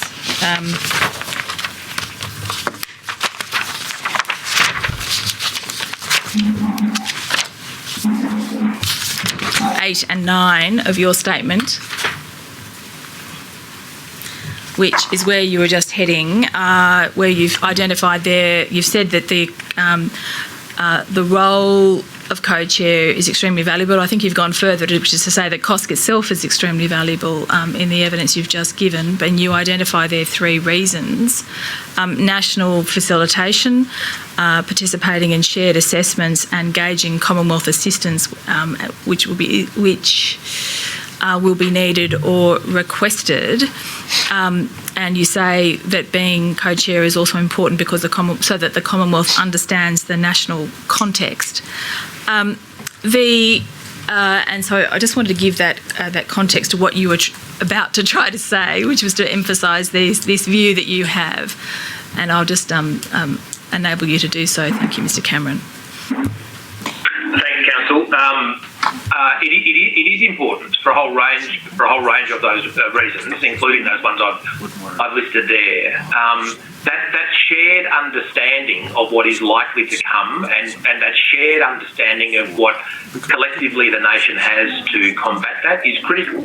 If I could, with your indulgence, the Council ask the operator to include in what's on the screen the paragraph that follows, so paragraph 10. I'd like to just add that to the reasons why the COSC is valuable as well. Without exchanges that occur in forums like the COSC, there are others. The ANZ-EMC, the National Crisis Committee, and others as well. Without those national forums, I wouldn't be able to execute one of those key roles that I must in my job of directly briefing, as I've said in paragraph 10 there, the Prime Minister, Deputy Prime Minister, other my direct minister and Minister Littleproud, the Minister for Emergency Management, my Secretary, the Secretary Prime Minister and Cabinet, and others of the national situation. that's a direct benefit from this, and I did that many times over the last summer. I mean, I made 30 odd phone calls directly to the Prime Minister and fielded many more from him. Lesser number from the Deputy Prime Minister, of course, given his particular portfolio interests, but my minister routinely. These exchanges with our elected leaders, briefing them on unfolding situation, are critical and are informed by those exchanges at the COSC, amongst other things. So what you say, I'm going to come back to some of the matters in 8 and 9, but since we're looking at paragraph 10 about the collective advice of the commissioners and chief officers, is this just advice as to their common operating picture or their strategic plans or their resource sharing decisions? What do you mean by collective advice? Well, common operating picture has a particular, almost technical meaning in the sector. So that's not quite really what is provided. But typically in an emergency session at a COSC, and this certainly played out last summer, information from the commissioners and chiefs was provided to colleagues along the lines of the current situation unfolding in that jurisdiction, their resource disposition at that point in time, their assessed resource needs going forward, the weather outlook, and obviously in last season the fire weather outlook. That was a particular focus for obvious reasons. And then by the time that you've had that conversation with the commissioner or the chief from say Queensland, New South Wales, Victoria, Tasmania, and South Australia, Western Australia, and the ACT, then you end up with a sort of a collated picture of the national situation, and that's that critical piece. That's that critical shared understanding. So if you were to decapitalise common operating picture and perhaps just use it in a sort of a more generic sense, then I think that's a pretty good assessment of what comes out of those meetings. So you've spoken about what comes out of those meetings and received in this forum, and I take that forum to mean the COSC. It then says as well as through other fora. What other fora are you speaking of? We heard this morning from Commissioner Fitzsimmons that there were written briefs that were provided daily to the feds, was how he put it. I think that may have been a reference to information being sent up to the Crisis Coordination Centre or to some other aspect. Are you able to shed some light on that? And is that a source of that you draw on for the collective advice to present to the Prime Minister and others? Oh, indeed it is. So Commissioner Fitzsimmons is quite right. Information is routinely provided to the Crisis Coordination Centre, and then goes into a national briefing product. So a typical process there would be a daily SITREP or a periodic SITREP, sometimes more frequently than daily, from each of the impacted jurisdictions. Copy is sent when it's issued to the Crisis Coordination Centre. That's then again collated, that same phrase, collated into a national description, and then that is reissued to everybody as the national rolling incident brief, and that's then shared back with in a formal sort of documentary sense with the contributing jurisdictions and of course those senior elected leaders that I've described when I was talking earlier about paragraph 10. In paragraph... Sorry, we both cut each other off. So I was just going to say, that's one form. And when I was talking earlier, I mentioned the National Crisis Committee. This is the other fora question you were asking me. The National Crisis Committee and the Australian Government Crisis Committee as well, the AGCC, where we can pick up information on a sectoral basis. Hypothetical example in that context, we might be getting a readout from, say, our Department of Education colleagues who have information directly from the education sector in a state and territory, bringing that back in to the Commonwealth. That also informs those kinds of assessments. The COSC is a key piece in all of it. So in paragraphs 8 to 10, you are drawing together the matters of relevance to you as to why being co-chair of COSC is important. What I'm would like to now move to is understanding to what extent the fact that you are co-chair is of importance to the other members of the COSC. To what you've talked about Commonwealth gaining a Commonwealth for the Commonwealth and understanding of the national context, and through you providing the collective advice up into the Commonwealth. What about the other way? To what extent do you provide an outlook to the members of the COSC, the Commonwealth's perspective, or so that they then have some situational awareness of issues or the demands that the Commonwealth is facing in relation to its own resources? That is does it run two ways in the process? In the COSC, perhaps not quite so much, to be frank. It's largely a state-based exchange. If there is information that is critical from the Commonwealth, then of course I will be bringing that to the table and making sure that everybody understands that. Is it part of the information, when you do provide information, does the information include things such as the availability of ADF resources? Oh, well, it could, and if there are issues to be worked out, then they could be in there. Of course, they could be. Oh, yeah. Okay. I think it says here one of the matters that is sought to be done is to gauge whether Commonwealth assistance will be needed or requested. To what extent does is EMA in this role, in a sense, providing a brokering role as well? That is brokering, or is it merely sort of an intelligence gathering role? Well, it's in a sense both of those things, Council, and it necessarily needs to be. The ADF's not part of the membership of COSC. It doesn't have even a guest or observer status, which we've heard other organisations have. Is that primarily because EMA simply serves the sufficient purpose of representing the Commonwealth's interests?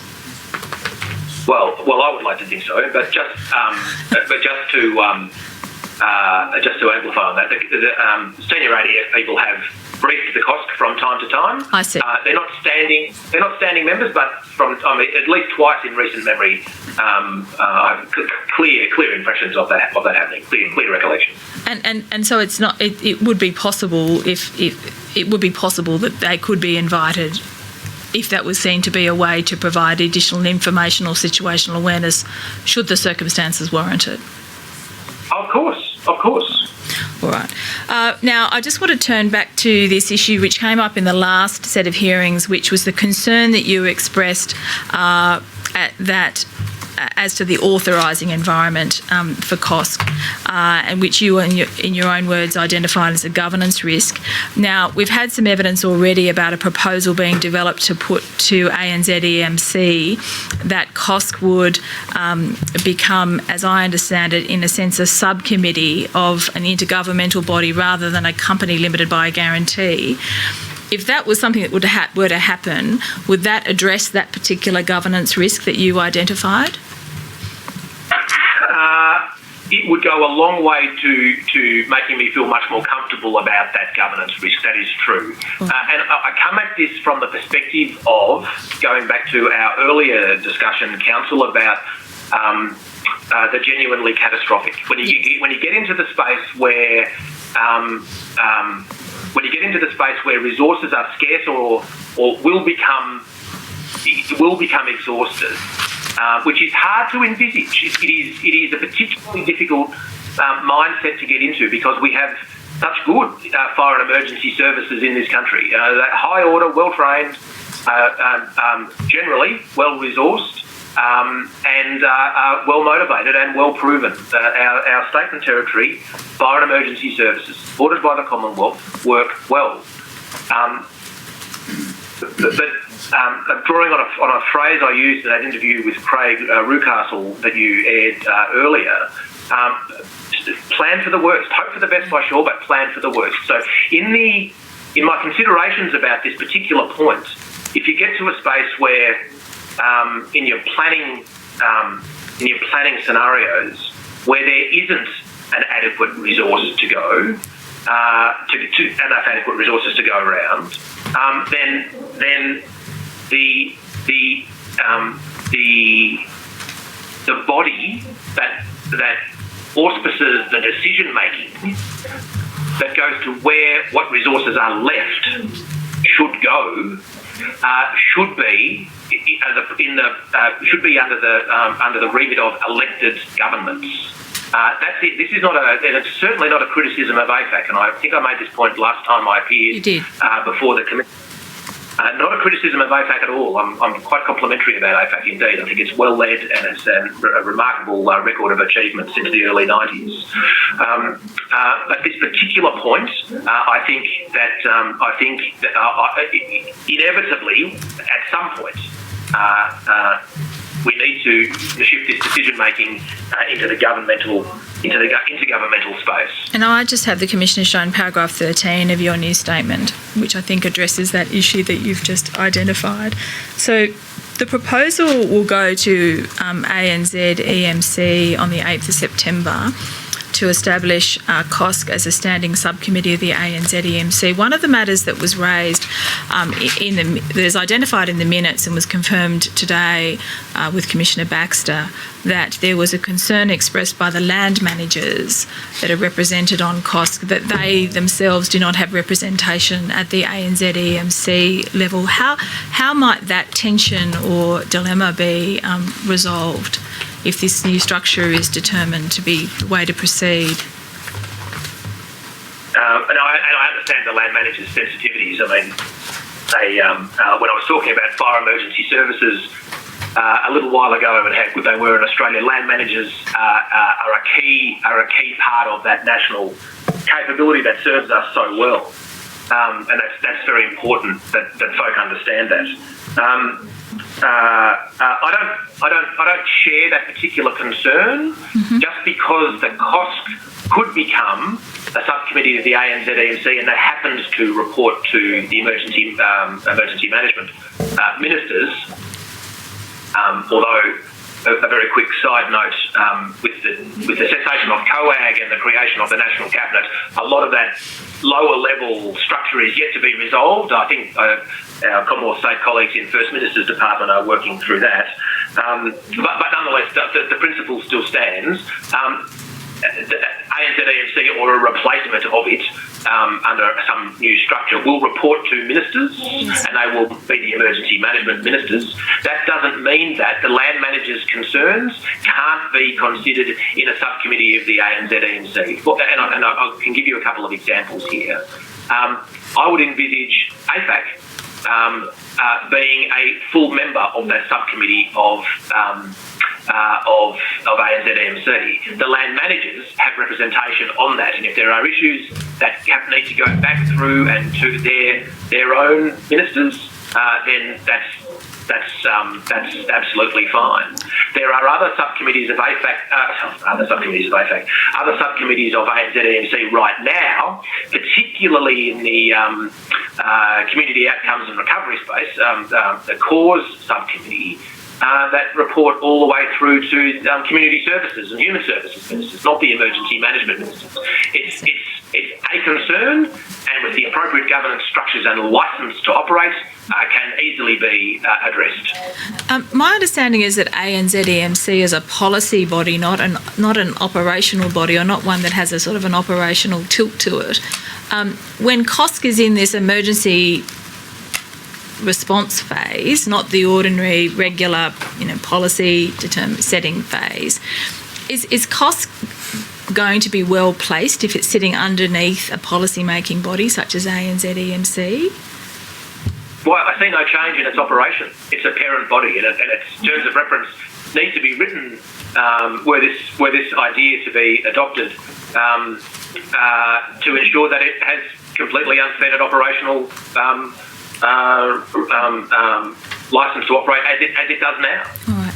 And by putting COSC under as a standing subcommittee of ANZ EMC, ANZ, would that mean it would be reporting to ANZ EMC? That is, it would be accountable for its decisions and its omissions to ANZ EMC, or would it still have some ongoing connection with the authorising environment of AFAC?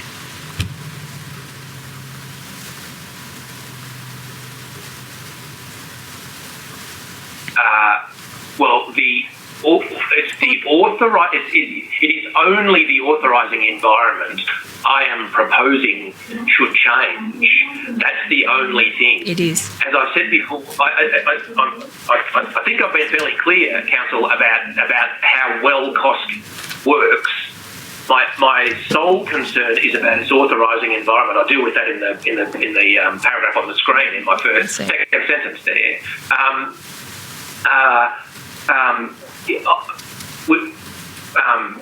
It shouldn't be a great task to secure the authorising environment and enable the COSC to continue operating as it does now. I see. So essentially, what you're just in summary, that it ought to be within a government structure and not sitting within a charitable company limited by guarantee structure, which is where it had been or is still presently. That's right, and it has been there to great effect. All right. Pardon me. It has been there to great effect, but because we are going to see more frequent and more severe natural hazard impacts, I think it should be. It should be made. The authorising environment should be made more secure. All right.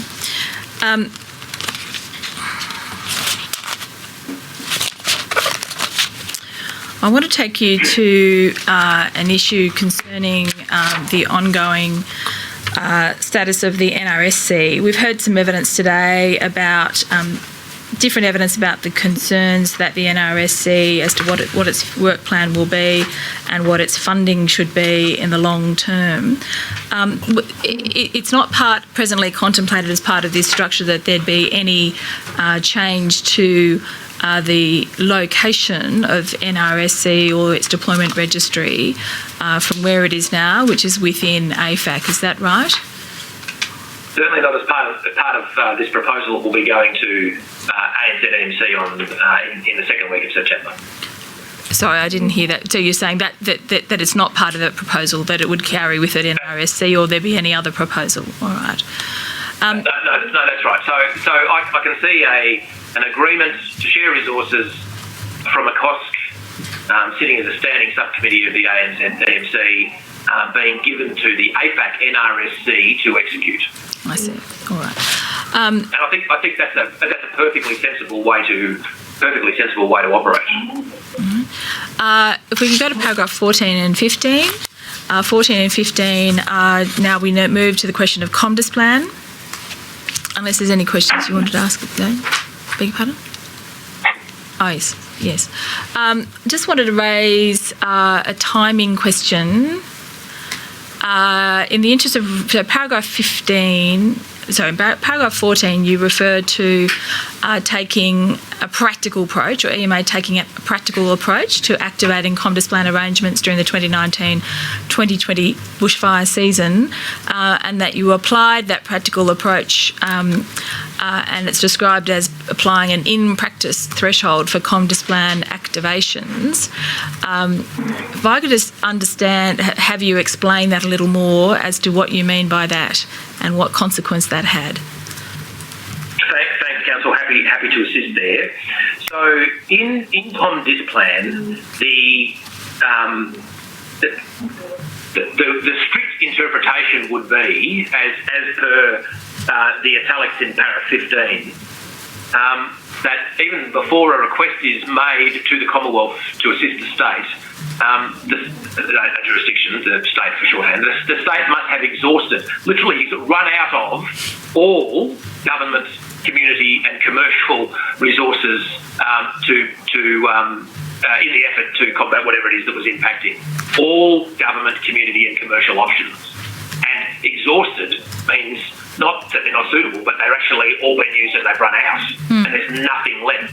Now, that may have, and this is one of those legacy sort of phrases that has been left in our planning framework and has been progressively, interpreted with more practical eyes over successive years, and most particularly Pragmatic, last perhaps. year. Pragmatic? Well, pragmatic, that's right.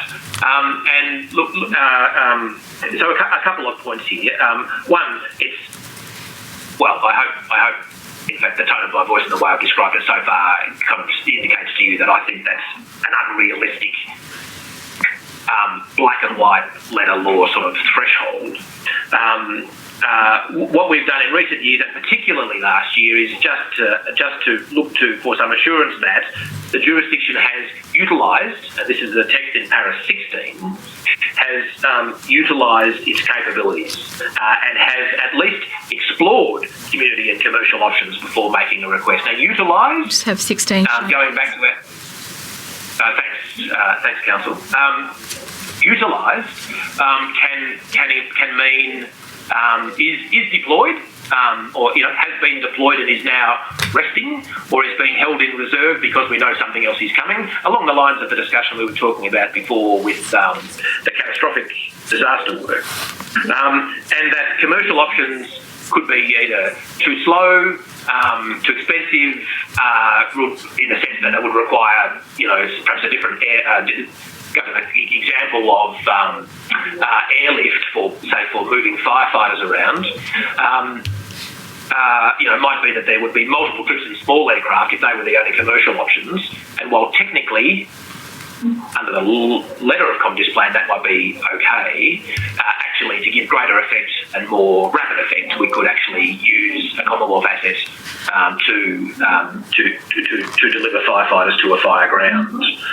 So we've adopted a very pragmatic, thank you, approach to that. The plan is being reviewed.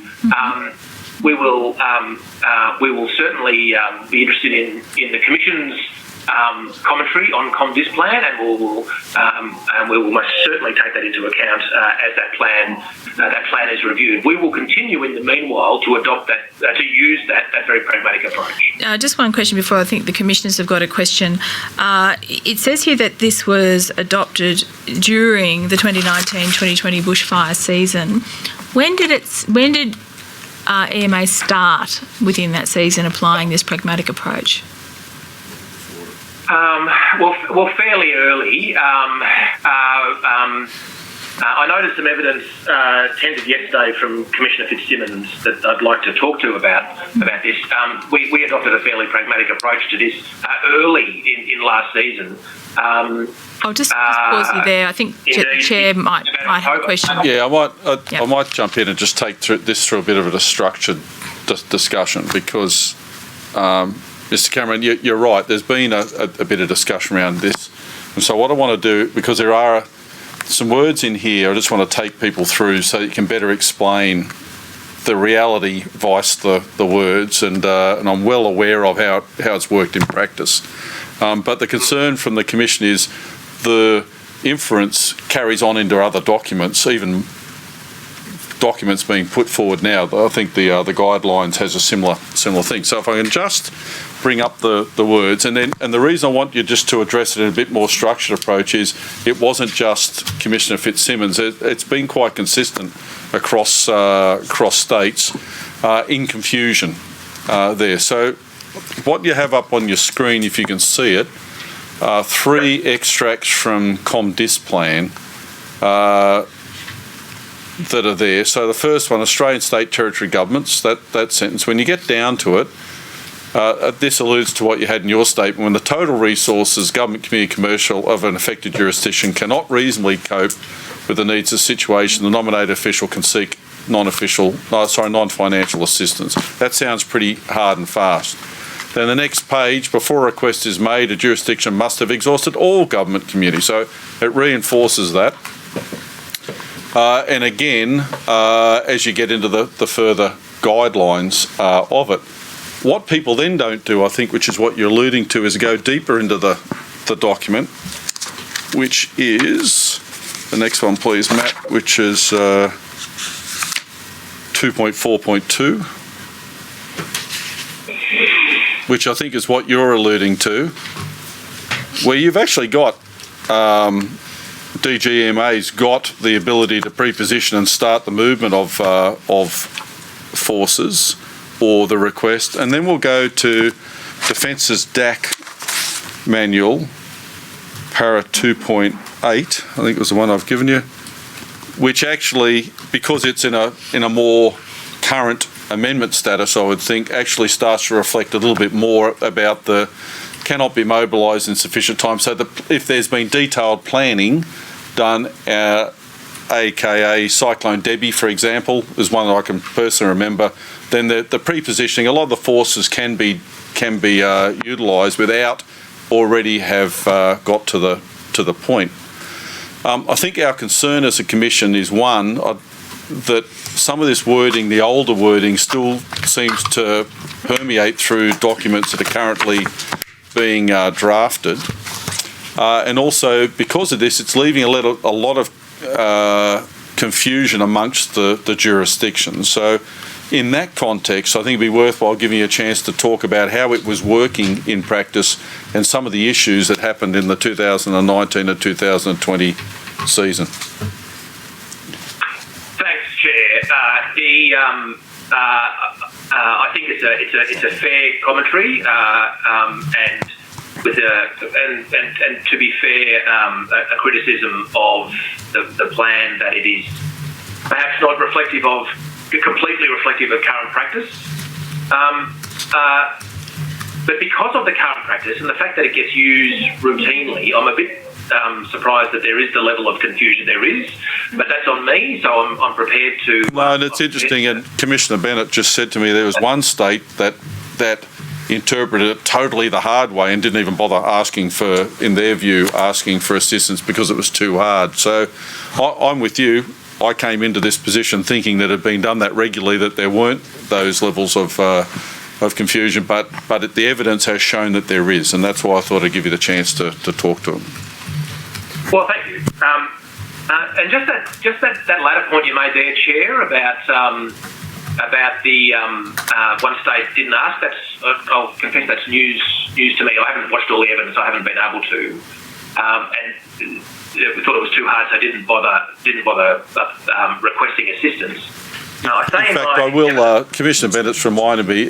Western Australia was one, and even this morning, Shane Fitzsimmons talked about having to satisfy the test before he could call on Commonwealth assistance, and actually raised the thing about having to have exhausted and having to establish that and having to deal with that. So he discussed that in terms of the difficulties of satisfying the test, but we did have some evidence from Western Australia that they looked at it, saw that they had to have exhausted everything before applying, and therefore just didn't set about trying to establish that. They may not have needed to, but the evidence certainly seemed to be that they had that opinion of the test. In contrast, may I say, to Tasmania, that took the interpretation probably taken from the earlier part of ComDis plan rather than the actual principle, that they saw it was reasonably likely that they would have difficulties, and took the view that in those circumstances they could activate it. So there certainly was evidence of inconsistent understandings amongst the various states. I'm sorry to interrupt, but I just thought I'd set that. That's from my memory of the evidence. Set that out. Commissioner, thank you. So inconsistent understanding is probably better than confusion. I think that might help me in my help you. Yes. In my evidence elsewhere, I think this statement, in relation to assistance, and it's para 41. Yeah, I'm looking at paragraph 21. I'm looking at 20 and 21 in your statement. If we can get that up. So HAF 8003 0001 0005. And we might put up paras 20 and 21 for you, Mr. Cameron. Thanks, Chair. One very quick point about the value of early engagement and liaison. This is something that I think going forward that the Commonwealth, resource permitting, should examine with our state colleagues. The earlier we are engaged and the more deeply we are engaged in unfolding hazard impacts, the better we are all going to be able to understand what is likely to be required and what support, if required, could be provided. In a perfect world, I'd have an EMA liaison team embedded in every state and territory as a standing feature. Now, there are obviously resource constraints that limit those kinds of deployments, but we try to get our deployed liaison officers out into states as quickly as we possibly can to assist folk in the states and territories understand, and in fact on quite a few occasions, and I'll get to one in particular in a minute, work through what it is required if they've never done a Comdis plan request before. People come and go through organisations, and they may be new to this part of the world. So that's my commentary there in paragraph 21.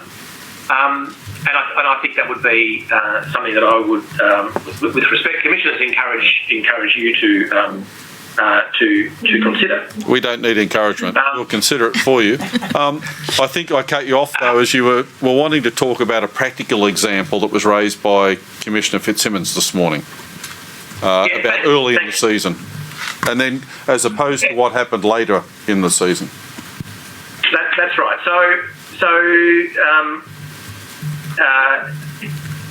Commissioner Fitzsimmons tabled a witness statement that I saw late yesterday evening. So I haven't had an enormous amount of time to consider it, but I would like to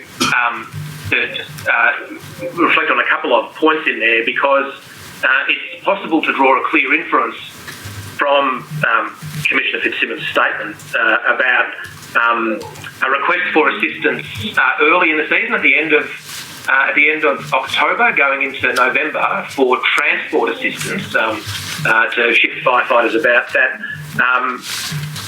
It's easy to draw a clear inference that there was a delay that was due to some kind of overarching bureaucracy or processes that were unfamiliar and indeed unnecessary. That's just what I'd like to talk about. Just so you know, when he spoke today, it was more of a balance in trying to compare the different mechanisms that were in place before the new year and then after the new year. It was more in an example point of view rather than pointing fingers. Yeah.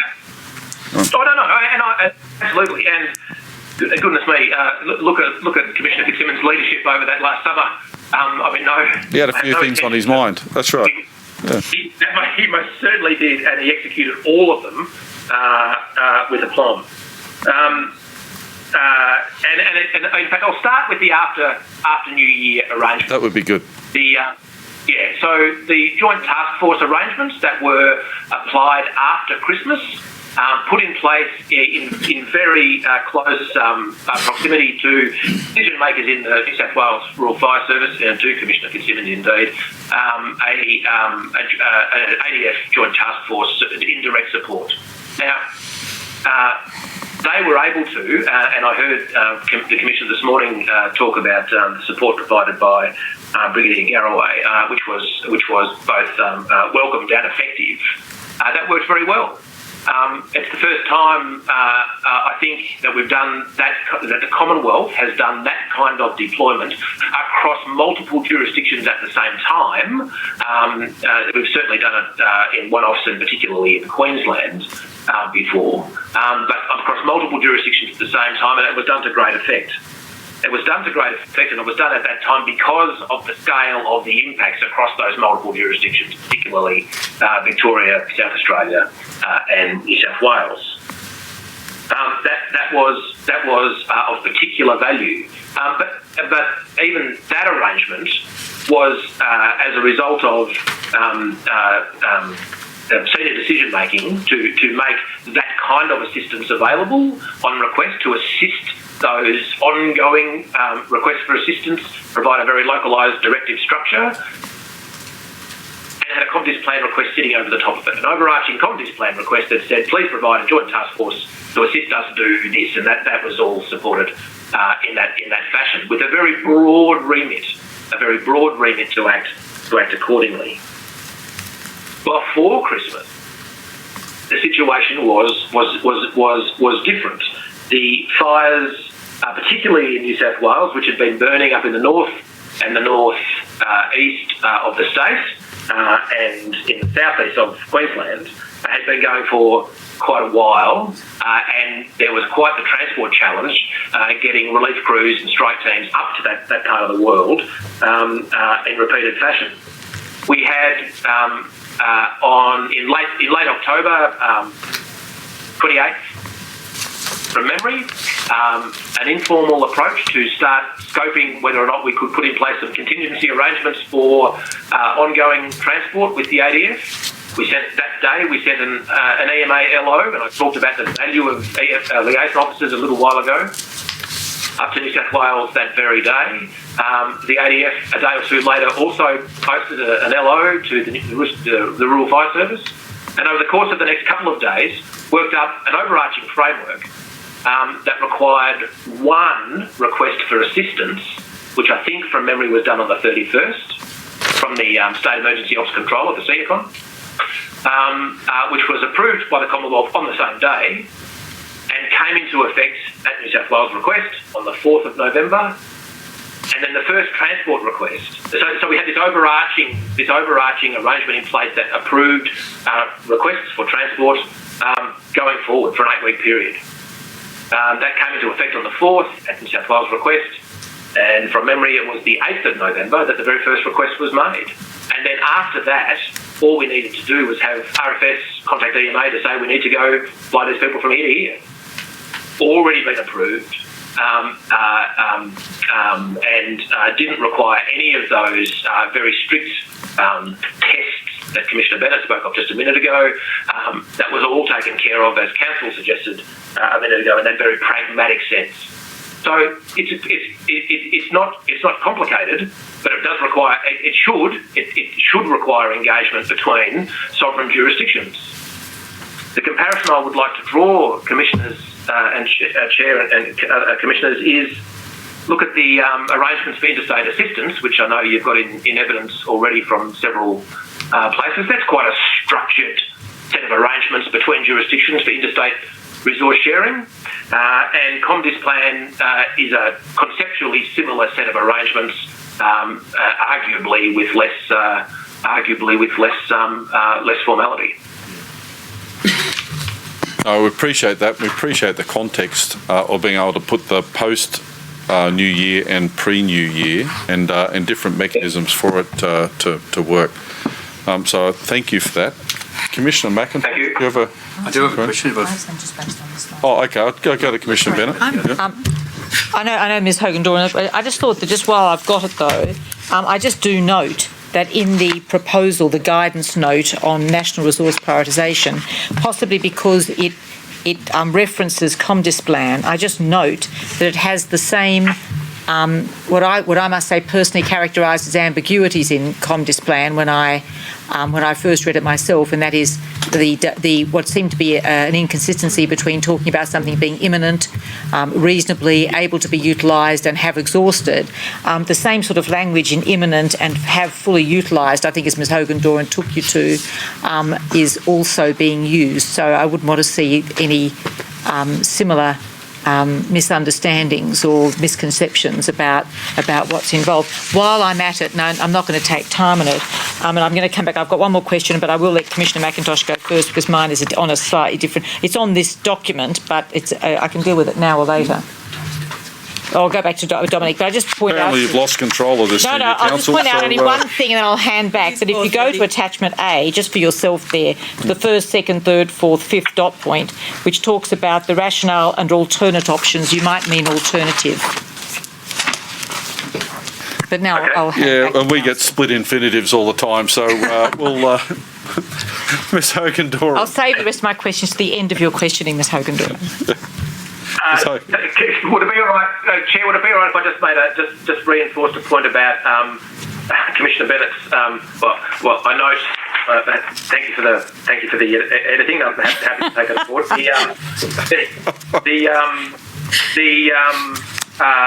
Your point before, Commissioner Bennett, about the threshold there on page 3 of the guidance note. It says this guidance is to be used when a disaster has occurred or is imminent, and requesting jurisdictions have fully used their own resources. Council asked me questions a little while ago about fully use their own resources, and I explained. I hope you did. Sorry, no, you did. You said are becoming scarce, and I made that note. I made that note myself on the document when you said it, but I'm just pointing out that it does use the same language as may have caused some difficulty as ComDisPlan, and perhaps it will just need just to have to make sure that it's not misunderstood. That's all.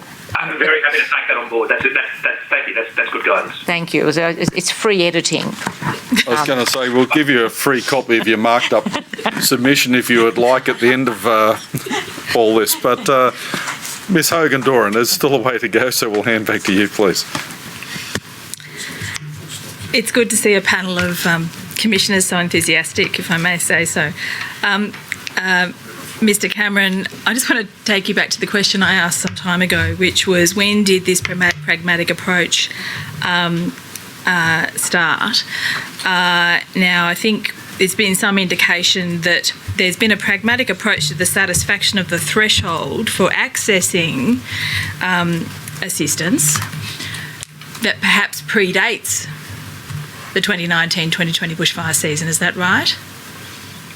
Oh, look, it is. I don't know that, in all honesty, Council, I can point to a specific date or a specific example. That's right. But we, at the bottom of all of this, what we are in the business of trying to do is reduce pain and suffering on communities. And so if the Commonwealth can help a state or territory provide an emergency response, then we will be doing so. ComDisPlan, for all of its, I think, reasonable simplicity, not shared by some of my colleagues, as you've heard, is using some somewhat out of date language. Then we need to change that, and we will. All right. So the distinction. We view it as an enabler, not a controller. So, I think there perhaps was some blurring in the evidence or the exchanges between the commissioners and you, Mr Cameron. I was trying to get a sense of the approach to the test or the enabling, that is actioning that, and the second being streamlining the process for processing of the application and the tasking. And it certainly seems that as the season moved on, tasking tasking generally was more streamlined. Is that what you were seeking to direct in terms of the pre and post Christmas arrangements? So the tasking over the course of that particular summer, last summer, became broader. Right. So you provide an overarching task, a task request to the ADF in this case, and to be frank, in most cases, to provide a broad range of support, as was evident by the tasks, the JTFs that I spoke about a minute ago in New South Wales, working with Commissioner Fitzsimmons with Brigadier Garraway, for example. A broad task, and that's a very useful and effective way to provide ongoing assistance. Now, one of the things. Earlier in the season, very specific, air transport for a specific period. In the last sentence of paragraph 21, you speak to having liaison officers embedded within the jurisdiction enables EMA to have a real-time situational awareness of issues arising within the jurisdiction and the types of requests that may be made, supporting timely responses to request. And you also speak to having how it would be useful to have a standing body of EMA staff embedded in each state and territory as part of the Commonwealth's routine arrangements. So not the unusual arrangements that came about perhaps when it stood up and during the course of an unfolding disaster, but this is on a standing routine arrangement. This is a proposal. Where are you up to with negotiating or influencing that arrangement becoming settled?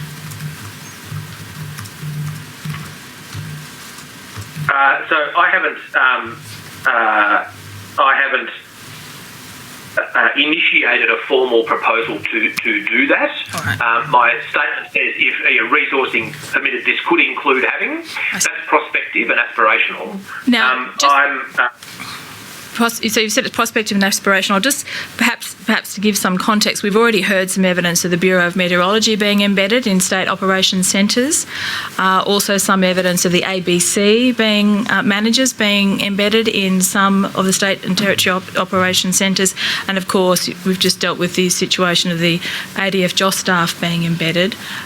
What the value is the reason that hasn't happened yet in all states and territories with regard to EMA staff an issue of resourcing for EMA, or is it an issue of permission at the state and territory levels? Oh well, I'm not tackling the latter until I secure the former. Right. Okay.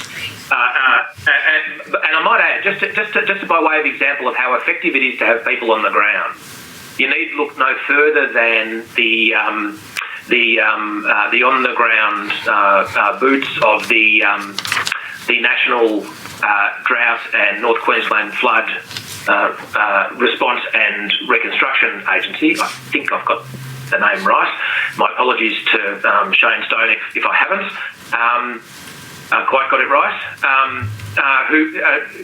Mr. Stone's organisation has a community presence.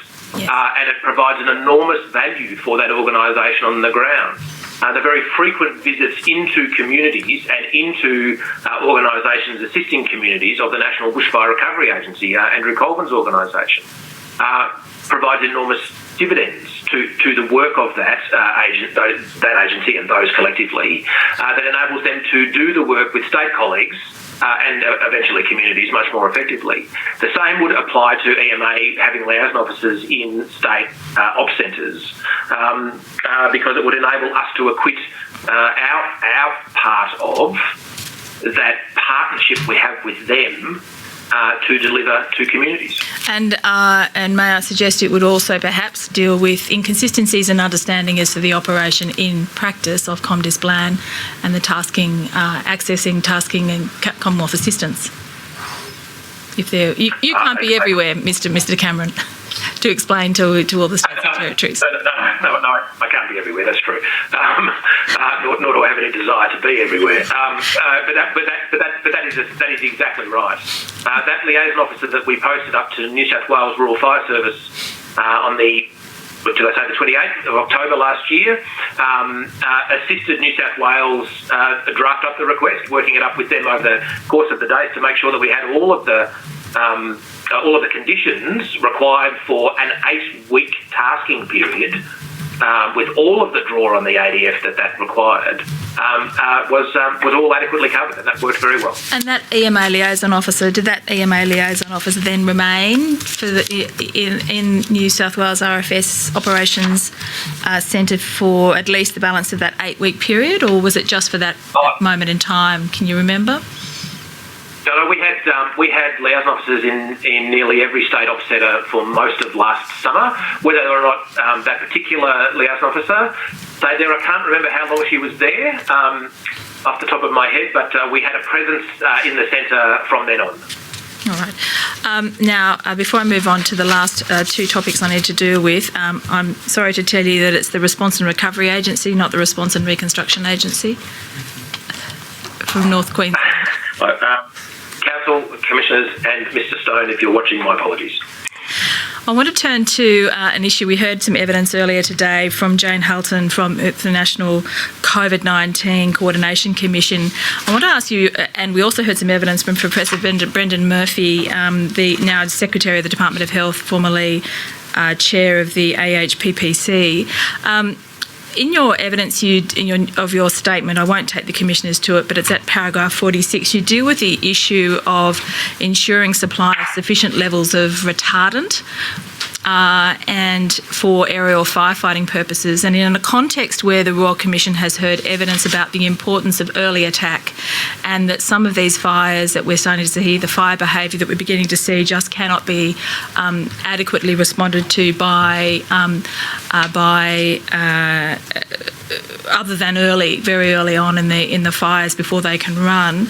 I wondered whether there was any policy in existence or development to deal with the issue of securing retardant at higher and at greater levels, perhaps drawing on the experience of the National Medical Stockpile for PPE.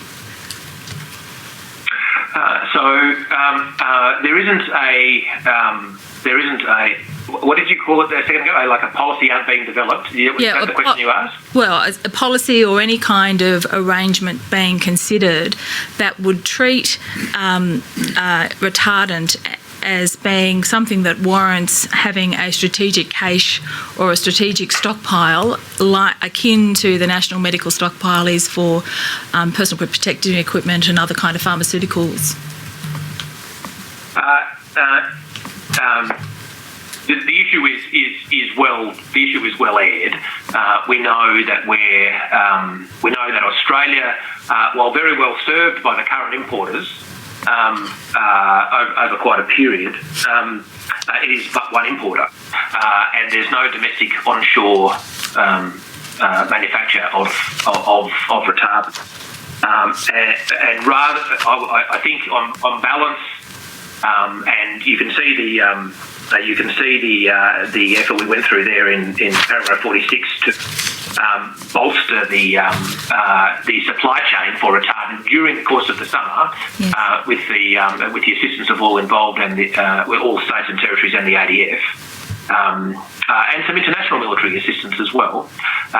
We are of the view, I am of the view that the risks inherent in that supply chain, well served as we are by that particular manufacturer and importer, the risks in the supply chain would be mitigated significantly were there to be onshore manufacture. That's probably where we should be focusing. I see. So that is developing capability within the private sector rather than importing from overseas and then creating a stockpile of that retardant for deployment.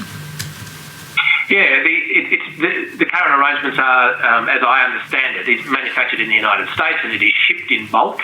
And anything that is shipped, of course, is got quite the time lag. And if there is a sudden spike in demand, then obviously there's a delay in getting replacement. And so I think we can smooth out some of those supply chain risks with domestic manufacture.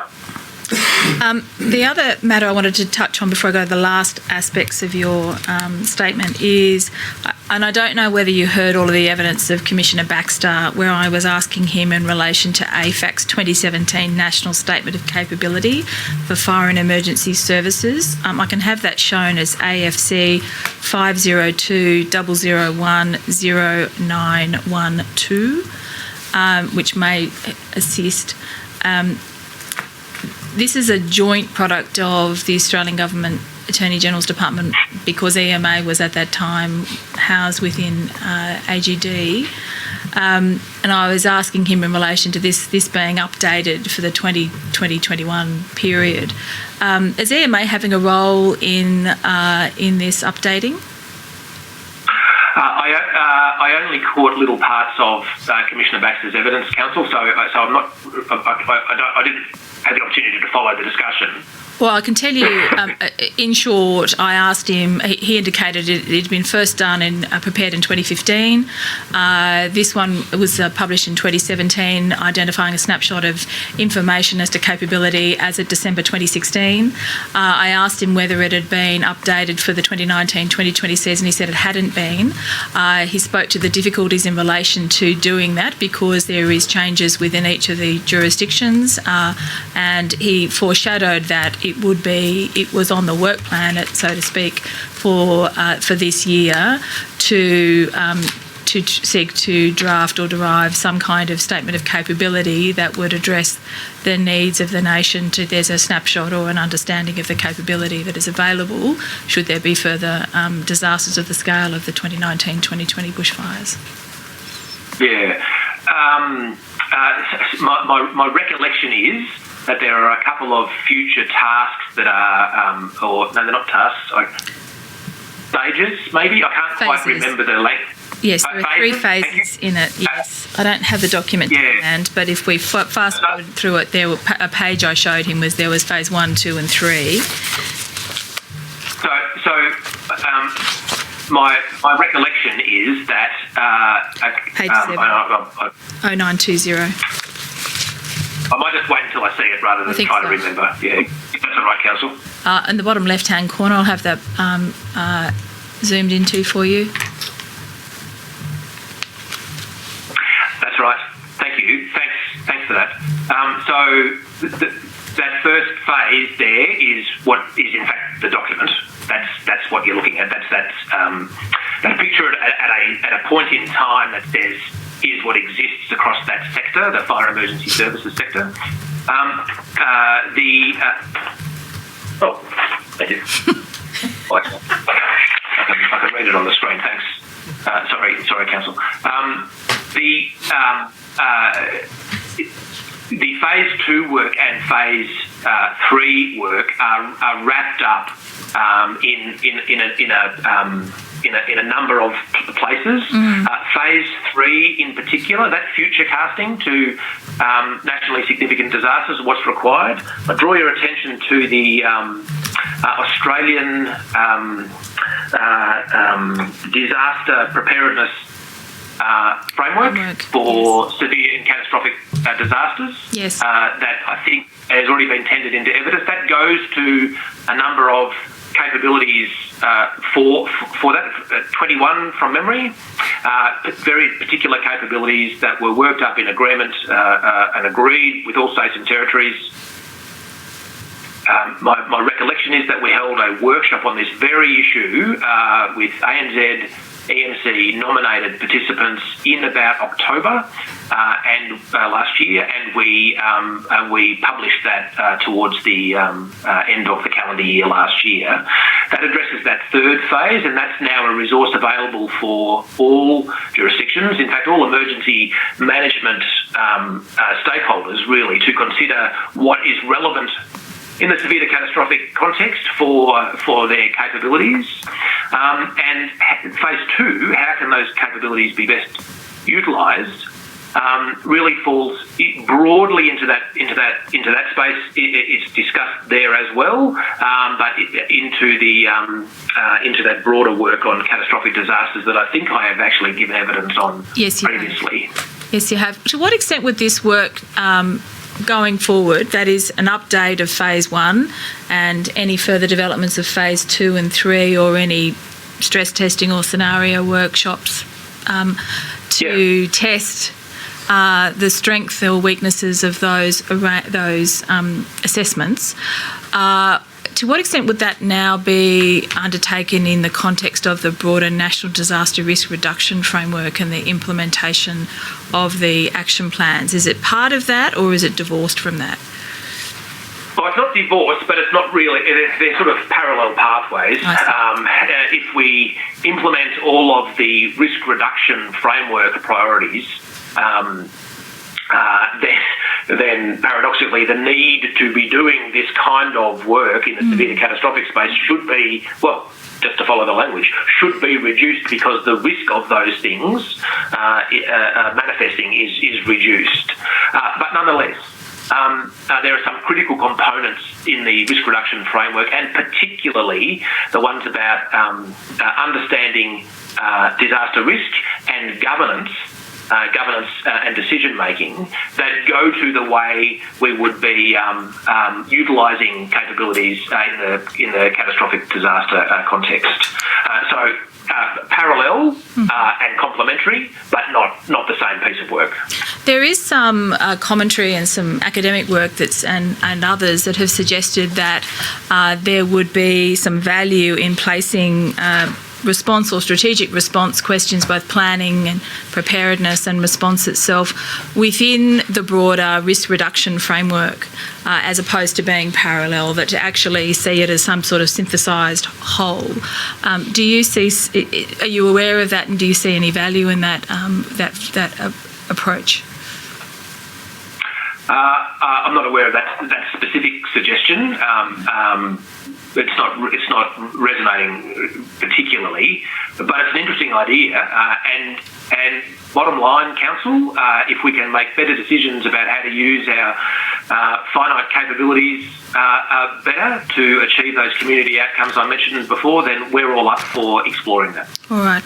I think what I'll just do, rather than asking you further questions, I'll just bring to the attention of the Commissioners, because they are questions or issues that the Commissioners have raised with other witnesses on these topics. The first is that in the context of the National Disaster Risk Reduction Framework, the implementation of the National Partnership Agreement on Disaster Risk Reduction, that you specify in your statement at paragraphs 52 and 53 that the implementation of the National Partnership Agreement is now underway, and that some of the states have developed their implementation plans, and that payments have now begun to...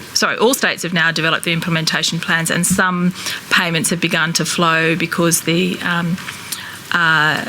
with some of the states and territories. I just wanted to clarify, you specify only Tasmania, South Australia and Queensland in your statement. So this is over on page 16 of your statement, which is in answer to paragraph 54B, I think it is. Yes. I have it. Yes. Do you know, you specify there Tasmania, South Australia, Queensland. Do you know whether or not New South Wales, Victoria, ACT, Northern Territory, Western Australia have just not made announcements, or is it that they have commenced their funding for grants programs? It may be that you're not the right person to ask, but I'm just seeking... I probably am the right person to ask, but it's just a degree of implementation progress detail that I just don't have to front of mind, Council. I'm sorry there. No, all of the states have plans that have been signed off. I just don't have the detail in front of me or in my statement, obviously, about what's available in terms of grants programs and what's been publicly announced. All right, thank you, Mr. Cameron. If there's a further issue, we'll just take it up through the solicitors with the department. Now, in relation to the disaster recovery funding arrangements, paragraphs 24 to 31, Commissioner McIntosh in some previous hearings has asked some questions of witnesses as to the ability of states to obtain funding from the Commonwealth when the state's assets are subject to self-insurance arrangements. And you've provided some information there that indicates that there is, in effect, a deductible, that they can access it, but there's only after a certain threshold. So if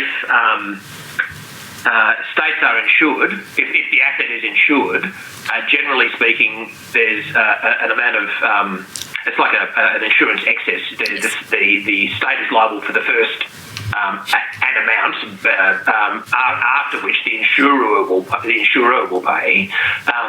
The excess amount, but the amount below the threshold that the state has to pay, that's an eligible. That could be eligible for DRFA payment. And the second matter, if we can go over to page 9 in paragraph 37, it's the last question I had to ask of you. It mentions there that PwC has been engaged to assist with the national comparison of state DRFA, this is disaster recovery funding arrangements, assistance measures. And do you have a time frame for when this exercise will be completed? I'm told by my team that looks after this that we're hoping to bring this to the to that ANZ-ENC meeting in the second week of September that I've mentioned previously. So that comparison work that PwC has been engaged to produce should be available for that. All right, and the last matter is paragraph 38 over on page 10. It notes an intention of the Commonwealth to present a new EMA to present a new Category 3 activation process and seek endorsement for that to be implemented as a trial during the next season. Is this part of the attempts to streamline the process, or is there something more? No, that's in direct response to the task that was set up earlier in the year, from memory, in March by COAG, as it existed then, to look at ways to streamline these processes, and that too will be presented at that meeting on the 8th of September. All right. Thank you so much, Mr. Cameron, for those clarifications and also for your discussion with me about the different matters in relation to COSC. Commissioners. Thank you, Ms Hogan-Doran. Commissioner McIntosh. Thanks, Chair. Thanks, Mr. Cameron. I just want to bring you back to the question of COSC and where COSC is best situated. You told us that if COSC is brought under ANZ EMC in relation to resource sharing decisions, that you're a happy man, essentially. I wondered whether you thought there's any grounds for going the extra step and bringing it to the political level or to the ministerial level. And the reason I ask this is that earlier today we heard from Professor Murphy about how under the Nat Health arrangements, the equivalent to COSC, the AHPPC, doesn't make resource sharing decisions. It gives advice at the moment, to National Cabinet and ordinarily to the Ministerial Council. So I was just wondering whether there's any merit in doing an equivalent thing in this space, that is, pulling out those resource sharing decisions to the ministerial level. Well, that's an interesting question, Commissioner. I didn't see Professor Murphy's evidence, I regret to say. I'm a member of AHPPC in my role, so I sit on that body and I observe the discussions between the Chief Health Officers, the CMO, and other members. At a point in the severity of an incident, it is only right and proper that our elected leaders make decisions about the resources we have. Now, the issue there is the threshold. At what point does it escalate to elected leaders? In the case of the National Cabinet, say, as we've seen during the pandemic, in the National Cabinet Forum. Mr Cameron, we don't want to put you on a spot. It's going to be explored tomorrow. Yeah, we actually got Mr Pizzullo tomorrow. It's probably better put to him and protect your job. No, I know you'll give us fair and frank advice as you have, but I think it's better if we put that to Mr Pizzullo as the secretary. I would give you the same advice as I would give him, I know. Commissioner, and that is that I think, as I said to Commissioner McIntosh just a second ago, there is a point in the severity of an incident or a series of concurrent incidents where those sorts of decisions are rightly the province of our elected leaders. Yeah. We appreciate that early on from your evidence today. Thanks. Sorry. Yeah, no, it's okay. I'll ask you one more question then on the take you back again, probably even further back to the guidance note on prioritisation. We've heard from the states and territories that essentially their interpretation of it is they apply their own prioritisation criteria. It might even be your 8-point prioritisation criteria within their jurisdictions, and then if there's any surplus, then they effectively offer them up, and then they expect that guidance note will then be applied to the allocation of those surplus resources. Was that your intention about how the guidance note was meant to be applied, or is it meant to be applied so that all jurisdictions should essentially take a national perspective and allocate resources to priority areas, almost blind to the jurisdictions? The former is the more realistic answer, Commissioner. Yep.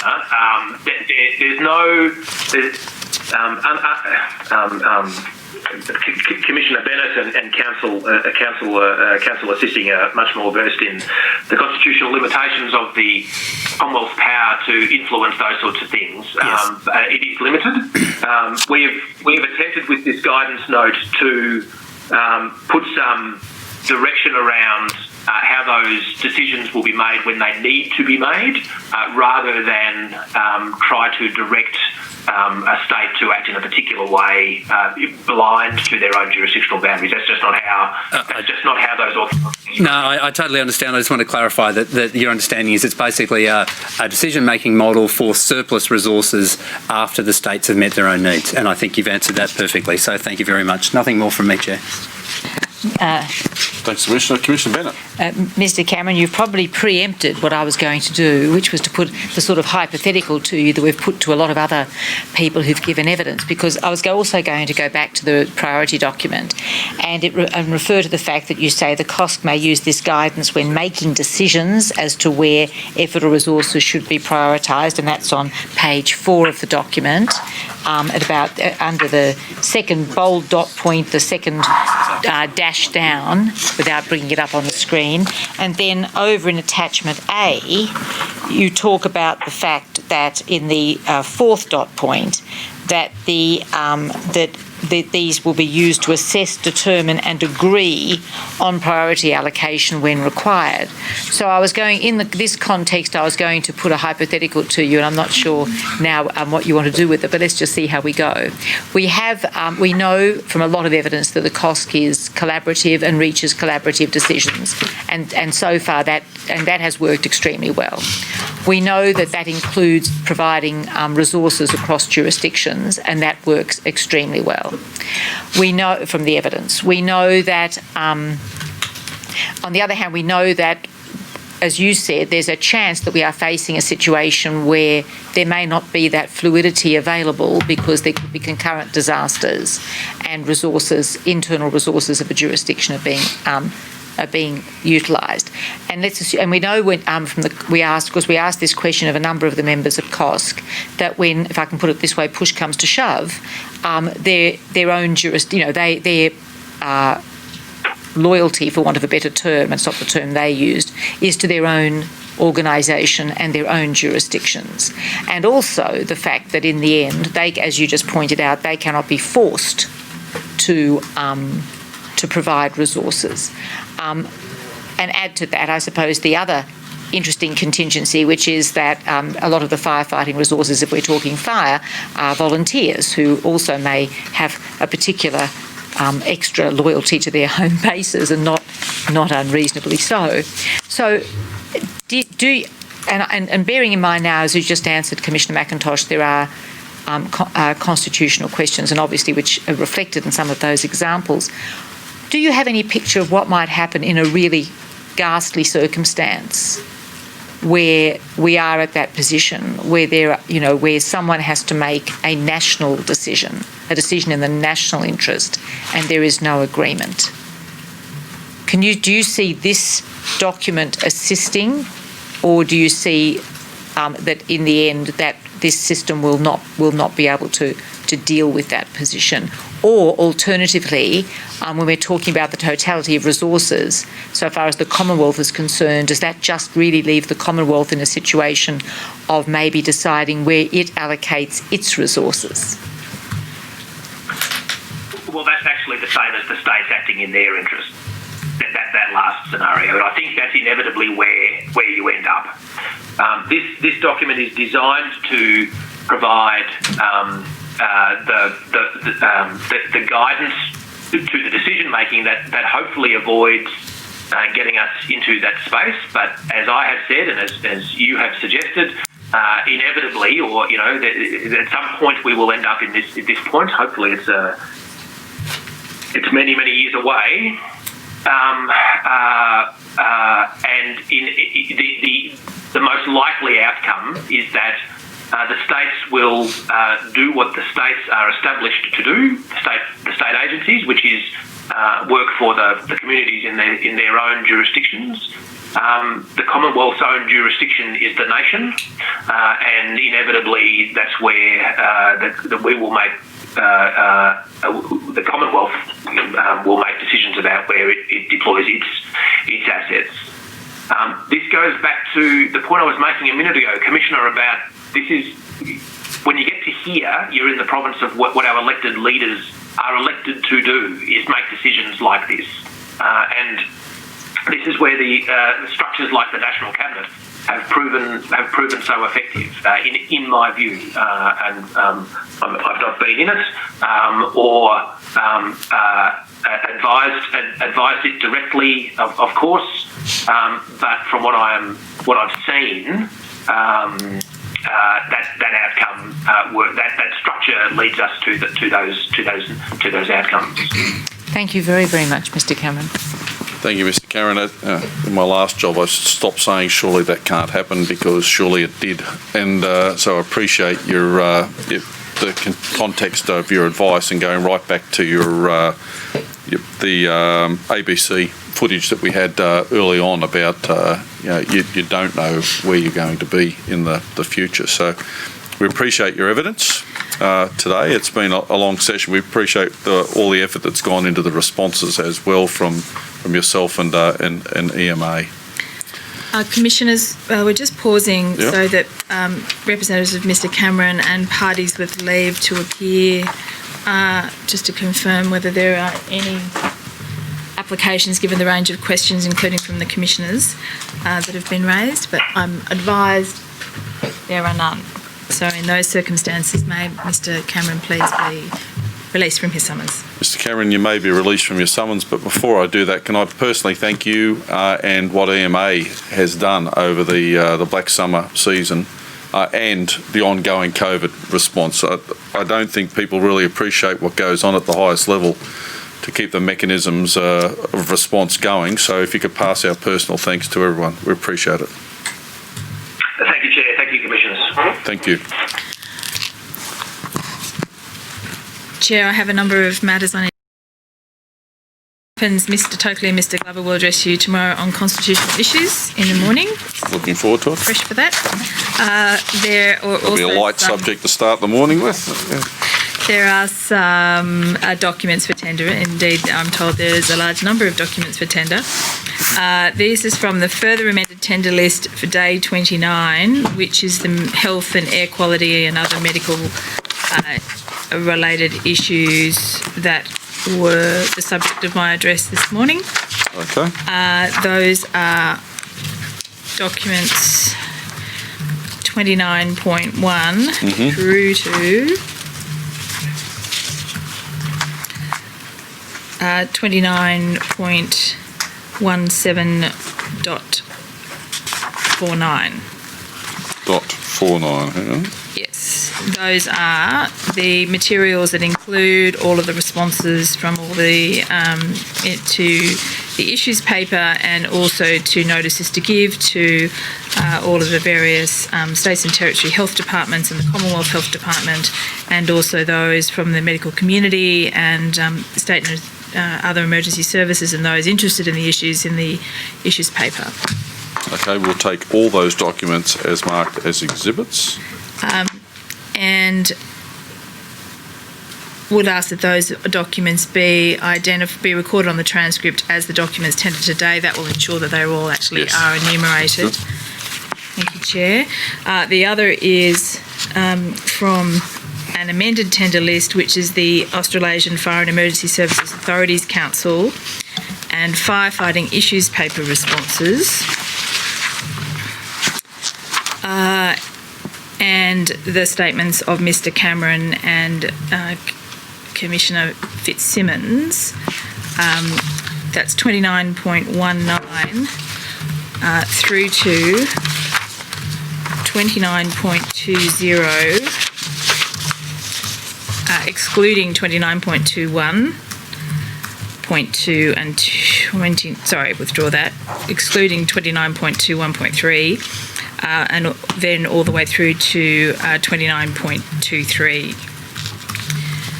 which will mean something to the transcript operators. Yes, it will. I hope it does. But we will take all those as detailed as marked as exhibits as well. Thank you. That's all right. There's just some documents on that list that are for tomorrow, not for today. No, I appreciate that. And in relation to I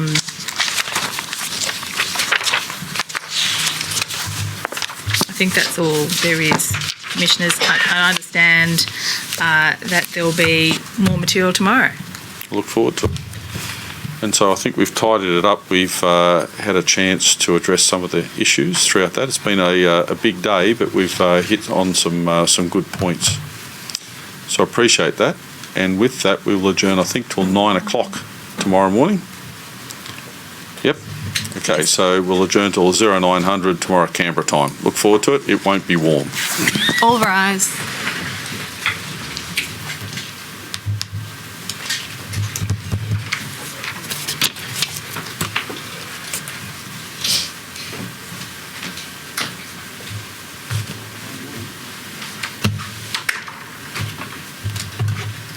The Royal Commission has adjourned until 9 a.m. tomorrow.